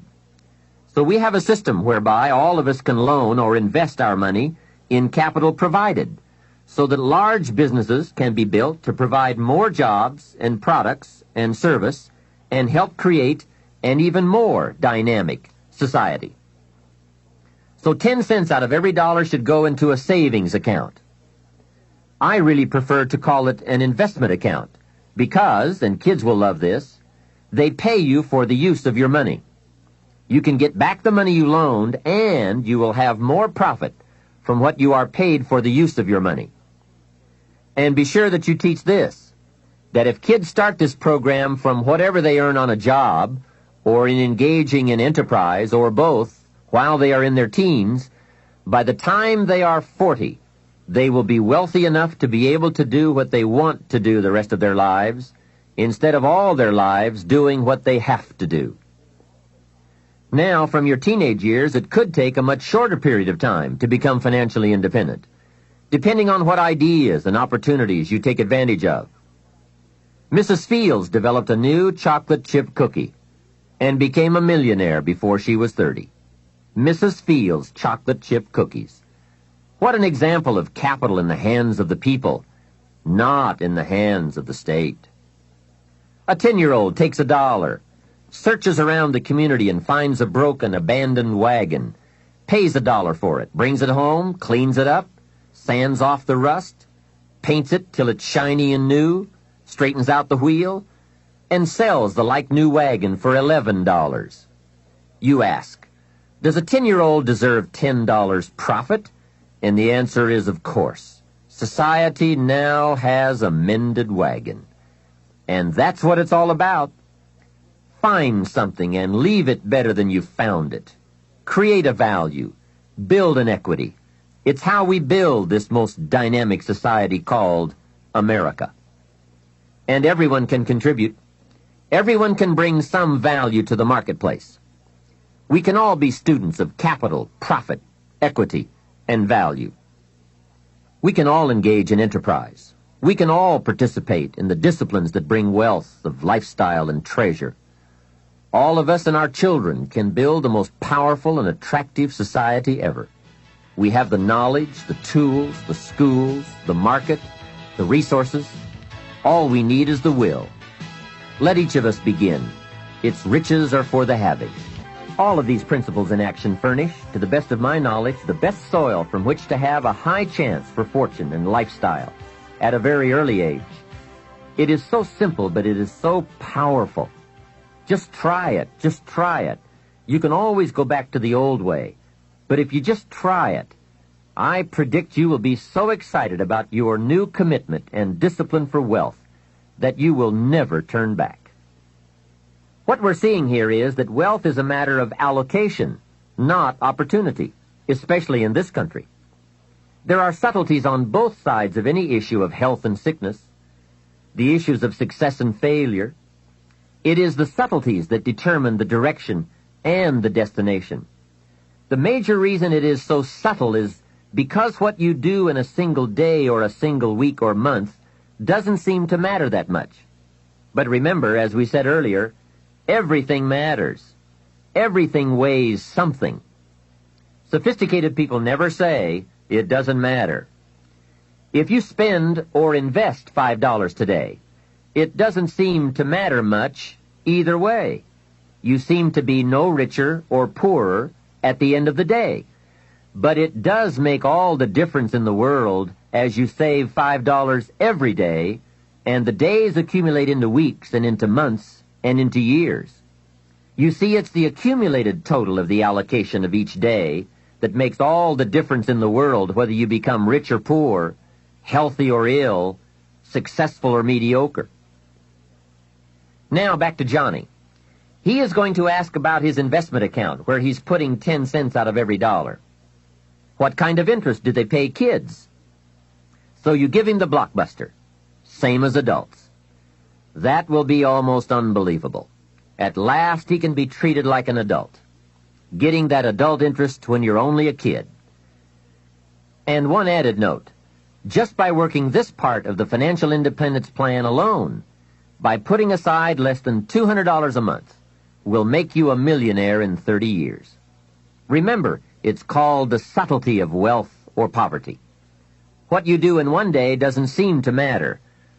But as all sophisticated kids and adults know, it is the accumulated days of proper allocation of your money that makes you wealthy. It is using the ideas we're discussing, coupled with the passing of a little time, that creates fortunes. Now, the passing of time is automatic, but using the ideas is a matter of your own discipline. Whether you want to or not, or whether you care or not, bottom line, it's all up to you.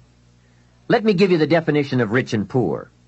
It is brief, but I'm sure you will get the message. Here it is. Poor people spend their money and save what's left. And you guessed it already. Rich people save their money and spend what's left. Remember, it's the same money, just a different philosophy. If 20 years ago, two people each earned $1,000 a month, and they each had an average increase in income over the last 20 years, one had the philosophy, spend your money, save what's left, and the other had the philosophy, save your money and spend what's left. Today, 20 years later, we call one poor and the other rich. The difference was in philosophy. But I can't stress too much the subtlety of it all. At the end of a day or a week or a month, it doesn't seem to matter. A rich plan or a poor plan to an unsophisticated person. But to make wise decisions, we must all weigh a larger measure of the result. We don't just weigh a week. We weigh 5 years of weeks, 10 years of weeks, and let the weight of that measure determine the change in our weekly activity and commitment. Wise decisions for wealth and lifestyle come from the wise measure of results.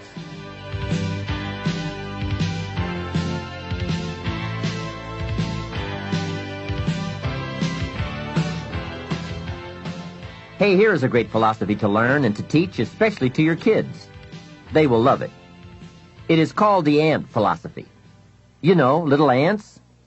There's a Bible phrase that says, everyone, especially lazy people, should study ants. Ants are unique. Consider this. First, an ant will never quit. If he is headed somewhere, and you put your hand in his way, he will try to climb over, climb under, climb around. He keeps trying. If you let him go on his way, away he goes. And if you put something in his way again, he will try again to go over, under, around. And guess how long an ant will try? Answer, until he dies. So, an ant will never quit. What a philosophy. Next part of the ant philosophy. Guess what an ant has in the back of his mind all summer? Answer, winter. Ants prepare for winter all summer. How very bright. Now, some adults aren't that smart. They think summer all summer. That philosophy we call fatal. Now, here's another piece of ant philosophy. Question. How much will an ant gather in the summer to prepare for the winter? Answer, all he possibly can. That's it. The secret to the higher life, doing all you possibly can. That is the great life quest, seeing what all you can become. A man says to me, Mr. Rohn, I'm making about $50,000 a year. Isn't that enough?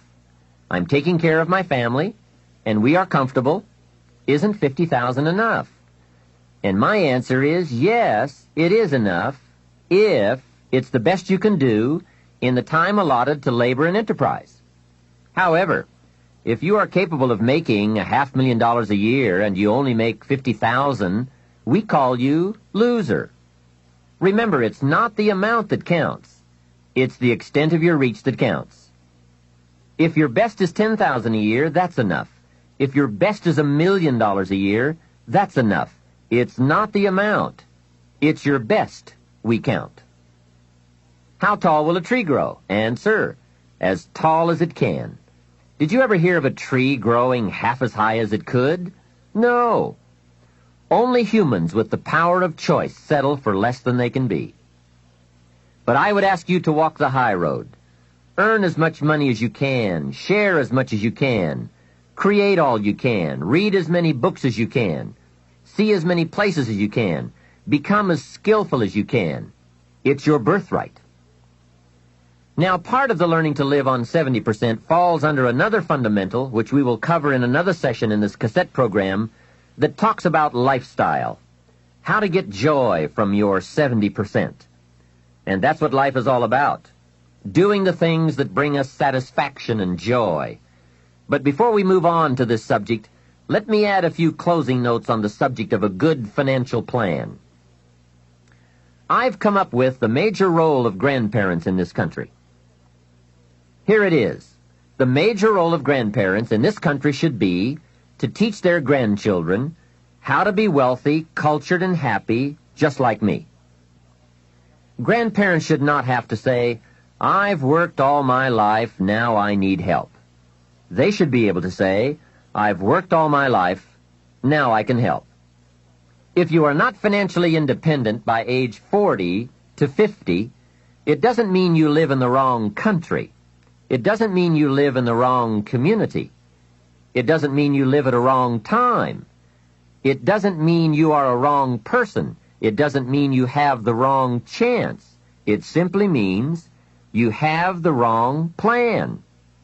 I discovered you can be a nice person with the wrong plan. You can be a sincere person with a poor plan. And remember, it's not uncommon. Everything by longevity tends to get off course. When they make a moonshot, it isn't the first set of the guidance systems that serves for the whole trip. They have what is known as mid-course corrections, those fine-tuned changes that set you on a more certain course. And on the way to the destination called the moon, they are so important. Hey, if there's one objective you don't want to miss, it's the moon. Now, if you will make wealth and financial freedom that important a necessity, you will have the highest chance to arrive. Next, if you have not done so in a while, or if you have never done so, put together a financial statement. When I first met Mr. Schoaf and we talked about financial independence, he asked me if I had a current financial statement. I said, "What is a financial statement?" So I got my primary education in taking a picture of where I was financially. Mr. Schoaf explained that it is very important to know exactly where you are, without kidding yourself, so that you can then come up with a good plan for going from where you are to where you want to be. It turned out to be fairly easy to put one together. You merely list the value of your assets on one side of a piece of paper, and the total of what you owe, called your liabilities, on the other side of the paper. Then by subtracting one from the other, you come up with what we call your current net worth. Now, it doesn't tell you what you are worth as a person, but rather what you are worth in money. I said to Mr. Schoaf, "My financial statement isn't going to look that good." He said, "It is not important how good it looks. What is important is that you do it." So I put that first financial statement together. I had plenty of liabilities, money I owed my parents, budget finance, my car, and all kinds of other debts. Now, on the asset side, I really had to scrape the bottom of the barrel. I even put my shoes on the asset side. They were worth something. Wow, how embarrassing after 6 years of working. But it must be done. You don't have to put the results on a public bulletin board, because it's not important that the community knows how you are doing. It's not important that I know how you're doing, but it's desperately important that you know how you're doing.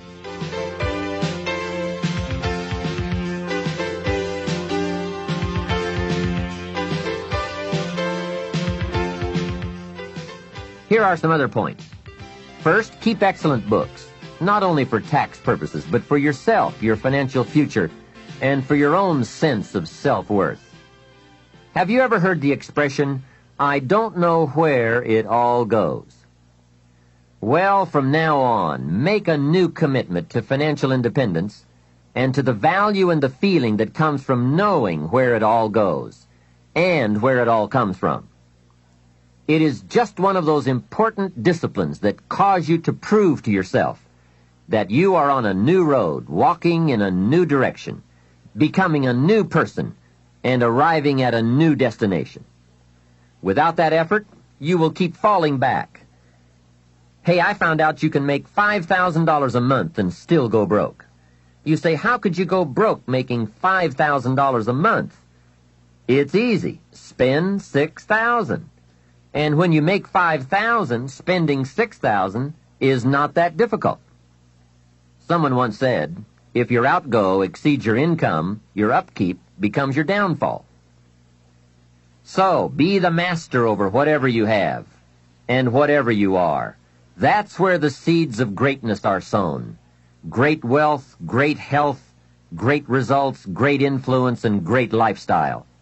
Take interest and even delight in doing all the small things well. It makes you a sophisticated person who knows where the beginnings of wealth and happiness are. There's a Bible phrase that we could quote here that would be appropriate.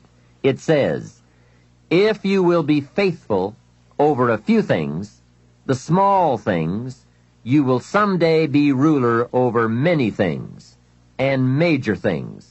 That's it. That's the philosophy that counts. Surely life is reluctant to hand a fortune to someone who constantly messes up his paycheck. It's not the amount that counts. It's the plan and the faithful discipline of that plan that counts. The disciplines are those ingenious keys that unlock the door to the kind of person we really want to become. And becoming attracts all those treasures and values that most anyone would call the good life. Life in abundance, life in productivity, life in enterprise, life in influence, life in style. Now, to wind up this rather lengthy subject, let me close with this. Mr. Shelf's best instructions to me in those early years were to develop a new attitude about myself, and a new attitude about all the principles that it takes to make life unique. Develop a new attitude about taxes, about paying your bills, about the marketplace, opportunity, your chances, wealth, activity, prosperity, service, productivity. Let me give you a good example of my old attitude. I used to say, I hate to pay my taxes.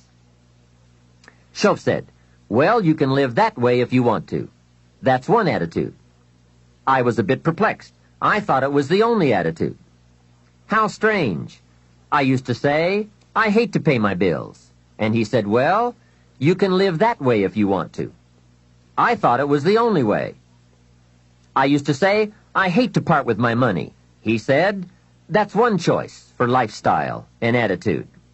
I thought, could it be that there is another way to feel about it? He said, what if you said, I love to pay my taxes, knowing it's the care and feeding of the goose that lays the golden eggs? What if you said, I love to pay my bills, reduce my liabilities, and increase my assets? What if you said, I love to part with my money, put it into circulation, help build this dynamic society? Wouldn't that be a better way to live if you loved to instead of hated to? What an incredible way to look at it. I bought the idea and started the practice. I will admit that it took me a while to actually say truthfully, I love to.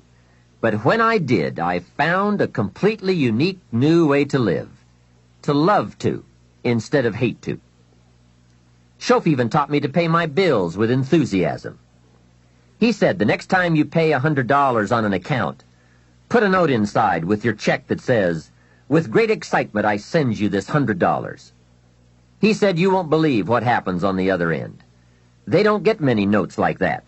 But best of all, you won't believe what happens on your end.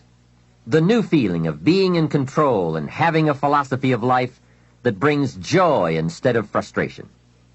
This whole new attitude will create for you a whole new world. Remember, it's something anyone can do.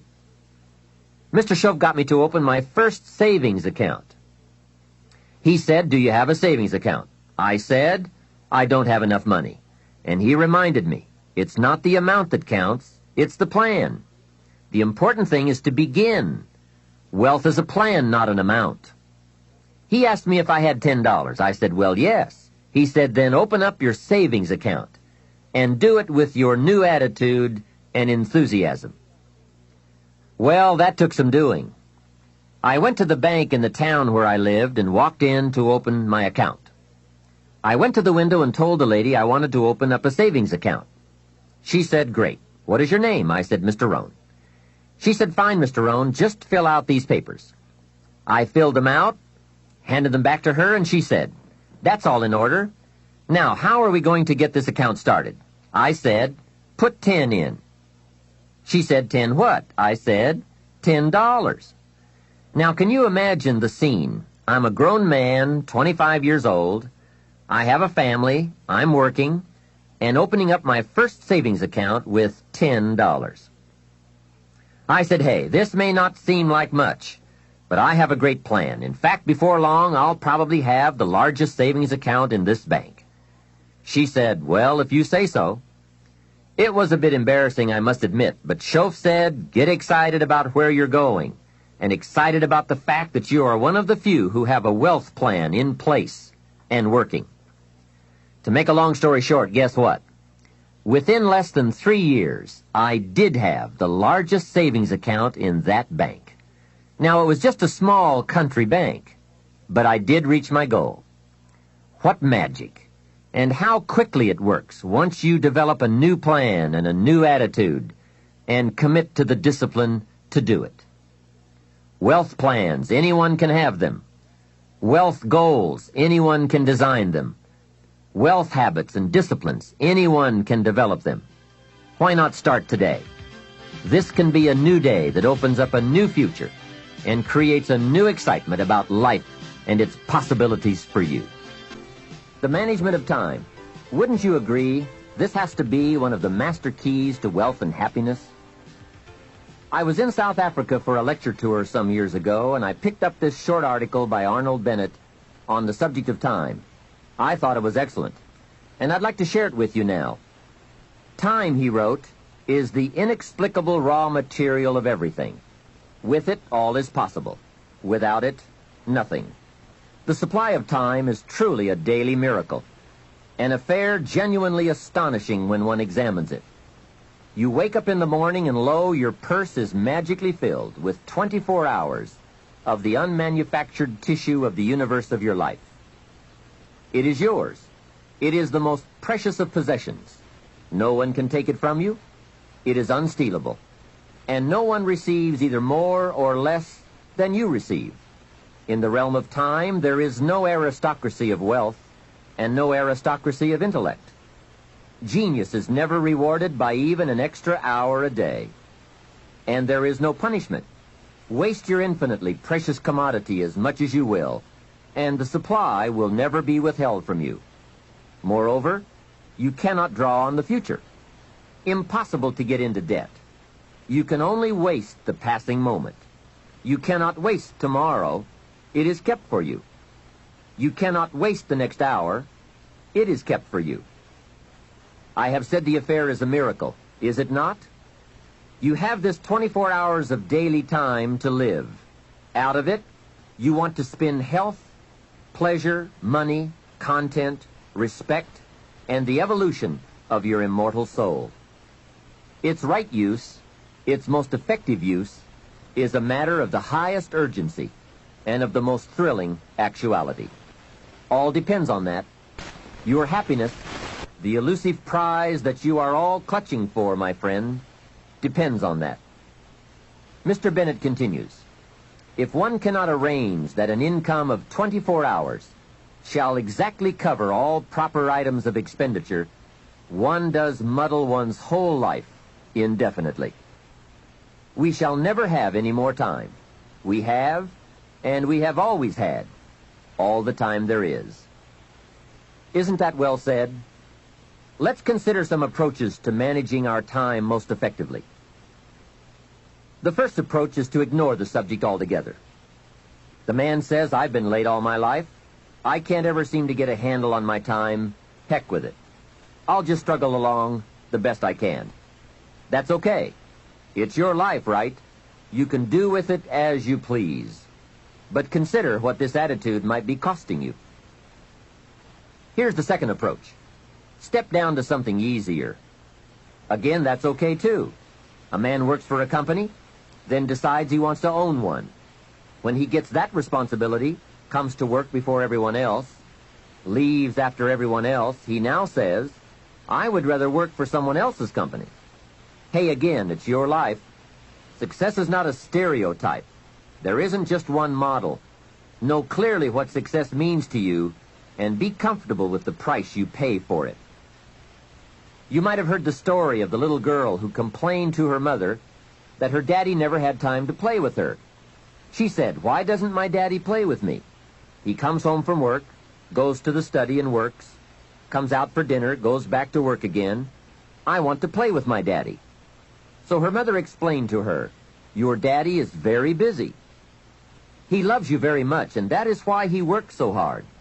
At his office, he has so much work to do that he has to bring the rest of it home and finish it here.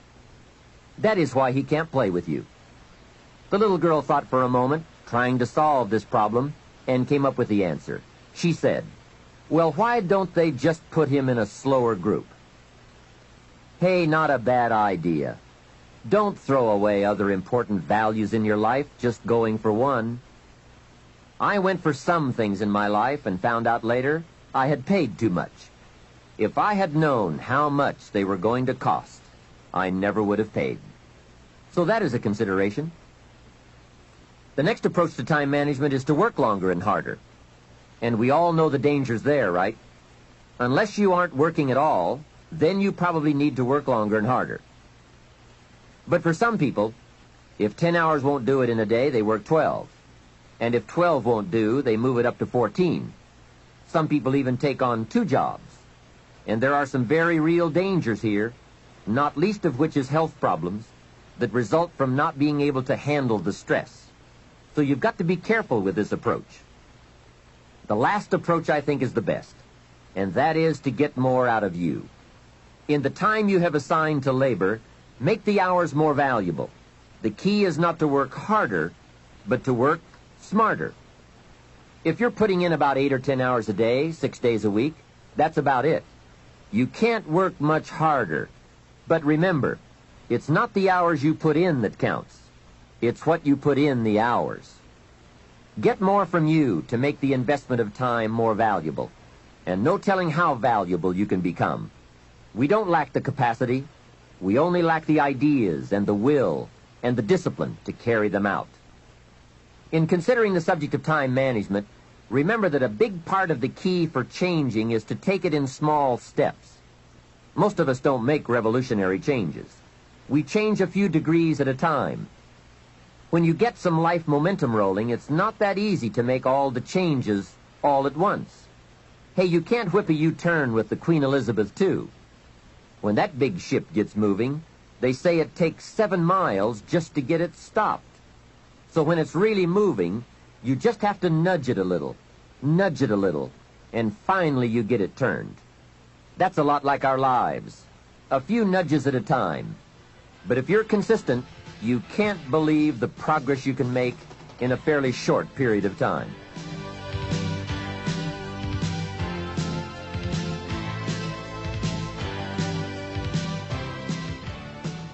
Here is my first key point on the management of time.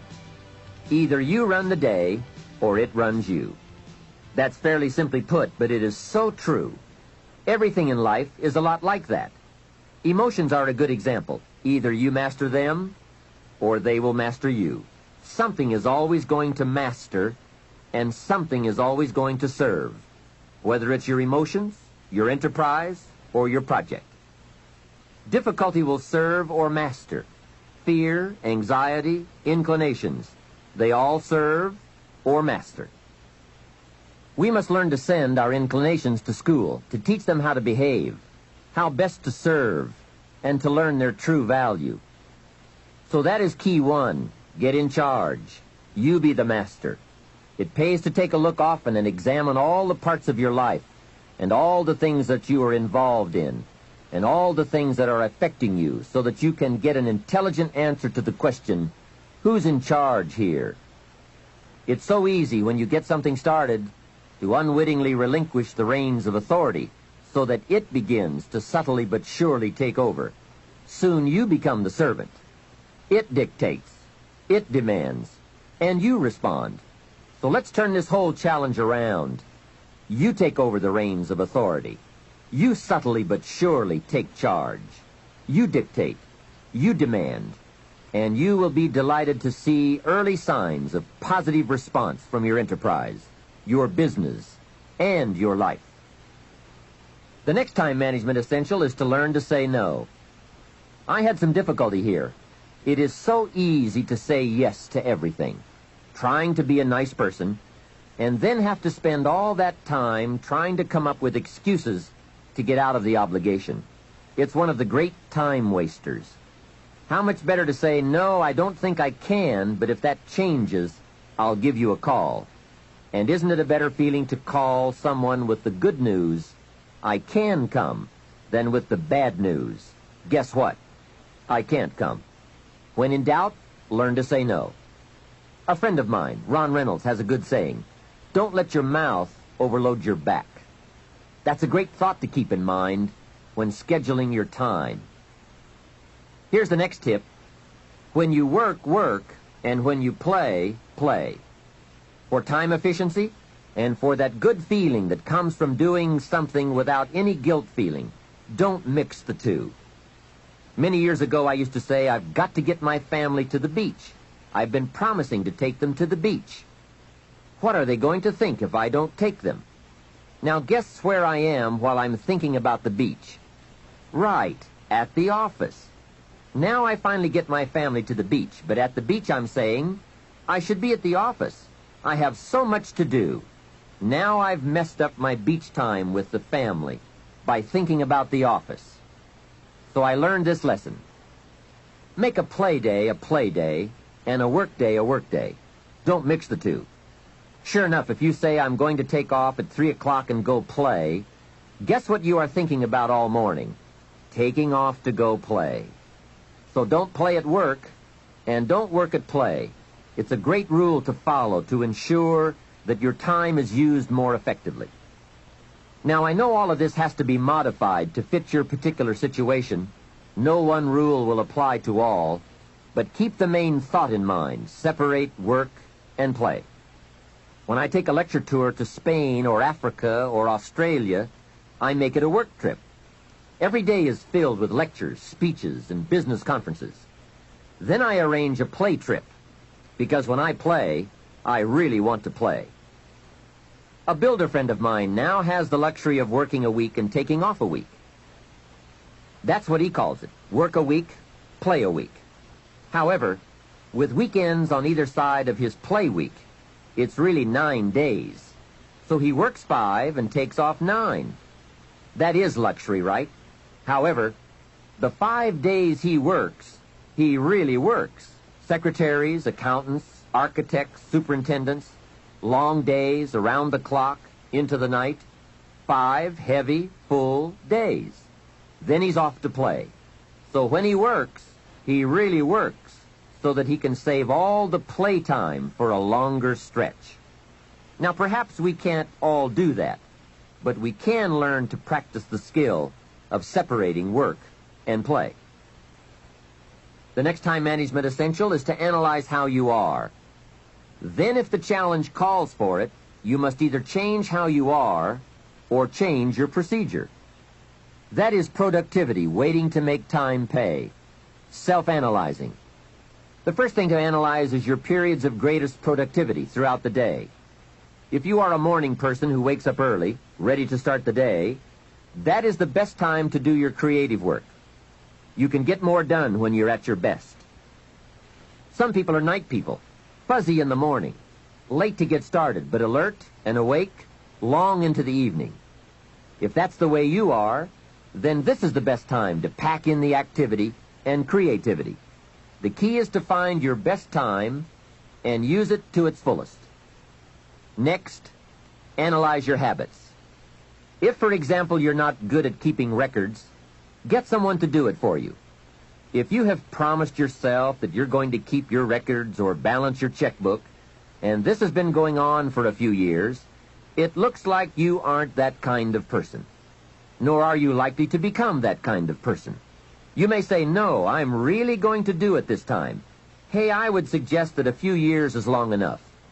Don't promise yourself any more. Just say, maybe the smart thing to do is to get someone to do this and make me look good. You would be surprised at how often you can remain a lot like you are in many areas if you will just make the arrangements to have it covered.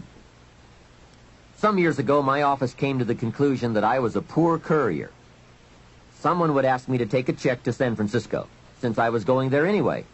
I would say, sure, no problem. Put the check in my pocket and fly off to San Francisco. Guess when I would next hear about that check? From my dry cleaners. Next time someone says, this document has to go to New York, will you be sure to give it to them this time? I'd say, of course, you can count on me this time. I'm not flaky. So I put the document in my briefcase and head off for New York. Guess what? Right, it would still be in my briefcase when I got back to the office the following week. So there is a saying now in my office, don't give the chairman anything. He's good at some things, but he's a poor courier. Make other arrangements. And that is my point. There is nothing wrong with admitting that you just aren't going to do certain things as long as you are clever enough to make arrangements to have them done. It's much better than continually promising that you will when the chances are good that you won't. Next time management essential, the telephone. What an incredible instrument for business, social, and emergency situations. The job it can do for you is unbelievable. However, there are some tips for using the telephone so that it won't use you. Here's the first one.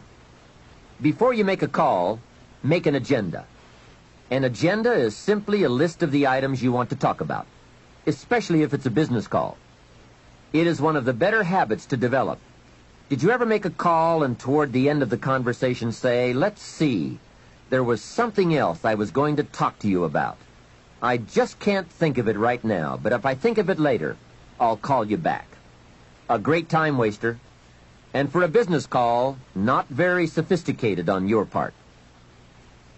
Making an agenda before you make a call serves to keep your conversation on course, so that you cover the essentials without missing any of them.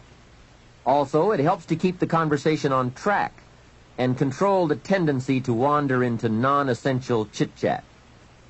It is also a money saver. The extra minutes saved by keeping to an agenda and a few pleasantries is major. I know. My business telephone bill just in California got up to $13,000 a month. And this was one of the problems. Doing business internationally, we have learned the incredible savings of both time and money by taking the time to write down an agenda before we begin to dial. And here's another benefit. If you have made an agenda, when it comes time to recall that conversation you had, you've now got the details in writing. When you say, John, how are you doing on those 4 things we talked about the other day? And John says, what 4 things? We didn't talk about that. You now have a written record to show that you did. Remember, people can talk you out of what's in your head, but it's hard to talk you out of what's in your book. Next, if you can afford the luxury, have your calls screened. Then when you pick up the messages, you can decide who to call and when to call. And have the time to formulate the important information before you make the call. Now, this is a luxury, I will admit. It may be that you just have to answer the phone when the call comes in. But at least file this idea away for the future, when you might be able to use it. And one more, the telephone at home. Here you have to exercise great care to not let the telephone intrude. During social time with family or friends, my suggestion is that you shut the phone off. They have all those neat devices now, so you can. Put on the recorder to take messages or just pull the plug. Family is a high priority. Take care that valuable family time is not subject to frequent intrusions. If you set up this rule, you will not only have uninterrupted time with your family and friends, but also they will give you high marks for caring about them enough to make them a priority. Every situation calls for an evaluation of values. You've just got to weigh everything and make the necessary adjustments if you want to get full time and full value out of your life.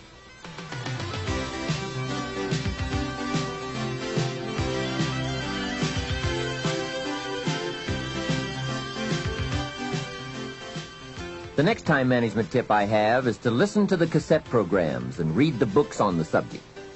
You can't possibly get all the ideas you'll need from any one cassette program or person. Remember, you have to go in search of the ideas. They don't just come by. Make a thorough investigation of the subject on your own. Sort out the ideas. Choose those that you think are most valid and put them to work in your life. Next point, be more alert and analyze all your procedures and tools. Old filing methods, old bookkeeping methods. Some things we do can become quickly outdated, especially these days. Check for all the new tools that can help you to use your time more efficiently. Dictating machines, tape recorders, answering devices, computers, calculators. There is just about every tool imaginable in today's marketplace. I now have a fabulous computer in my office that can do the most amazing things and save a great deal of time. I also have a portable computer typewriter that I can take on an airplane or in my motorhome. Then I merely transfer what I have typed onto special cassettes or send the information via telephone back to the main terminal. When I get home, all of my letters and scripts are typed and waiting for my signature or my attention. So take a look. Do some research, do some shopping, find out. No telling how much you can improve your efficiency or multiply your skills by eliminating the barriers and the hindrances so that you are now free to do all the creative things that make for fortune and lifestyle. Now here's an important time saver.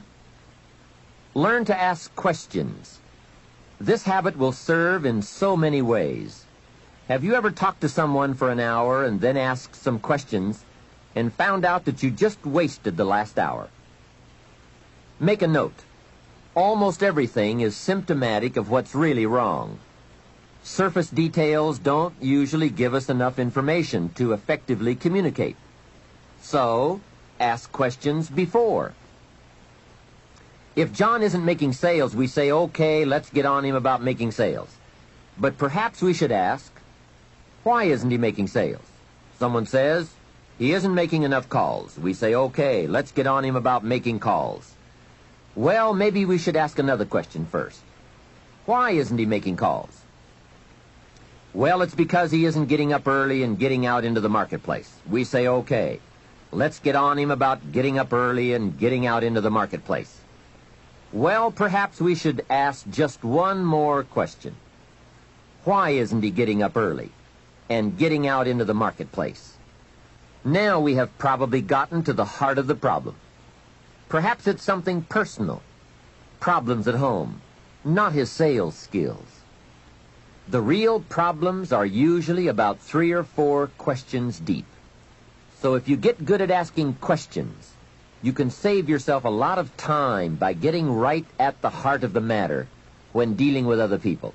Otherwise, you tend to waste valuable time just finding out what the problem really is. Now here's the last part of time management. Learn to think on paper. From all of my experience working on many projects and in many countries, one of the major time savers is thinking on paper. It is so important to take things out of your head and put them on paper, then work from the paper. Building your business is a lot like building a house. You take the ideas out of your head, put them on paper, and then build from the plan. We have a saying on this idea: operate from document, not from thought. It's just about over when a person wakes up in the morning and says, let's see, what shall I do today? Too late, right? The best thing you can do now is to take today off and at least plan tomorrow. Let me give you 4 major ways to think on paper. The first is a journal. I spend a lot of time talking about journals in my lectures and programs, primarily because it is such an invaluable tool for the serious student of the better life. A journal is merely a gathering place for all the good information that comes your way, from sermons, from books, from lectures, from business conferences, magazines, thinking time, research, any source of information that you feel is worth keeping. Don't let the good ideas of life escape you. Remember, most good ideas usually only come by once. Get into the habit of capturing them with pen and paper by making daily use of your journal. Now maybe you won't write in it every day, but at least make sure it's with you every day. Here's the second way to think on paper, a projects book. This is simply a ring binder with tabs in it to help you keep track of all the current people and projects you are involved with and need to work on to make all the parts of your life work to the maximum. If you are working with people, give them each a tab in your projects book. Then under this tab, you keep a running account of all the current information you need to know about that person. Performance, family, goals, strengths, needs, perhaps even some graphs showing recent progress or comparisons to past performance. Essentially, you make a note of all the information you need to know so that when you sit down to have a meeting with this person, you have all the pertinent facts there before you in order to have a meaningful and productive conversation. Without this habit, it's so easy to take up time talking with someone and get so very little accomplished because most of the meeting ends up by being devoted to bringing you up to date on the facts you could have already had in your projects book. Now, depending on your particular business or enterprise, you might want to have a tab for each office or each department or each ongoing project. On a more personal level, you might want to have a tab for each family member or for your personal projects, investments, finances, game plans, and so forth. It's just an effective way to keep all the key pieces of information readily available so you won't have to be continuously hunting through files and drawers for the data. It is the best way I know of to study your business and life projects. A projects book is a guideline for this study. We simply don't study files. They are for storing information. The projects book is for the daily or weekly summary accounting of all the pieces, like a financial statement of your business at the end of the month. In fact, that is one of the sections in your projects book. And another secret, with the guideline to study, it keeps you on good mental track. If you try to study your business and your life in your head, you will for sure miss something, miscalculate, or let your mind go undisciplined in those high thought areas where the ideas and plans and inspiration for fortune lie. It's the organized, better disciplined thought that produces abundance. Everyone is thinking, but mostly about how to get by. I'm asking you to develop these tools and disciplines to think about how to become wealthy and happy, powerful and influential, sophisticated and unique. The next way to think on paper is to keep a day timer, a daily log of your list of things to do and your appointments and schedules. This is where I also keep the agenda for my telephone calls. It becomes a clear and useful record. If you have a business and need to keep track of expenses for income tax purposes, your day timer should also accommodate this need. A day timer is also a good place to record telephone numbers and other key information that you need on a daily basis.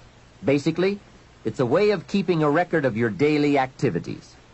Your day timer can also be used as a gathering place for all the details or highlights from your day which need to be logged into your journal or projects book at a later time. It's just an efficient means of keeping track of your days and scheduling your projects and appointments. I strongly recommend that you develop the day timer habit. It only takes a few minutes a day to keep your records up to date, and the time and information you save by using one is massive. Now here's the fourth way to think on paper, the all-important game plan. A game plan can make all the difference in the world in how your months and years work out for you in terms of both accomplishment and satisfaction. Whether you do business at home, down the street, within the community, or around the world, game plans are essential for maximizing productivity. Here's a phrase worth remembering, and that is, don't start the day until you have it finished. That idea is worth the money. A plan before you start. A day is a major piece of the whole strategy of your wealth plan, your success plan. I know it is laborious, but it's labor and effort that pays in cash and accomplishment. And remember, value is on the other side of effort, not hope. Now, if you want to make a lot more progress and income, here's the key. Don't start the week until you have it finished. Of course, it is more challenging to finish a week than to finish a day, but the pay and the results are so exciting, you won't mind the challenge. And if you want to make a lot of money and big success, don't start the month until you have it finished. That one is a stretch, but high in reward. Now, if you want to start walking among the heavyweights, here's the key. Don't start the year until you have it finished. I don't want to kid you. This one is difficult. It's reserved for those few who do and become the superstars in accomplishment, enterprise, wealth, influence, and lifestyle. It's a high road of sophisticated disciplines, but I'm positive you will like the view and the taste and the company. A game plan is merely a spreadsheet for your activities. It can be a game plan for a day, a week, a month, a year, several months, or several years.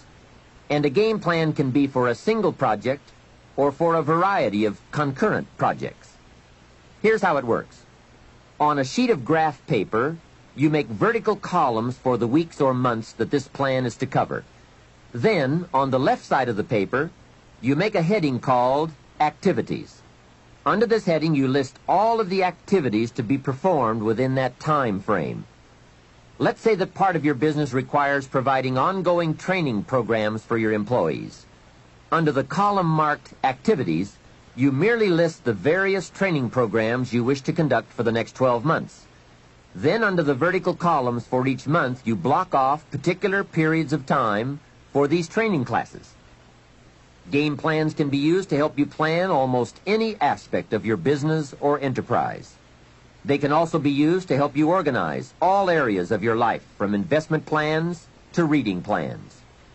Game plans are particularly useful when it comes to scheduling family time, vacations, special weekends and trips, and so forth. Everyone who is important to you wants to see where he or she is on your game plan, especially if your business often requires you to spend a lot of time away from home. And remember, there's nothing like a visual plan. It's so much more effective to be able to show members of your family where they are on your game plan, as opposed to merely telling them in conversation. Now, a game plan can be as detailed as you wish. And please be forewarned now that you are probably going to tear up several before you get what you want. This is something you have to work with. Every game plan must be tailored to fit a particular need. The chart you use for your personal plans may not necessarily be suitable as a chart for your business plans.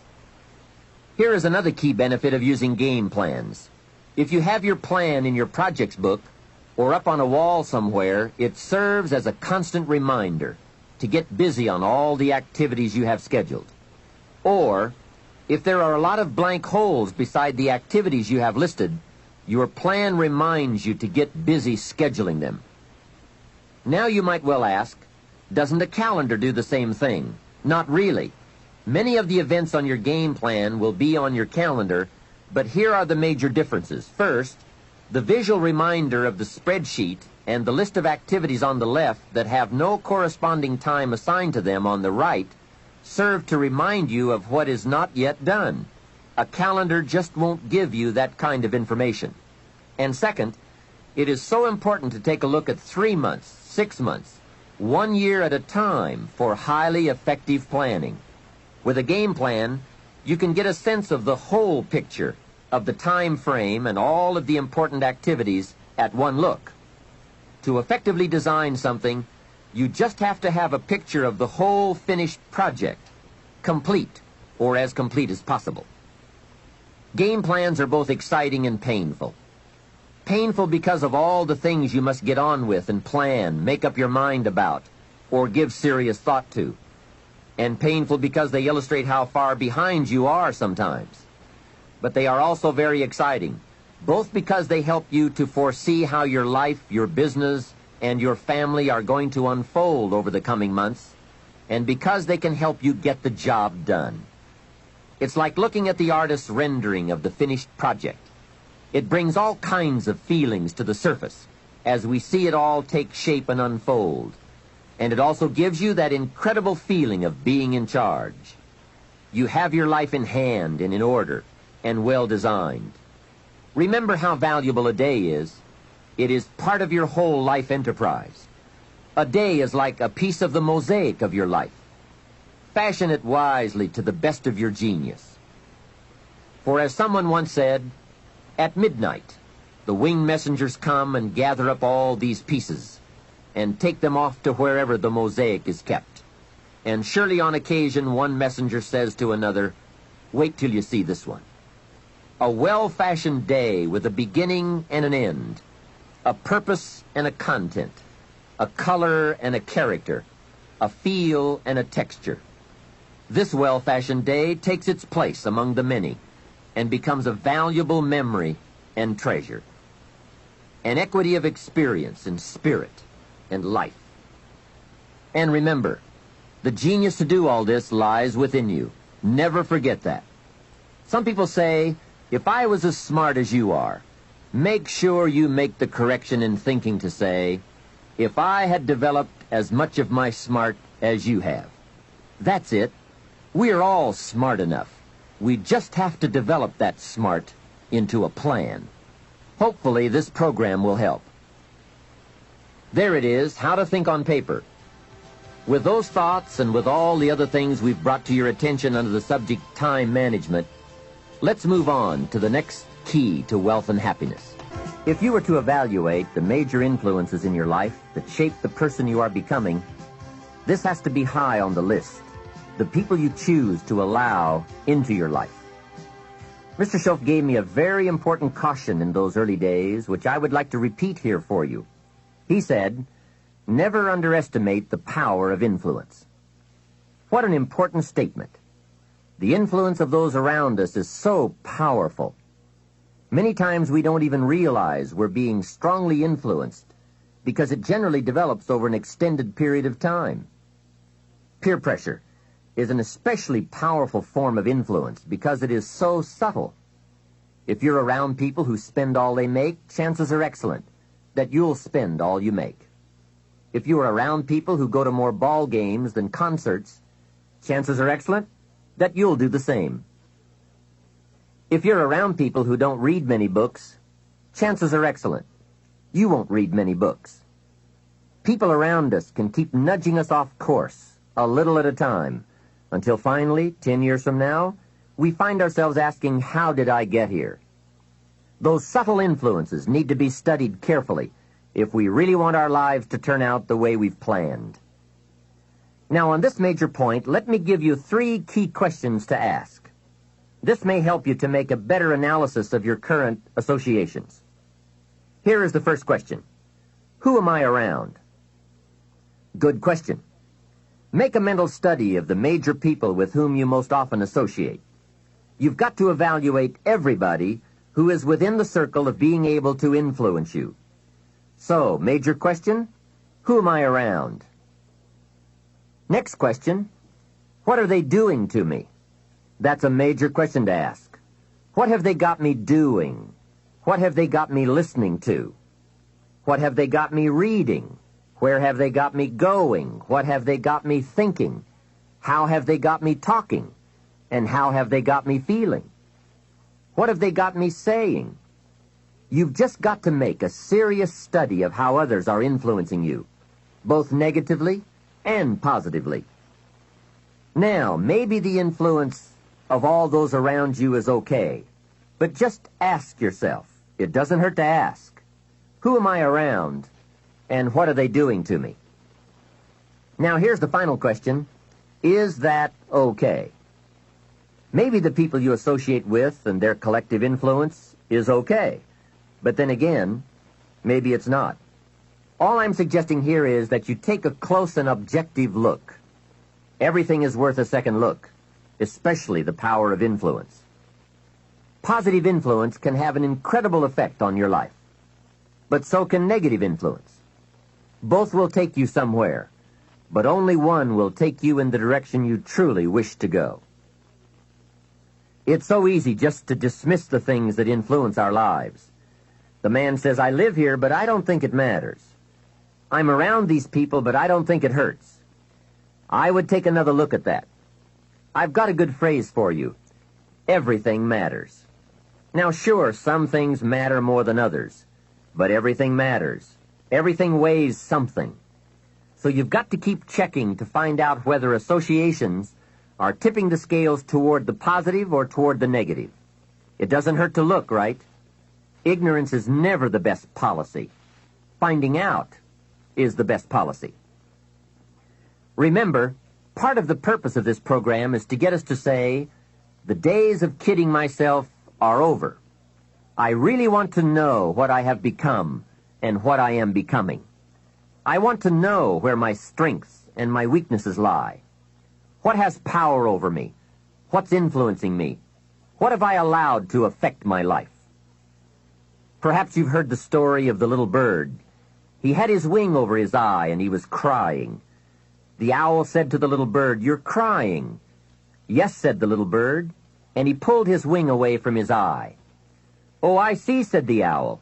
"You're crying because the big bird pecked out your eye." And the little bird said, "No, I'm not crying because the big bird pecked out my eye. I'm crying because I let him." Hey, it's easy to let influences shape our lives, to let associations determine our direction, to let persuasions overwhelm us, to let tides take us, to let pressures make us. The big question is, are we letting ourselves become what we wish to become? In this most important subject of association, here are some actions you may want to take. First, disassociation. You may, after a study of those three questions, who am I around, what are they doing to me, and is that okay, you may come to the serious conclusion that there are some people you just have to break away from. I'm not saying that it's an easy step to take, and it's not to be taken lightly. However, I am saying it may be an essential task. You may just have to make that hard choice not to let certain negative influences affect you anymore. Remember, it could be a choice that saves the quality of your life. The second action you may want to take is limited association. It could well be that you are spending too much time in a certain area of your life with a certain group of people. It's easy to put time and effort in the wrong place. The guy spends 3 hours at the ball game and 30 minutes listening to the sermon. See, that's called out of balance. 30 minutes for spirituality, 3 hours for entertainment. That doesn't weigh well 5 years from now, 10 years from now, when you take a look at the sum total of your values in your life. Here's one of the easy ways to end up with a mediocre average life: spending major time on minor things. Sophisticated people learn to weigh everything before they spend time or money. You've got to weigh before you pay. Whether you're going to spend heavy time or light time, you've just got to weigh. Otherwise, if you're not careful, you can get trapped into spending heavyweight time with lightweight people. Now, it's okay to have casual friends as long as you give them casual time, not serious time. Spend major time with major influence and minor time with minor influence. It's so easy to do just the opposite, but don't let it be said that you fell into that trap. So maybe all you need to do to change some of the influences in your life is not to eliminate them, but merely limit them. Say, I have a good time with these people, but I'm not going to spend days and days with them anymore. I'm just going to cut that down and save some of that time for more major people and more major enterprises. Remember, it's your life. You can spend your time with whomever you want and whenever you want. But you didn't invest in this program for me to kid you. Take a look at your priorities and your values. We have so little time at our disposal. Wouldn't it make sense to invest it wisely? If you have only $100 in your pocket, it's okay to spend 20 for fun and put 80 toward your important values and commitments. But would you be happy reversing those percentages? Better to put the majority of your money where you know it will get you a positive return, rather than put it where the taste is brief and the results are poor. Of course, you must be the judge. You must determine whether the situation and the people call for disassociation or limited association. But remember, if it isn't taking you where you want to be 5 years from now, 10 years from now, now is the time to fix it. The third process is the one I most strongly suggest you begin, and that is called expanded association. That is, spending more time with the right people. People of substance and culture, people who understand philosophy and discipline, people of accomplishment and character. Many years ago, Mr. Schoaf said to me, "Mr. Rohn, if you truly wish to be successful, you've got to get around the right people." Then he said, "It looks like in your present circumstances you're going to have to plot and scheme." And that was true. I had to plot and scheme to get around the right people. On some of those early opportunities I had to be around successful people, I would park my car a couple of blocks away. I knew that if they saw my car, I'd never get in. On more than one occasion, I got the question, "How did you get here?" To which I would respond, "Oh, someone dropped me off." And that was me dropping me off a couple of blocks away. Whatever you have to do, do it. Keep asking the question, who can I get around? Who could I spend some time with who would have a positive influence on my life? I played every trick in the book I could think of to get around the right people, but it was worth it. Now here's the surprise. It is possible for a modest investment to get around major people. If you had a chance to sit down for an hour or two with a wealthy person, and all that you had to do was to pick up the lunch tab, wouldn't that be a bargain? That person might drop an idea on you that could change your life. For a lunch tab. And that's where we need to go to get our success plan, from successful people. Don't pick up your plan, especially your financial plan, from unsuccessful people. Here is something else exciting. It's possible for people of modest means to start a wealth plan. You don't have to be wealthy to have a wealth plan. You don't even have to be healthy to start a health plan. All you have to be is smart. Smart enough to say, "Hey, I've got the wrong plan, and I'm going to get around someone who has a better plan and make it my plan." So, find some successful people to help you fill out your success plan. Find somebody healthy to get your better health plan going.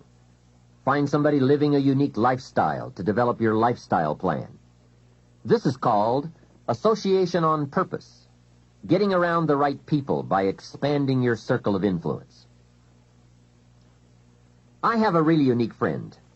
I'm always trying to find more ways to spend more time with him. He's the big game hunter, millionaire, businessman, traveler, and in my opinion, one of the world's great philosophers.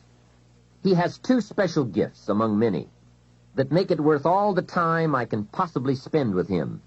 And those gifts are, one, the ability to absorb, the ability to soak up a day and all of its events. His memory is uncanny. I swear he remembers in detail almost every day of his life and every book he's read. I think it is more exciting for him to go to Spain and come back and tell you about it than it is to go yourself. And the reason is, when he's there, he doesn't miss anything. He picks up the sounds and the colors, the experiences and the happenings. He absorbs like a sponge the sights, the people, the whole scene. Then he has this second unique gift, the gift of expression. He can put all he saw and touched and felt into words, exciting words. When he talks, you can feel the water lapping on your feet. You can see the colors. You can smell the aroma of the flowers and the food. What great gifts to absorb and to express. If I spend a day with him, I get my time's worth. He can put a year into a day's conversation. It leaves you spellbound. He can read a book and with flawless detail give you a capsule version, and more often than not, make it more exciting than if you read the book yourself. From Shakespeare to the Beatles, from Africa to Beverly Hills, he's got it, recorded it, and can express it with spirit and precision. You can imagine what a valuable association this is for me. From this association, I've multiplied my knowledge, my perception, my skill, my enterprise, and my lifestyle many times over.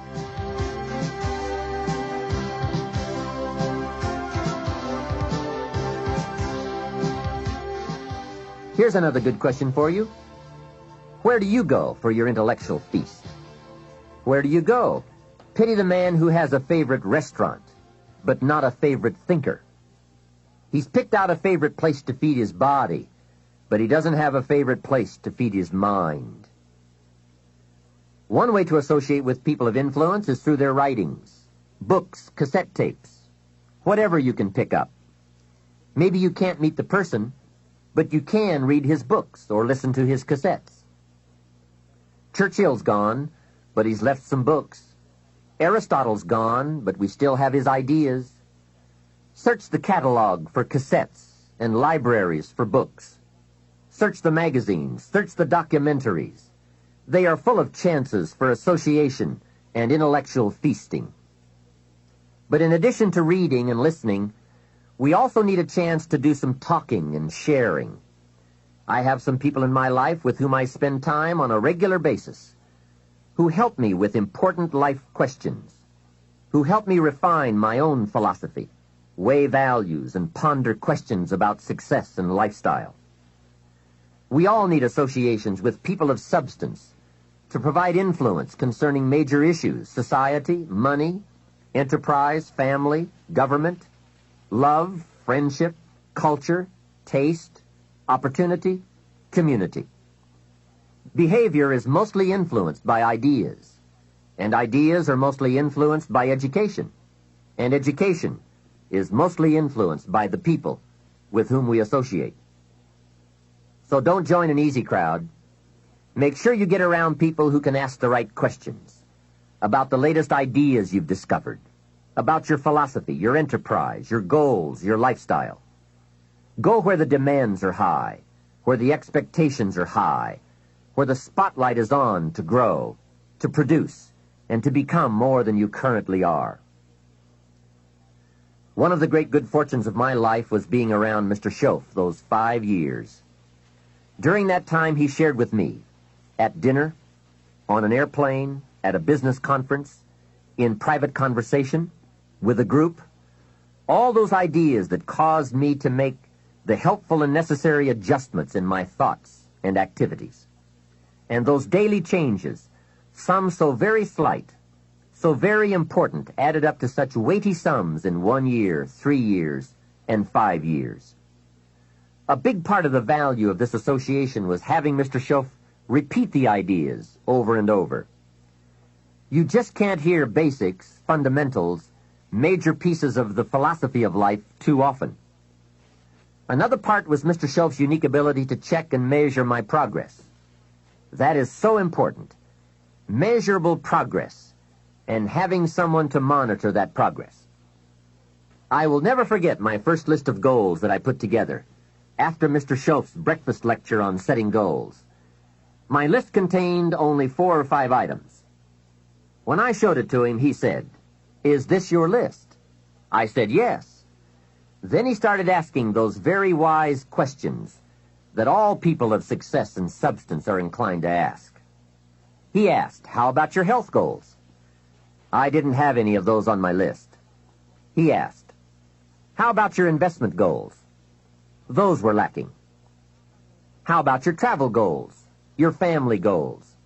How about your goals for gifts and sharing? Who would you like to meet? What would you like to become? What skills would you like to develop? Did you ever want to write a book, a poem?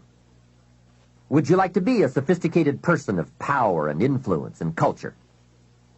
How about education for your children? Would you like to be debt-free?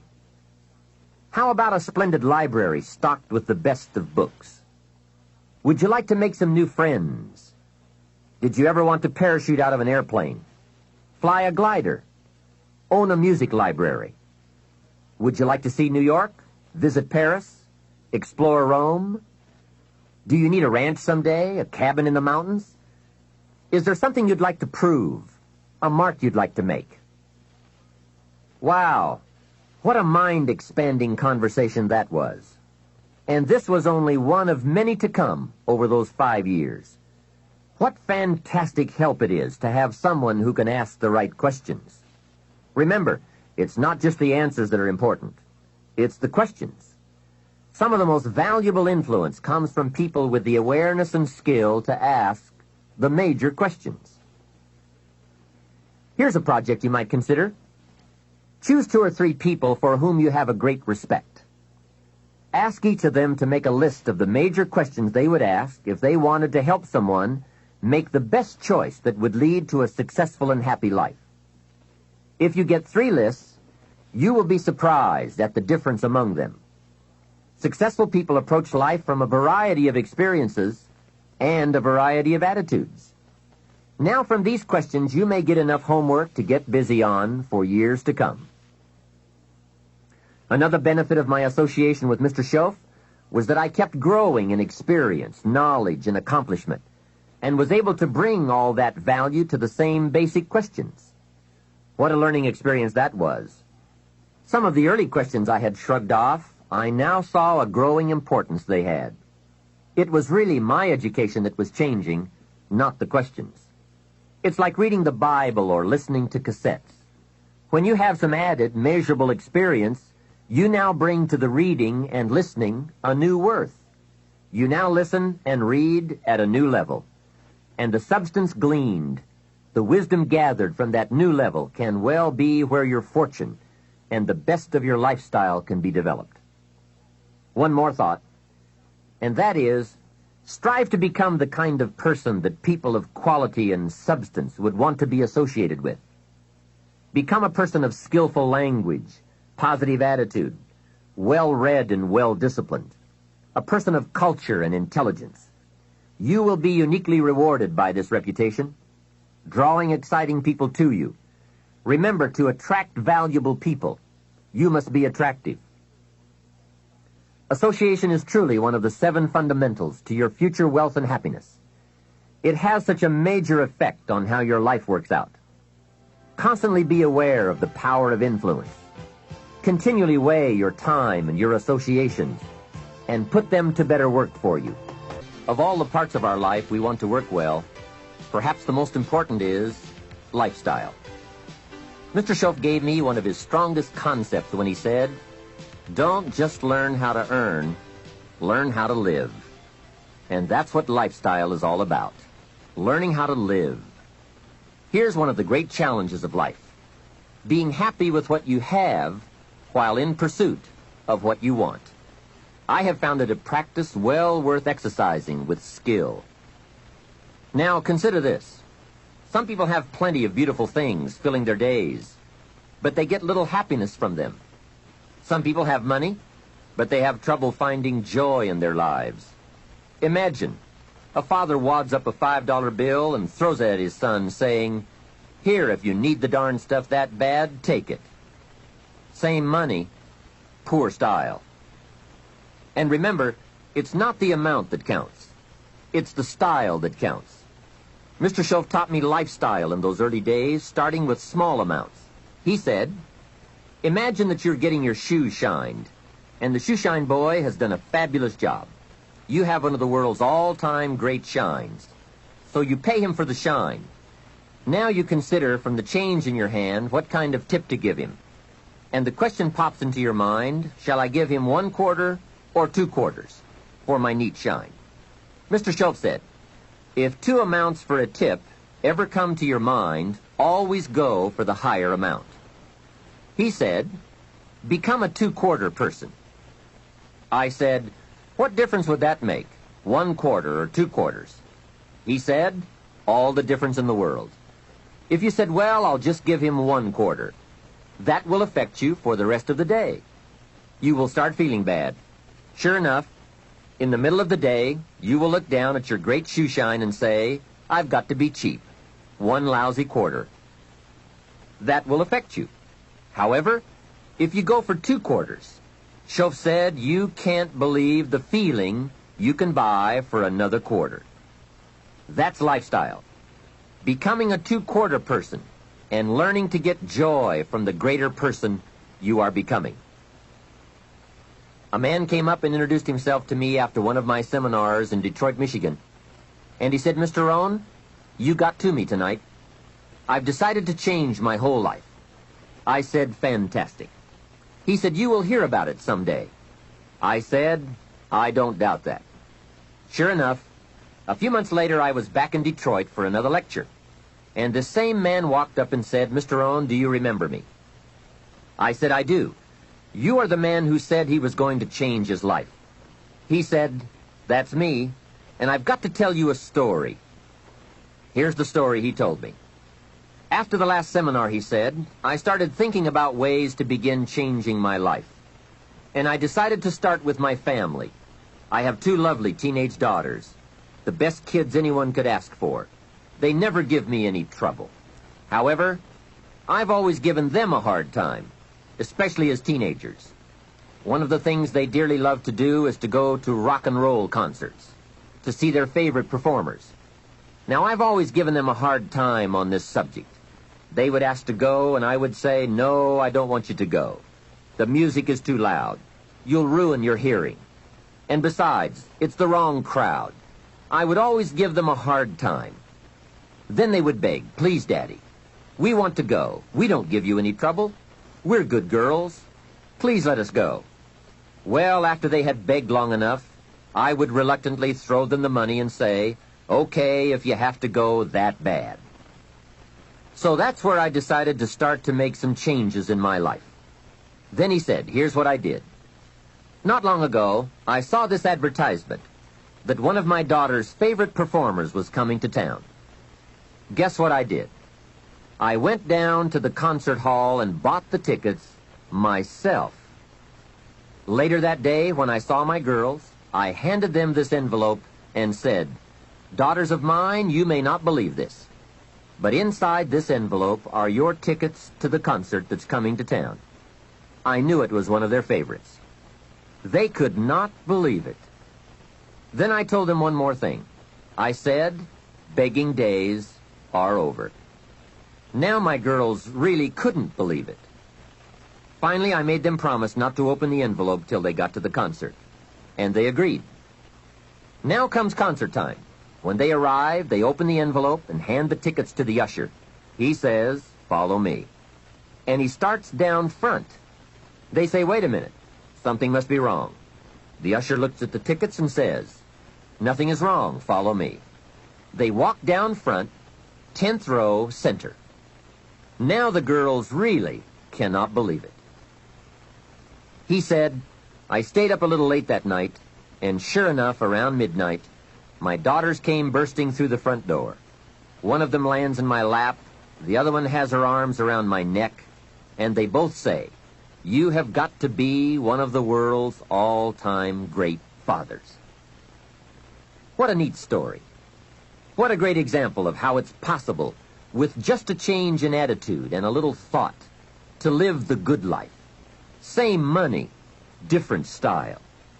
Remember, the challenge is to get joy from your life and what you have to share. It's not the amount that counts.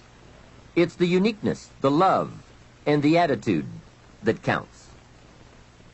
Even people of modest means can experience a sophisticated lifestyle. They simply learn to save up some of their Pepsi money for a bottle of fine wine. Don't spend all your money a quarter at a time. Save up and buy something of special value, something fine, or something that lasts, or something you are proud of, or a gift of value to give to someone special. Even with modest means, you can save your candy money for a concert. And for a sophisticated person, a few may be better than many. Better a few treasures than a house full of junk. Lifestyle is a matter of awareness, values, education, and disciplined taste. It is an art that brings joy as it's practiced, not just a subject to be studied. It is the deliberate decision to savor and enjoy all the experiences and possibilities of life. Lifestyle means expanding your knowledge and experiences from the influence of books, people, films, and new adventures. So take advantage of everything and everyone with whom you come in contact. You can begin expanding your lifestyle today. Think of something you can do today to make you feel richer and better about yourself and your life. Make a phone call. Reserve tickets to a concert. Buy some unique music records. Send flowers. Send a thank you note. Plan a trip of new discovery. Begin to read a classic. I'll bet that within 50 miles of where you are right now, there are some places you have never seen, some foods you have never tasted, experiences you've never had. I grew up in Idaho, and I've never been to Yellowstone Park. And part of it is in Idaho. Thousands of people from all over the world have traveled to Yellowstone. Old Faithful? Doesn't everyone know about Old Faithful? Hey, I've been to Africa, but not to Yellowstone. Isn't it easy to miss something? Isn't it often easier not to do something, see something, experience something? Hey, let's all set a new goal not to miss anything, especially things within our reach, within travel time, walking time, effort time. And that's the key word, effort. Remember, all good things are upstream. A conscious act from a unique thought. That's where the pleasure is. And the act serves as a bridge between dreams and reality. So develop your lifestyle a little more. Your style of seeing, giving, sharing, enjoying. It's not the amount that counts, but the experience of choosing to live with style. I remember saying to Mr. Schoaf one time, if I had more money, I would be happy. And he gave me some of the better words of wisdom when he said to me, Mr. Rohn, the key to happiness is not more. Happiness is an art to be studied and practiced. He said, more money will only make you more of what you already are. More will only more quickly send you on to your destination. He said, if you're inclined to be unhappy, if you get a lot of money, you will be miserable. More money will only make you more. More money will only amplify. If you're inclined to be mean and you get a lot of money, you will be a terror. If you're inclined to drink a little too much, when you get a lot of money, you can now become a drunk because you can drink everything. So style is not more. Style is an art, a genius, a design. Lifestyle is reserved for those who are willing to study and practice the higher arts of life. Lifestyle is culture, music, dance, art, sculpture, literature, plays, concerts. Lifestyle is a taste of the fine, the better, the best. Mortimer Adler, the philosopher, says, if we don't go for the higher tastes, we will settle for the lower ones. So develop an appreciation for the fine. That is a worthy purpose. Developing an appetite for the unique things in life. Study the art and reach for the best. To have the best in the time we have available to us, that is the quest. Remember, it's not the amount, it's the imagination.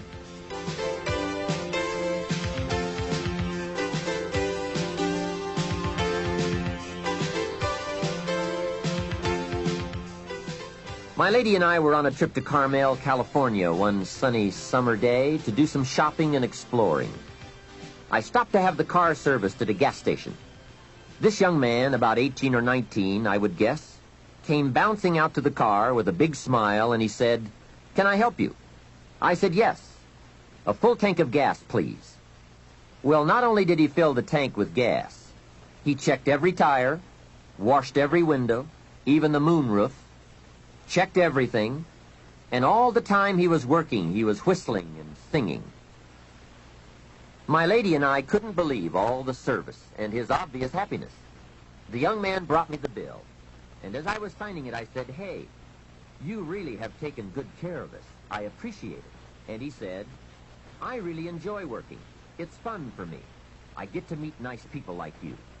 We couldn't believe it. This kid was something else.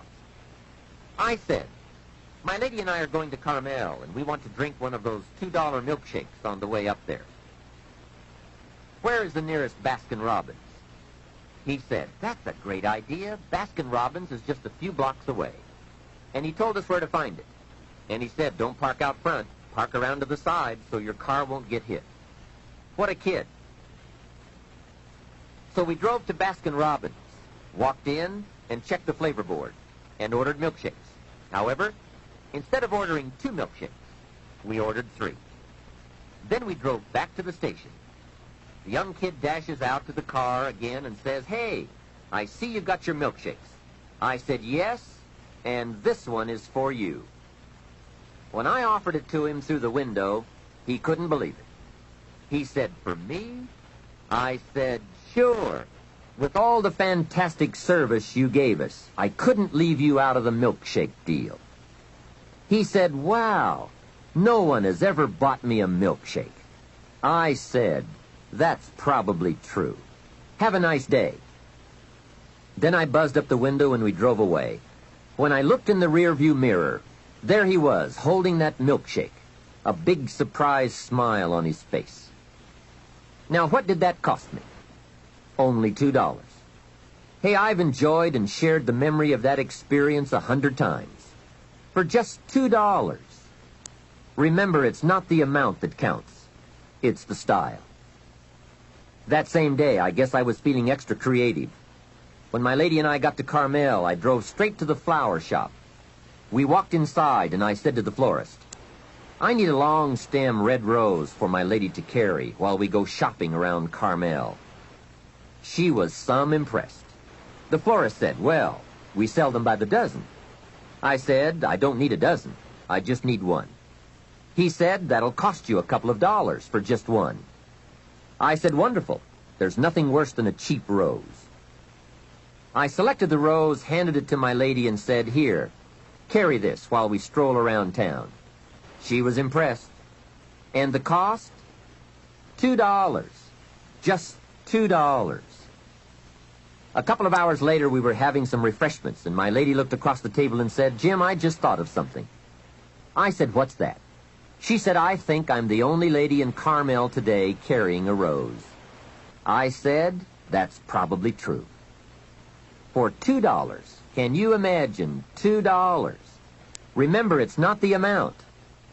Hey, just 2 ideas and a total cost of $4 for unique experiences and sweet memories. Just 2 modest examples of how easy it is to put style in your life. Make sure you don't miss out. Don't miss anything you can enjoy. Be sure you live your life in style. Here's something else to think about. Did you ever hear where the expression tip came from? As in tipping the waiter or waitress in a restaurant. Mr. Schoaf taught me that it began as a symbol for the phrase, "to ensure promptness." Now, Schoaf said, if a tip is to ensure promptness, when should you give it? Answer, up front. See, I didn't know that.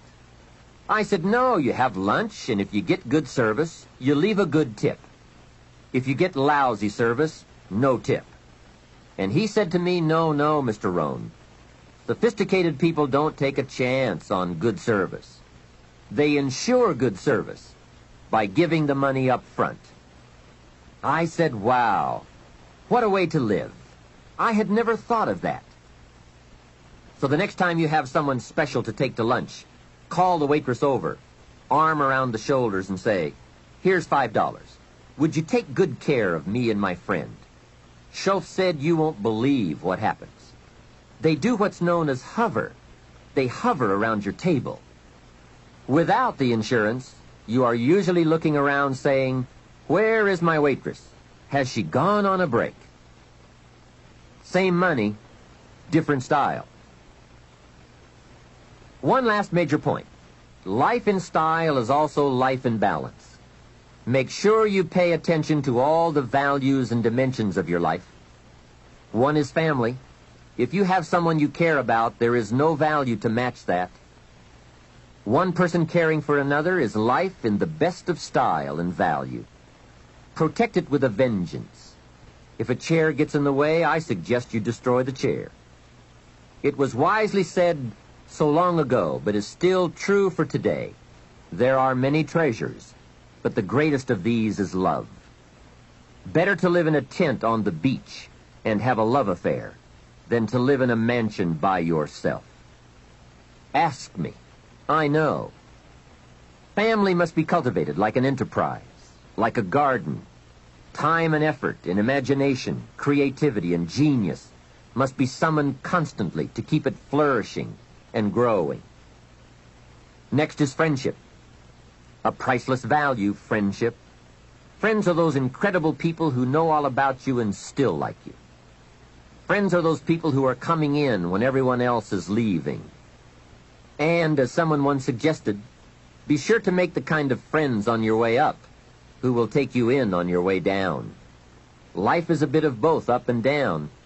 But with true friends, friends who care regardless of your circumstances, the ups are more automatic and the downs less devastating.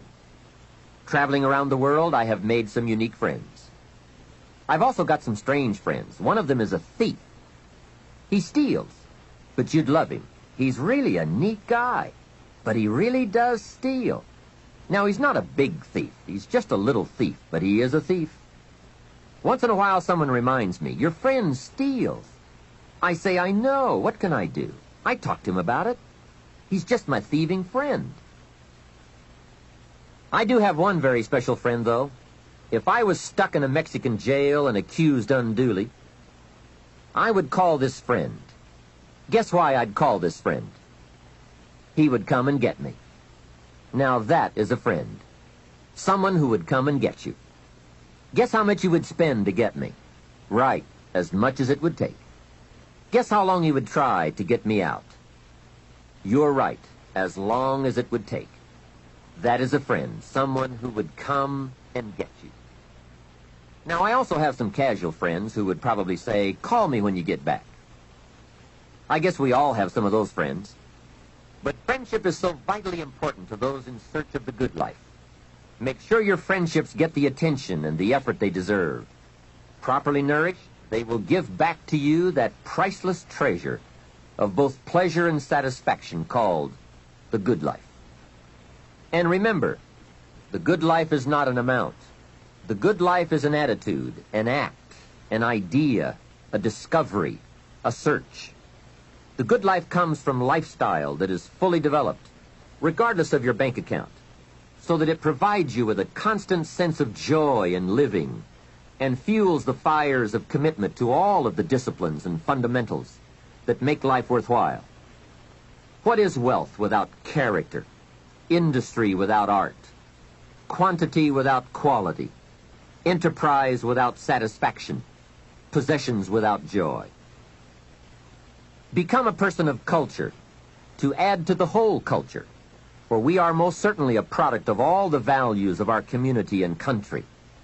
Become that person of unusual substance that brings an added measure of genius to the whole, so that our children and the children of many will be the beneficiaries of the treasure. There are three major parts to life change.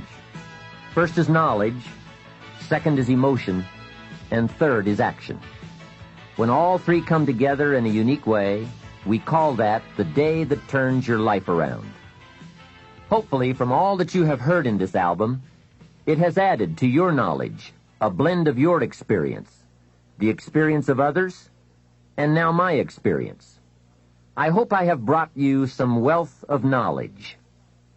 Now, here's the next important part, and that's emotions. Human emotions are powerful. They are so powerful that any one of them can have a dramatic effect on your life in a single day. However, make this careful note. Emotions are tricky. They can go either way on you. Emotions can build or destroy, weaken or strengthen, make or break. It all depends on how you use them. We call civilization the intelligent management of human emotion. That's it. The power, given an intelligent direction and objective, can accomplish spectacular things. The power, the feelings, those surges of heart and soul. What are they? What can they do? Well, here are some. First, disgust. Disgust is a powerful emotion. Disgust says, I have had it. Hey, that could be the day that turns your life around. That's what I said the day that little Girl Scout came to my door. I give her the big lie, she leaves, and I say to myself, I don't want to live like this anymore. I've had it with being broke. I've had it with being embarrassed. And I've had it with lying. What a day. A life-changing day. The day when you've had it. And whether it's something major or something small, the day you can say enough is enough. That could be the life-changing day. The man has finally had it with being a loser. He's had it with mediocrity. He's had it with those awful sick feelings inside, knowing his wife is at the grocery store looking at 2 cans of beans, one marked 69 cents and one marked 67 cents. The man knows his wife is going to buy the 67-cent can, and she doesn't even like the brand. Know why she's going to buy the 67-cent can? To save 2 cents. The man sick inside says, I've had it with being on my knees in the dust looking for pennies. We are not living like this anymore. Look out. That's the day. The I've had it day. The never again day. The enough is enough day. Powerful. Hey, nothing is so life-changing as a powerful disgust. And there's probably nothing so pitiful as a mild disgust. The man says, I kind of think I've had it. How sad. Not powerful enough for life change. Now here's the second emotion, decision. Decision-making is emotional.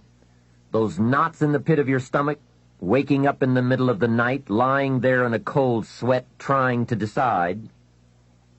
We sometimes call it inner civil war, conflict, battle of the mind, heart, and soul. It's emotional. It's powerful and critical. It sets the course or blinds the course. It sets the mind or leaves us helpless, drifting, not being able to make up our mind. Well, for progress we must decide. Come to grips with the surges, the tides, the conflicts. The best advice I can give you is, if it's easy, do it easy. If it's hard, do it hard. Just get it done. If after listening to this program you cleaned up a whole list of decisions, that might furnish enough inspiration for the next 10 years. And I might add, sometimes getting on with it is easier than deciding. Sometimes deciding is the toughest part. But once you have waded those waters, you can climb the mountain. Deciding is truly the day that turns your life around. Next is desire. Wanting to bad enough. And I don't know how to tell you to want to. You have to come up with that. There are 2 things, however, that I know about desire. First, it comes from inside, not outside. You don't send off for it, although some people try. And second, desire can be triggered. Sometimes it waits and sleeps, waiting for something to happen. And who knows what that trigger, that happening might be. Maybe it's a song, maybe it's a sermon, maybe it's a movie, a lecture, a seminar. Maybe it's a conversation with a friend, a confrontation with an enemy, an event, a day, a bitter experience. Whatever it is, it's good. Sometimes from the bitterest experience comes the greatest awakening. Here is some of my best advice to you. Welcome every human experience. You never know which one is going to turn it all on. Don't keep up the walls. The same wall that keeps out disappointment keeps out happiness. Let life touch you. Don't let it kill you, but let it touch you. It could be the next touch that makes the day that turns your life around. And here is the last emotion, resolve. Resolve says, I will. Two of the most powerful words in the language, I will.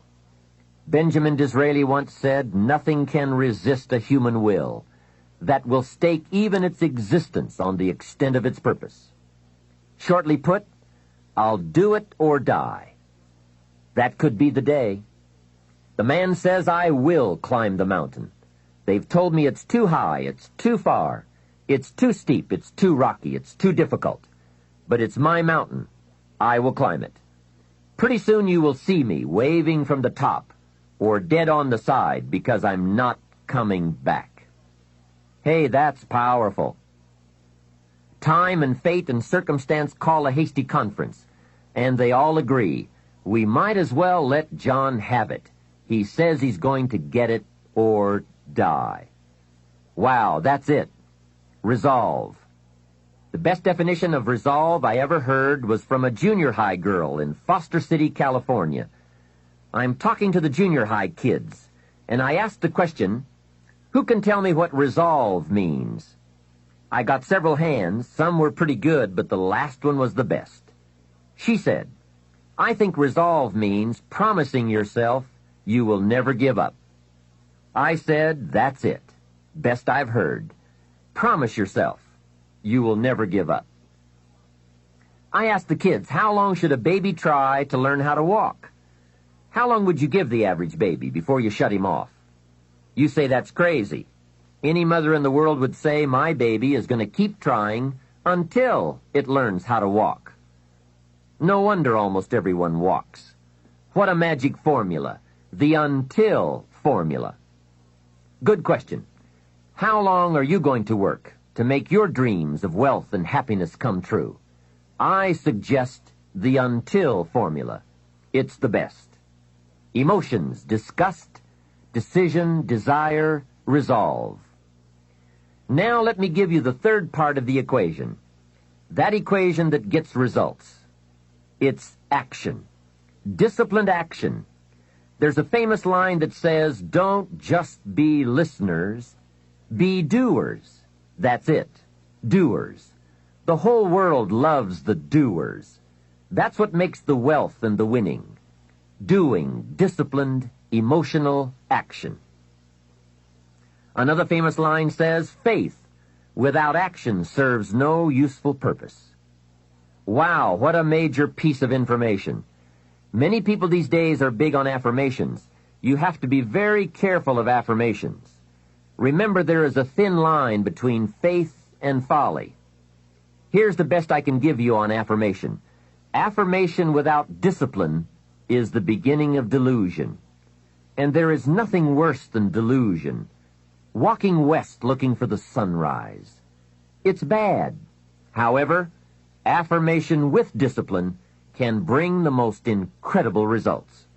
But remember, they go together. Make sure you have a game plan to match your wishes. Otherwise, they will always be wishes.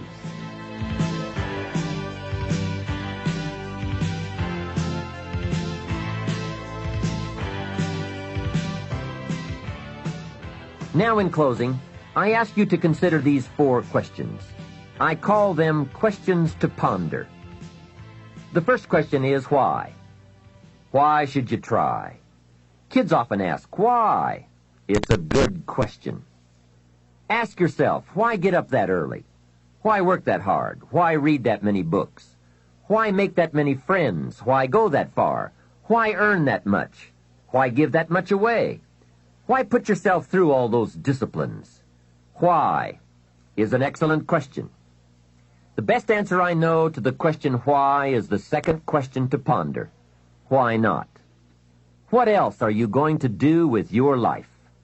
Why not see how far you can go, how much you can earn, or read, or share? Why not see what you can become, or how far you can go? Why not?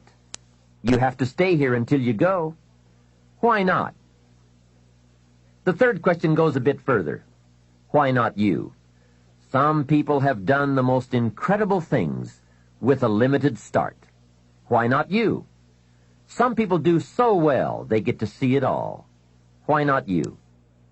Why not you watching the morning mist rise over the mountains of Scotland, soaking up history in London, or exploring the mysteries of Spain? Why not you having lunch in one of those neat little sidewalk cafes in Paris? There's nothing like a stroll through the Palace of Versailles. Someday you must gaze directly at the Mona Lisa. Why not you on a sailing schooner in the Caribbean? 2 weeks there and you lose all your cares. I can show you where to find the most exquisite seashells in Australia. I know where they are. Why not you? Why not you shopping on Fifth Avenue in New York City, staying at the Waldorf, or having sliced roast goose on a bed of apple strudel at Luchow's? Stop off and drink in an Arizona sunset.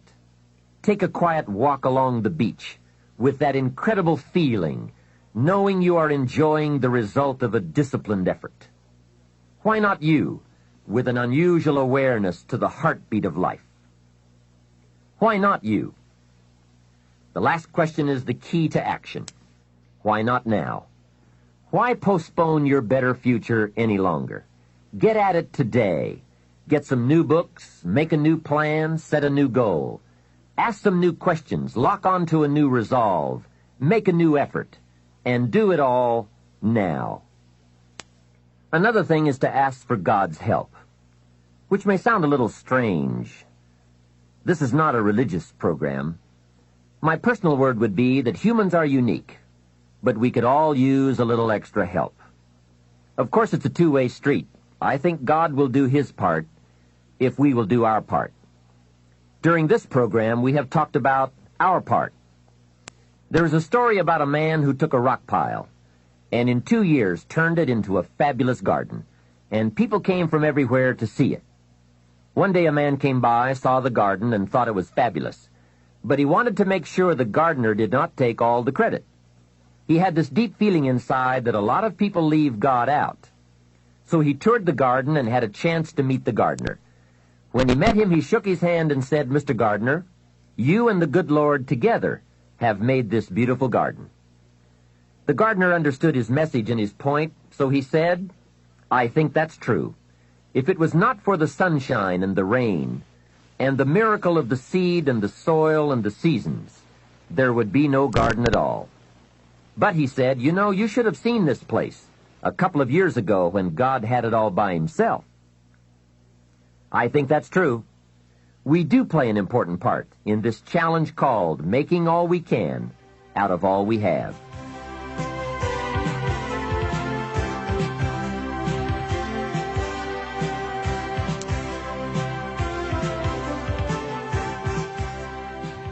Well, we have shared a feast together during these cassette sessions, a feast of ideas that can, if we'll digest those ideas, satisfy our lifelong appetite for both wealth and happiness. Here's what I want to offer in the way of a suggestion.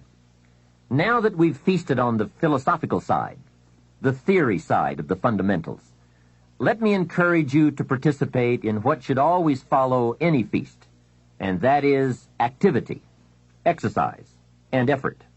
In this case, the active and intense application of all that we've learned and shared together. I want to appeal to you right now to go to work. I appeal to you to review your associations with those people around you. I appeal to you to set your goals, to begin the quest for developing yourself, and to embark on a journey leading to your own financial independence by following a well-defined plan. I appeal to you to enjoy your life as you seek to improve it. I give to you my strong appeal to seek knowledge so that your value to yourself and to others might increase. And finally, I appeal to you to discipline yourself for the control and management of the precious commodity of which we are granted only a limited amount, time. Work on all these areas, but by all means work. It is always easier to think than to do. It is easier to promise than to achieve. It is easier to pretend than to produce. It is easier to plan than to act. I ask you not to do what is easy, but to do what will actually bring you the achievements you seek. Those who enjoy wealth but not happiness, those who are happy but not prosperous, as well as those who are neither happy nor wealthy, seem to ignore some or all of the fundamentals we've discussed. They are perhaps too busy, too tired, too preoccupied, too lazy, and perhaps even too rich to give attention to the basics. But don't let that be you. Go to work today on the fundamentals and commit yourself to yourself. The results will be well worth it, I promise. This is Jim Rohn giving you my final appeal. Let's do something remarkable.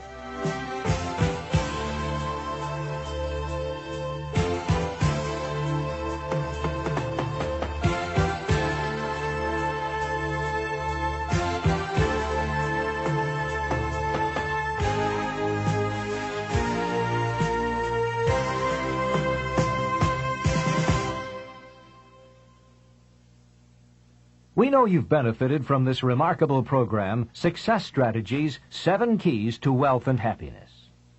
We're confident that if you choose, your plan can help you make your dreams reality. This is just one of the many programs Nightingale Conant produces to help you reach your highest potential. For instance, listen to this excerpt from another of our dynamic products, Unlimited Power by Tony Robbins. Robbins discusses the power of neuro-linguistic programming and how we can all use our personal power to produce new behaviors and emotions.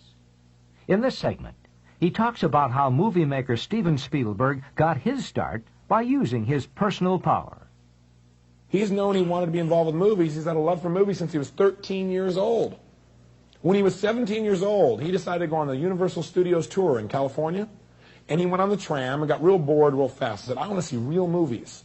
So he had a thing called personal what? So he got himself to take action. He snuck away from the tram, and he got down to the movie lot, and he actually stepped onto a filming and actually watched some filming going on. He wasn't supposed to be there. But he also had a tool called rapport. And he developed rapport with the director and started talking with this man. And this guy liked this moxie little kid, young kid, right, who seemed to have this real desire, and he loved the creativity and the intensity that he saw in this young man. And so he told him about what it was like to be a producer and a director, and told him it was the greatest career he could ever have, and he should do whatever it took to become one. And then finally the man said, okay, now it's time for you to go, and the security escorted him off the lot. Now for most people that would have been, God, what a neat story, huh? You're 17, you get to meet a real director, watch a real filming instead of just going on the tour. But see, once again, this man was totally committed to a dream. And so guess what? Using his personal what? Power, he took action. And the next day, he came up with a plan. He showed up at Universal's lot wearing this one suit that he owned and borrowed his dad's old briefcase, threw in there a candy bar and a couple sandwiches, and he walked by purposely, congruently past the guard and went, hey, how's it going, Harry? Of course, he got the guy's name by reading his name tag. But he was so congruent that Harry just went, hi. And he walked right on by. So now he's in the lot where he now goes around meeting people, watching movies, learning, right? Knowing his outcome, taking action, getting some sensory acuting, learning what worked and what didn't work in movie making. And he went there every day after school and throughout the summer. So people began, the guard would say, Harry would say, hey, how's it going, Stephen? How are your movies coming? Hey, great, it's really fabulous. Right? He found himself an abandoned trailer. There are lots of them on Universal Studios lot. He found one, cleaned it out, got some plastic letters. On the outside he wrote, Steven Spielberg, director. People say, where's your office? He said, over there at, K9 and everything else. People come to his office. One day, finally, a director said to him, well, let's see one of your movies. So he pops out this Super 8 cartridge. He said, well, wait, we got to see a real movie. He said, you seem to know a lot about that. How did you learn so much about movies? Well, he spent 2 years or a year on the lot, right? Being there, developing acuity, developing and stuff, getting creative, letting his mind run, totally committed to his outcome. So finally he said, look, if you'll make a film and show it to us, a short film, he said, we may hire you. So he went out and convinced one of his friends who was in my seminar last week, and I told the story, and this guy got up and said, I financed that original film. It took $10,000, and Steven Spielberg made this little film about a group of teenagers that went from the desert and hitchhiked to California. And this guy financed it. It was amazing. Anyway, bottom line is, he showed at Universal Studios, and they hired him with a 7-year contract to make television programs. Not bad. Why was he there? Because he had this great gift. His great gift was commitment to an outcome. He'd do whatever it took. And out of his personal power, he took action until he found a way to make it work. That's where the power is.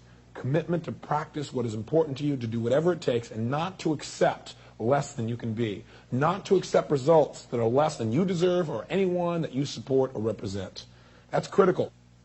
If you'd like more information about unlimited power or any of Nightingale Conant's inspiring audio and video programs, call us toll-free at 1-800-323-5552. Thanks for listening, and come hear us again.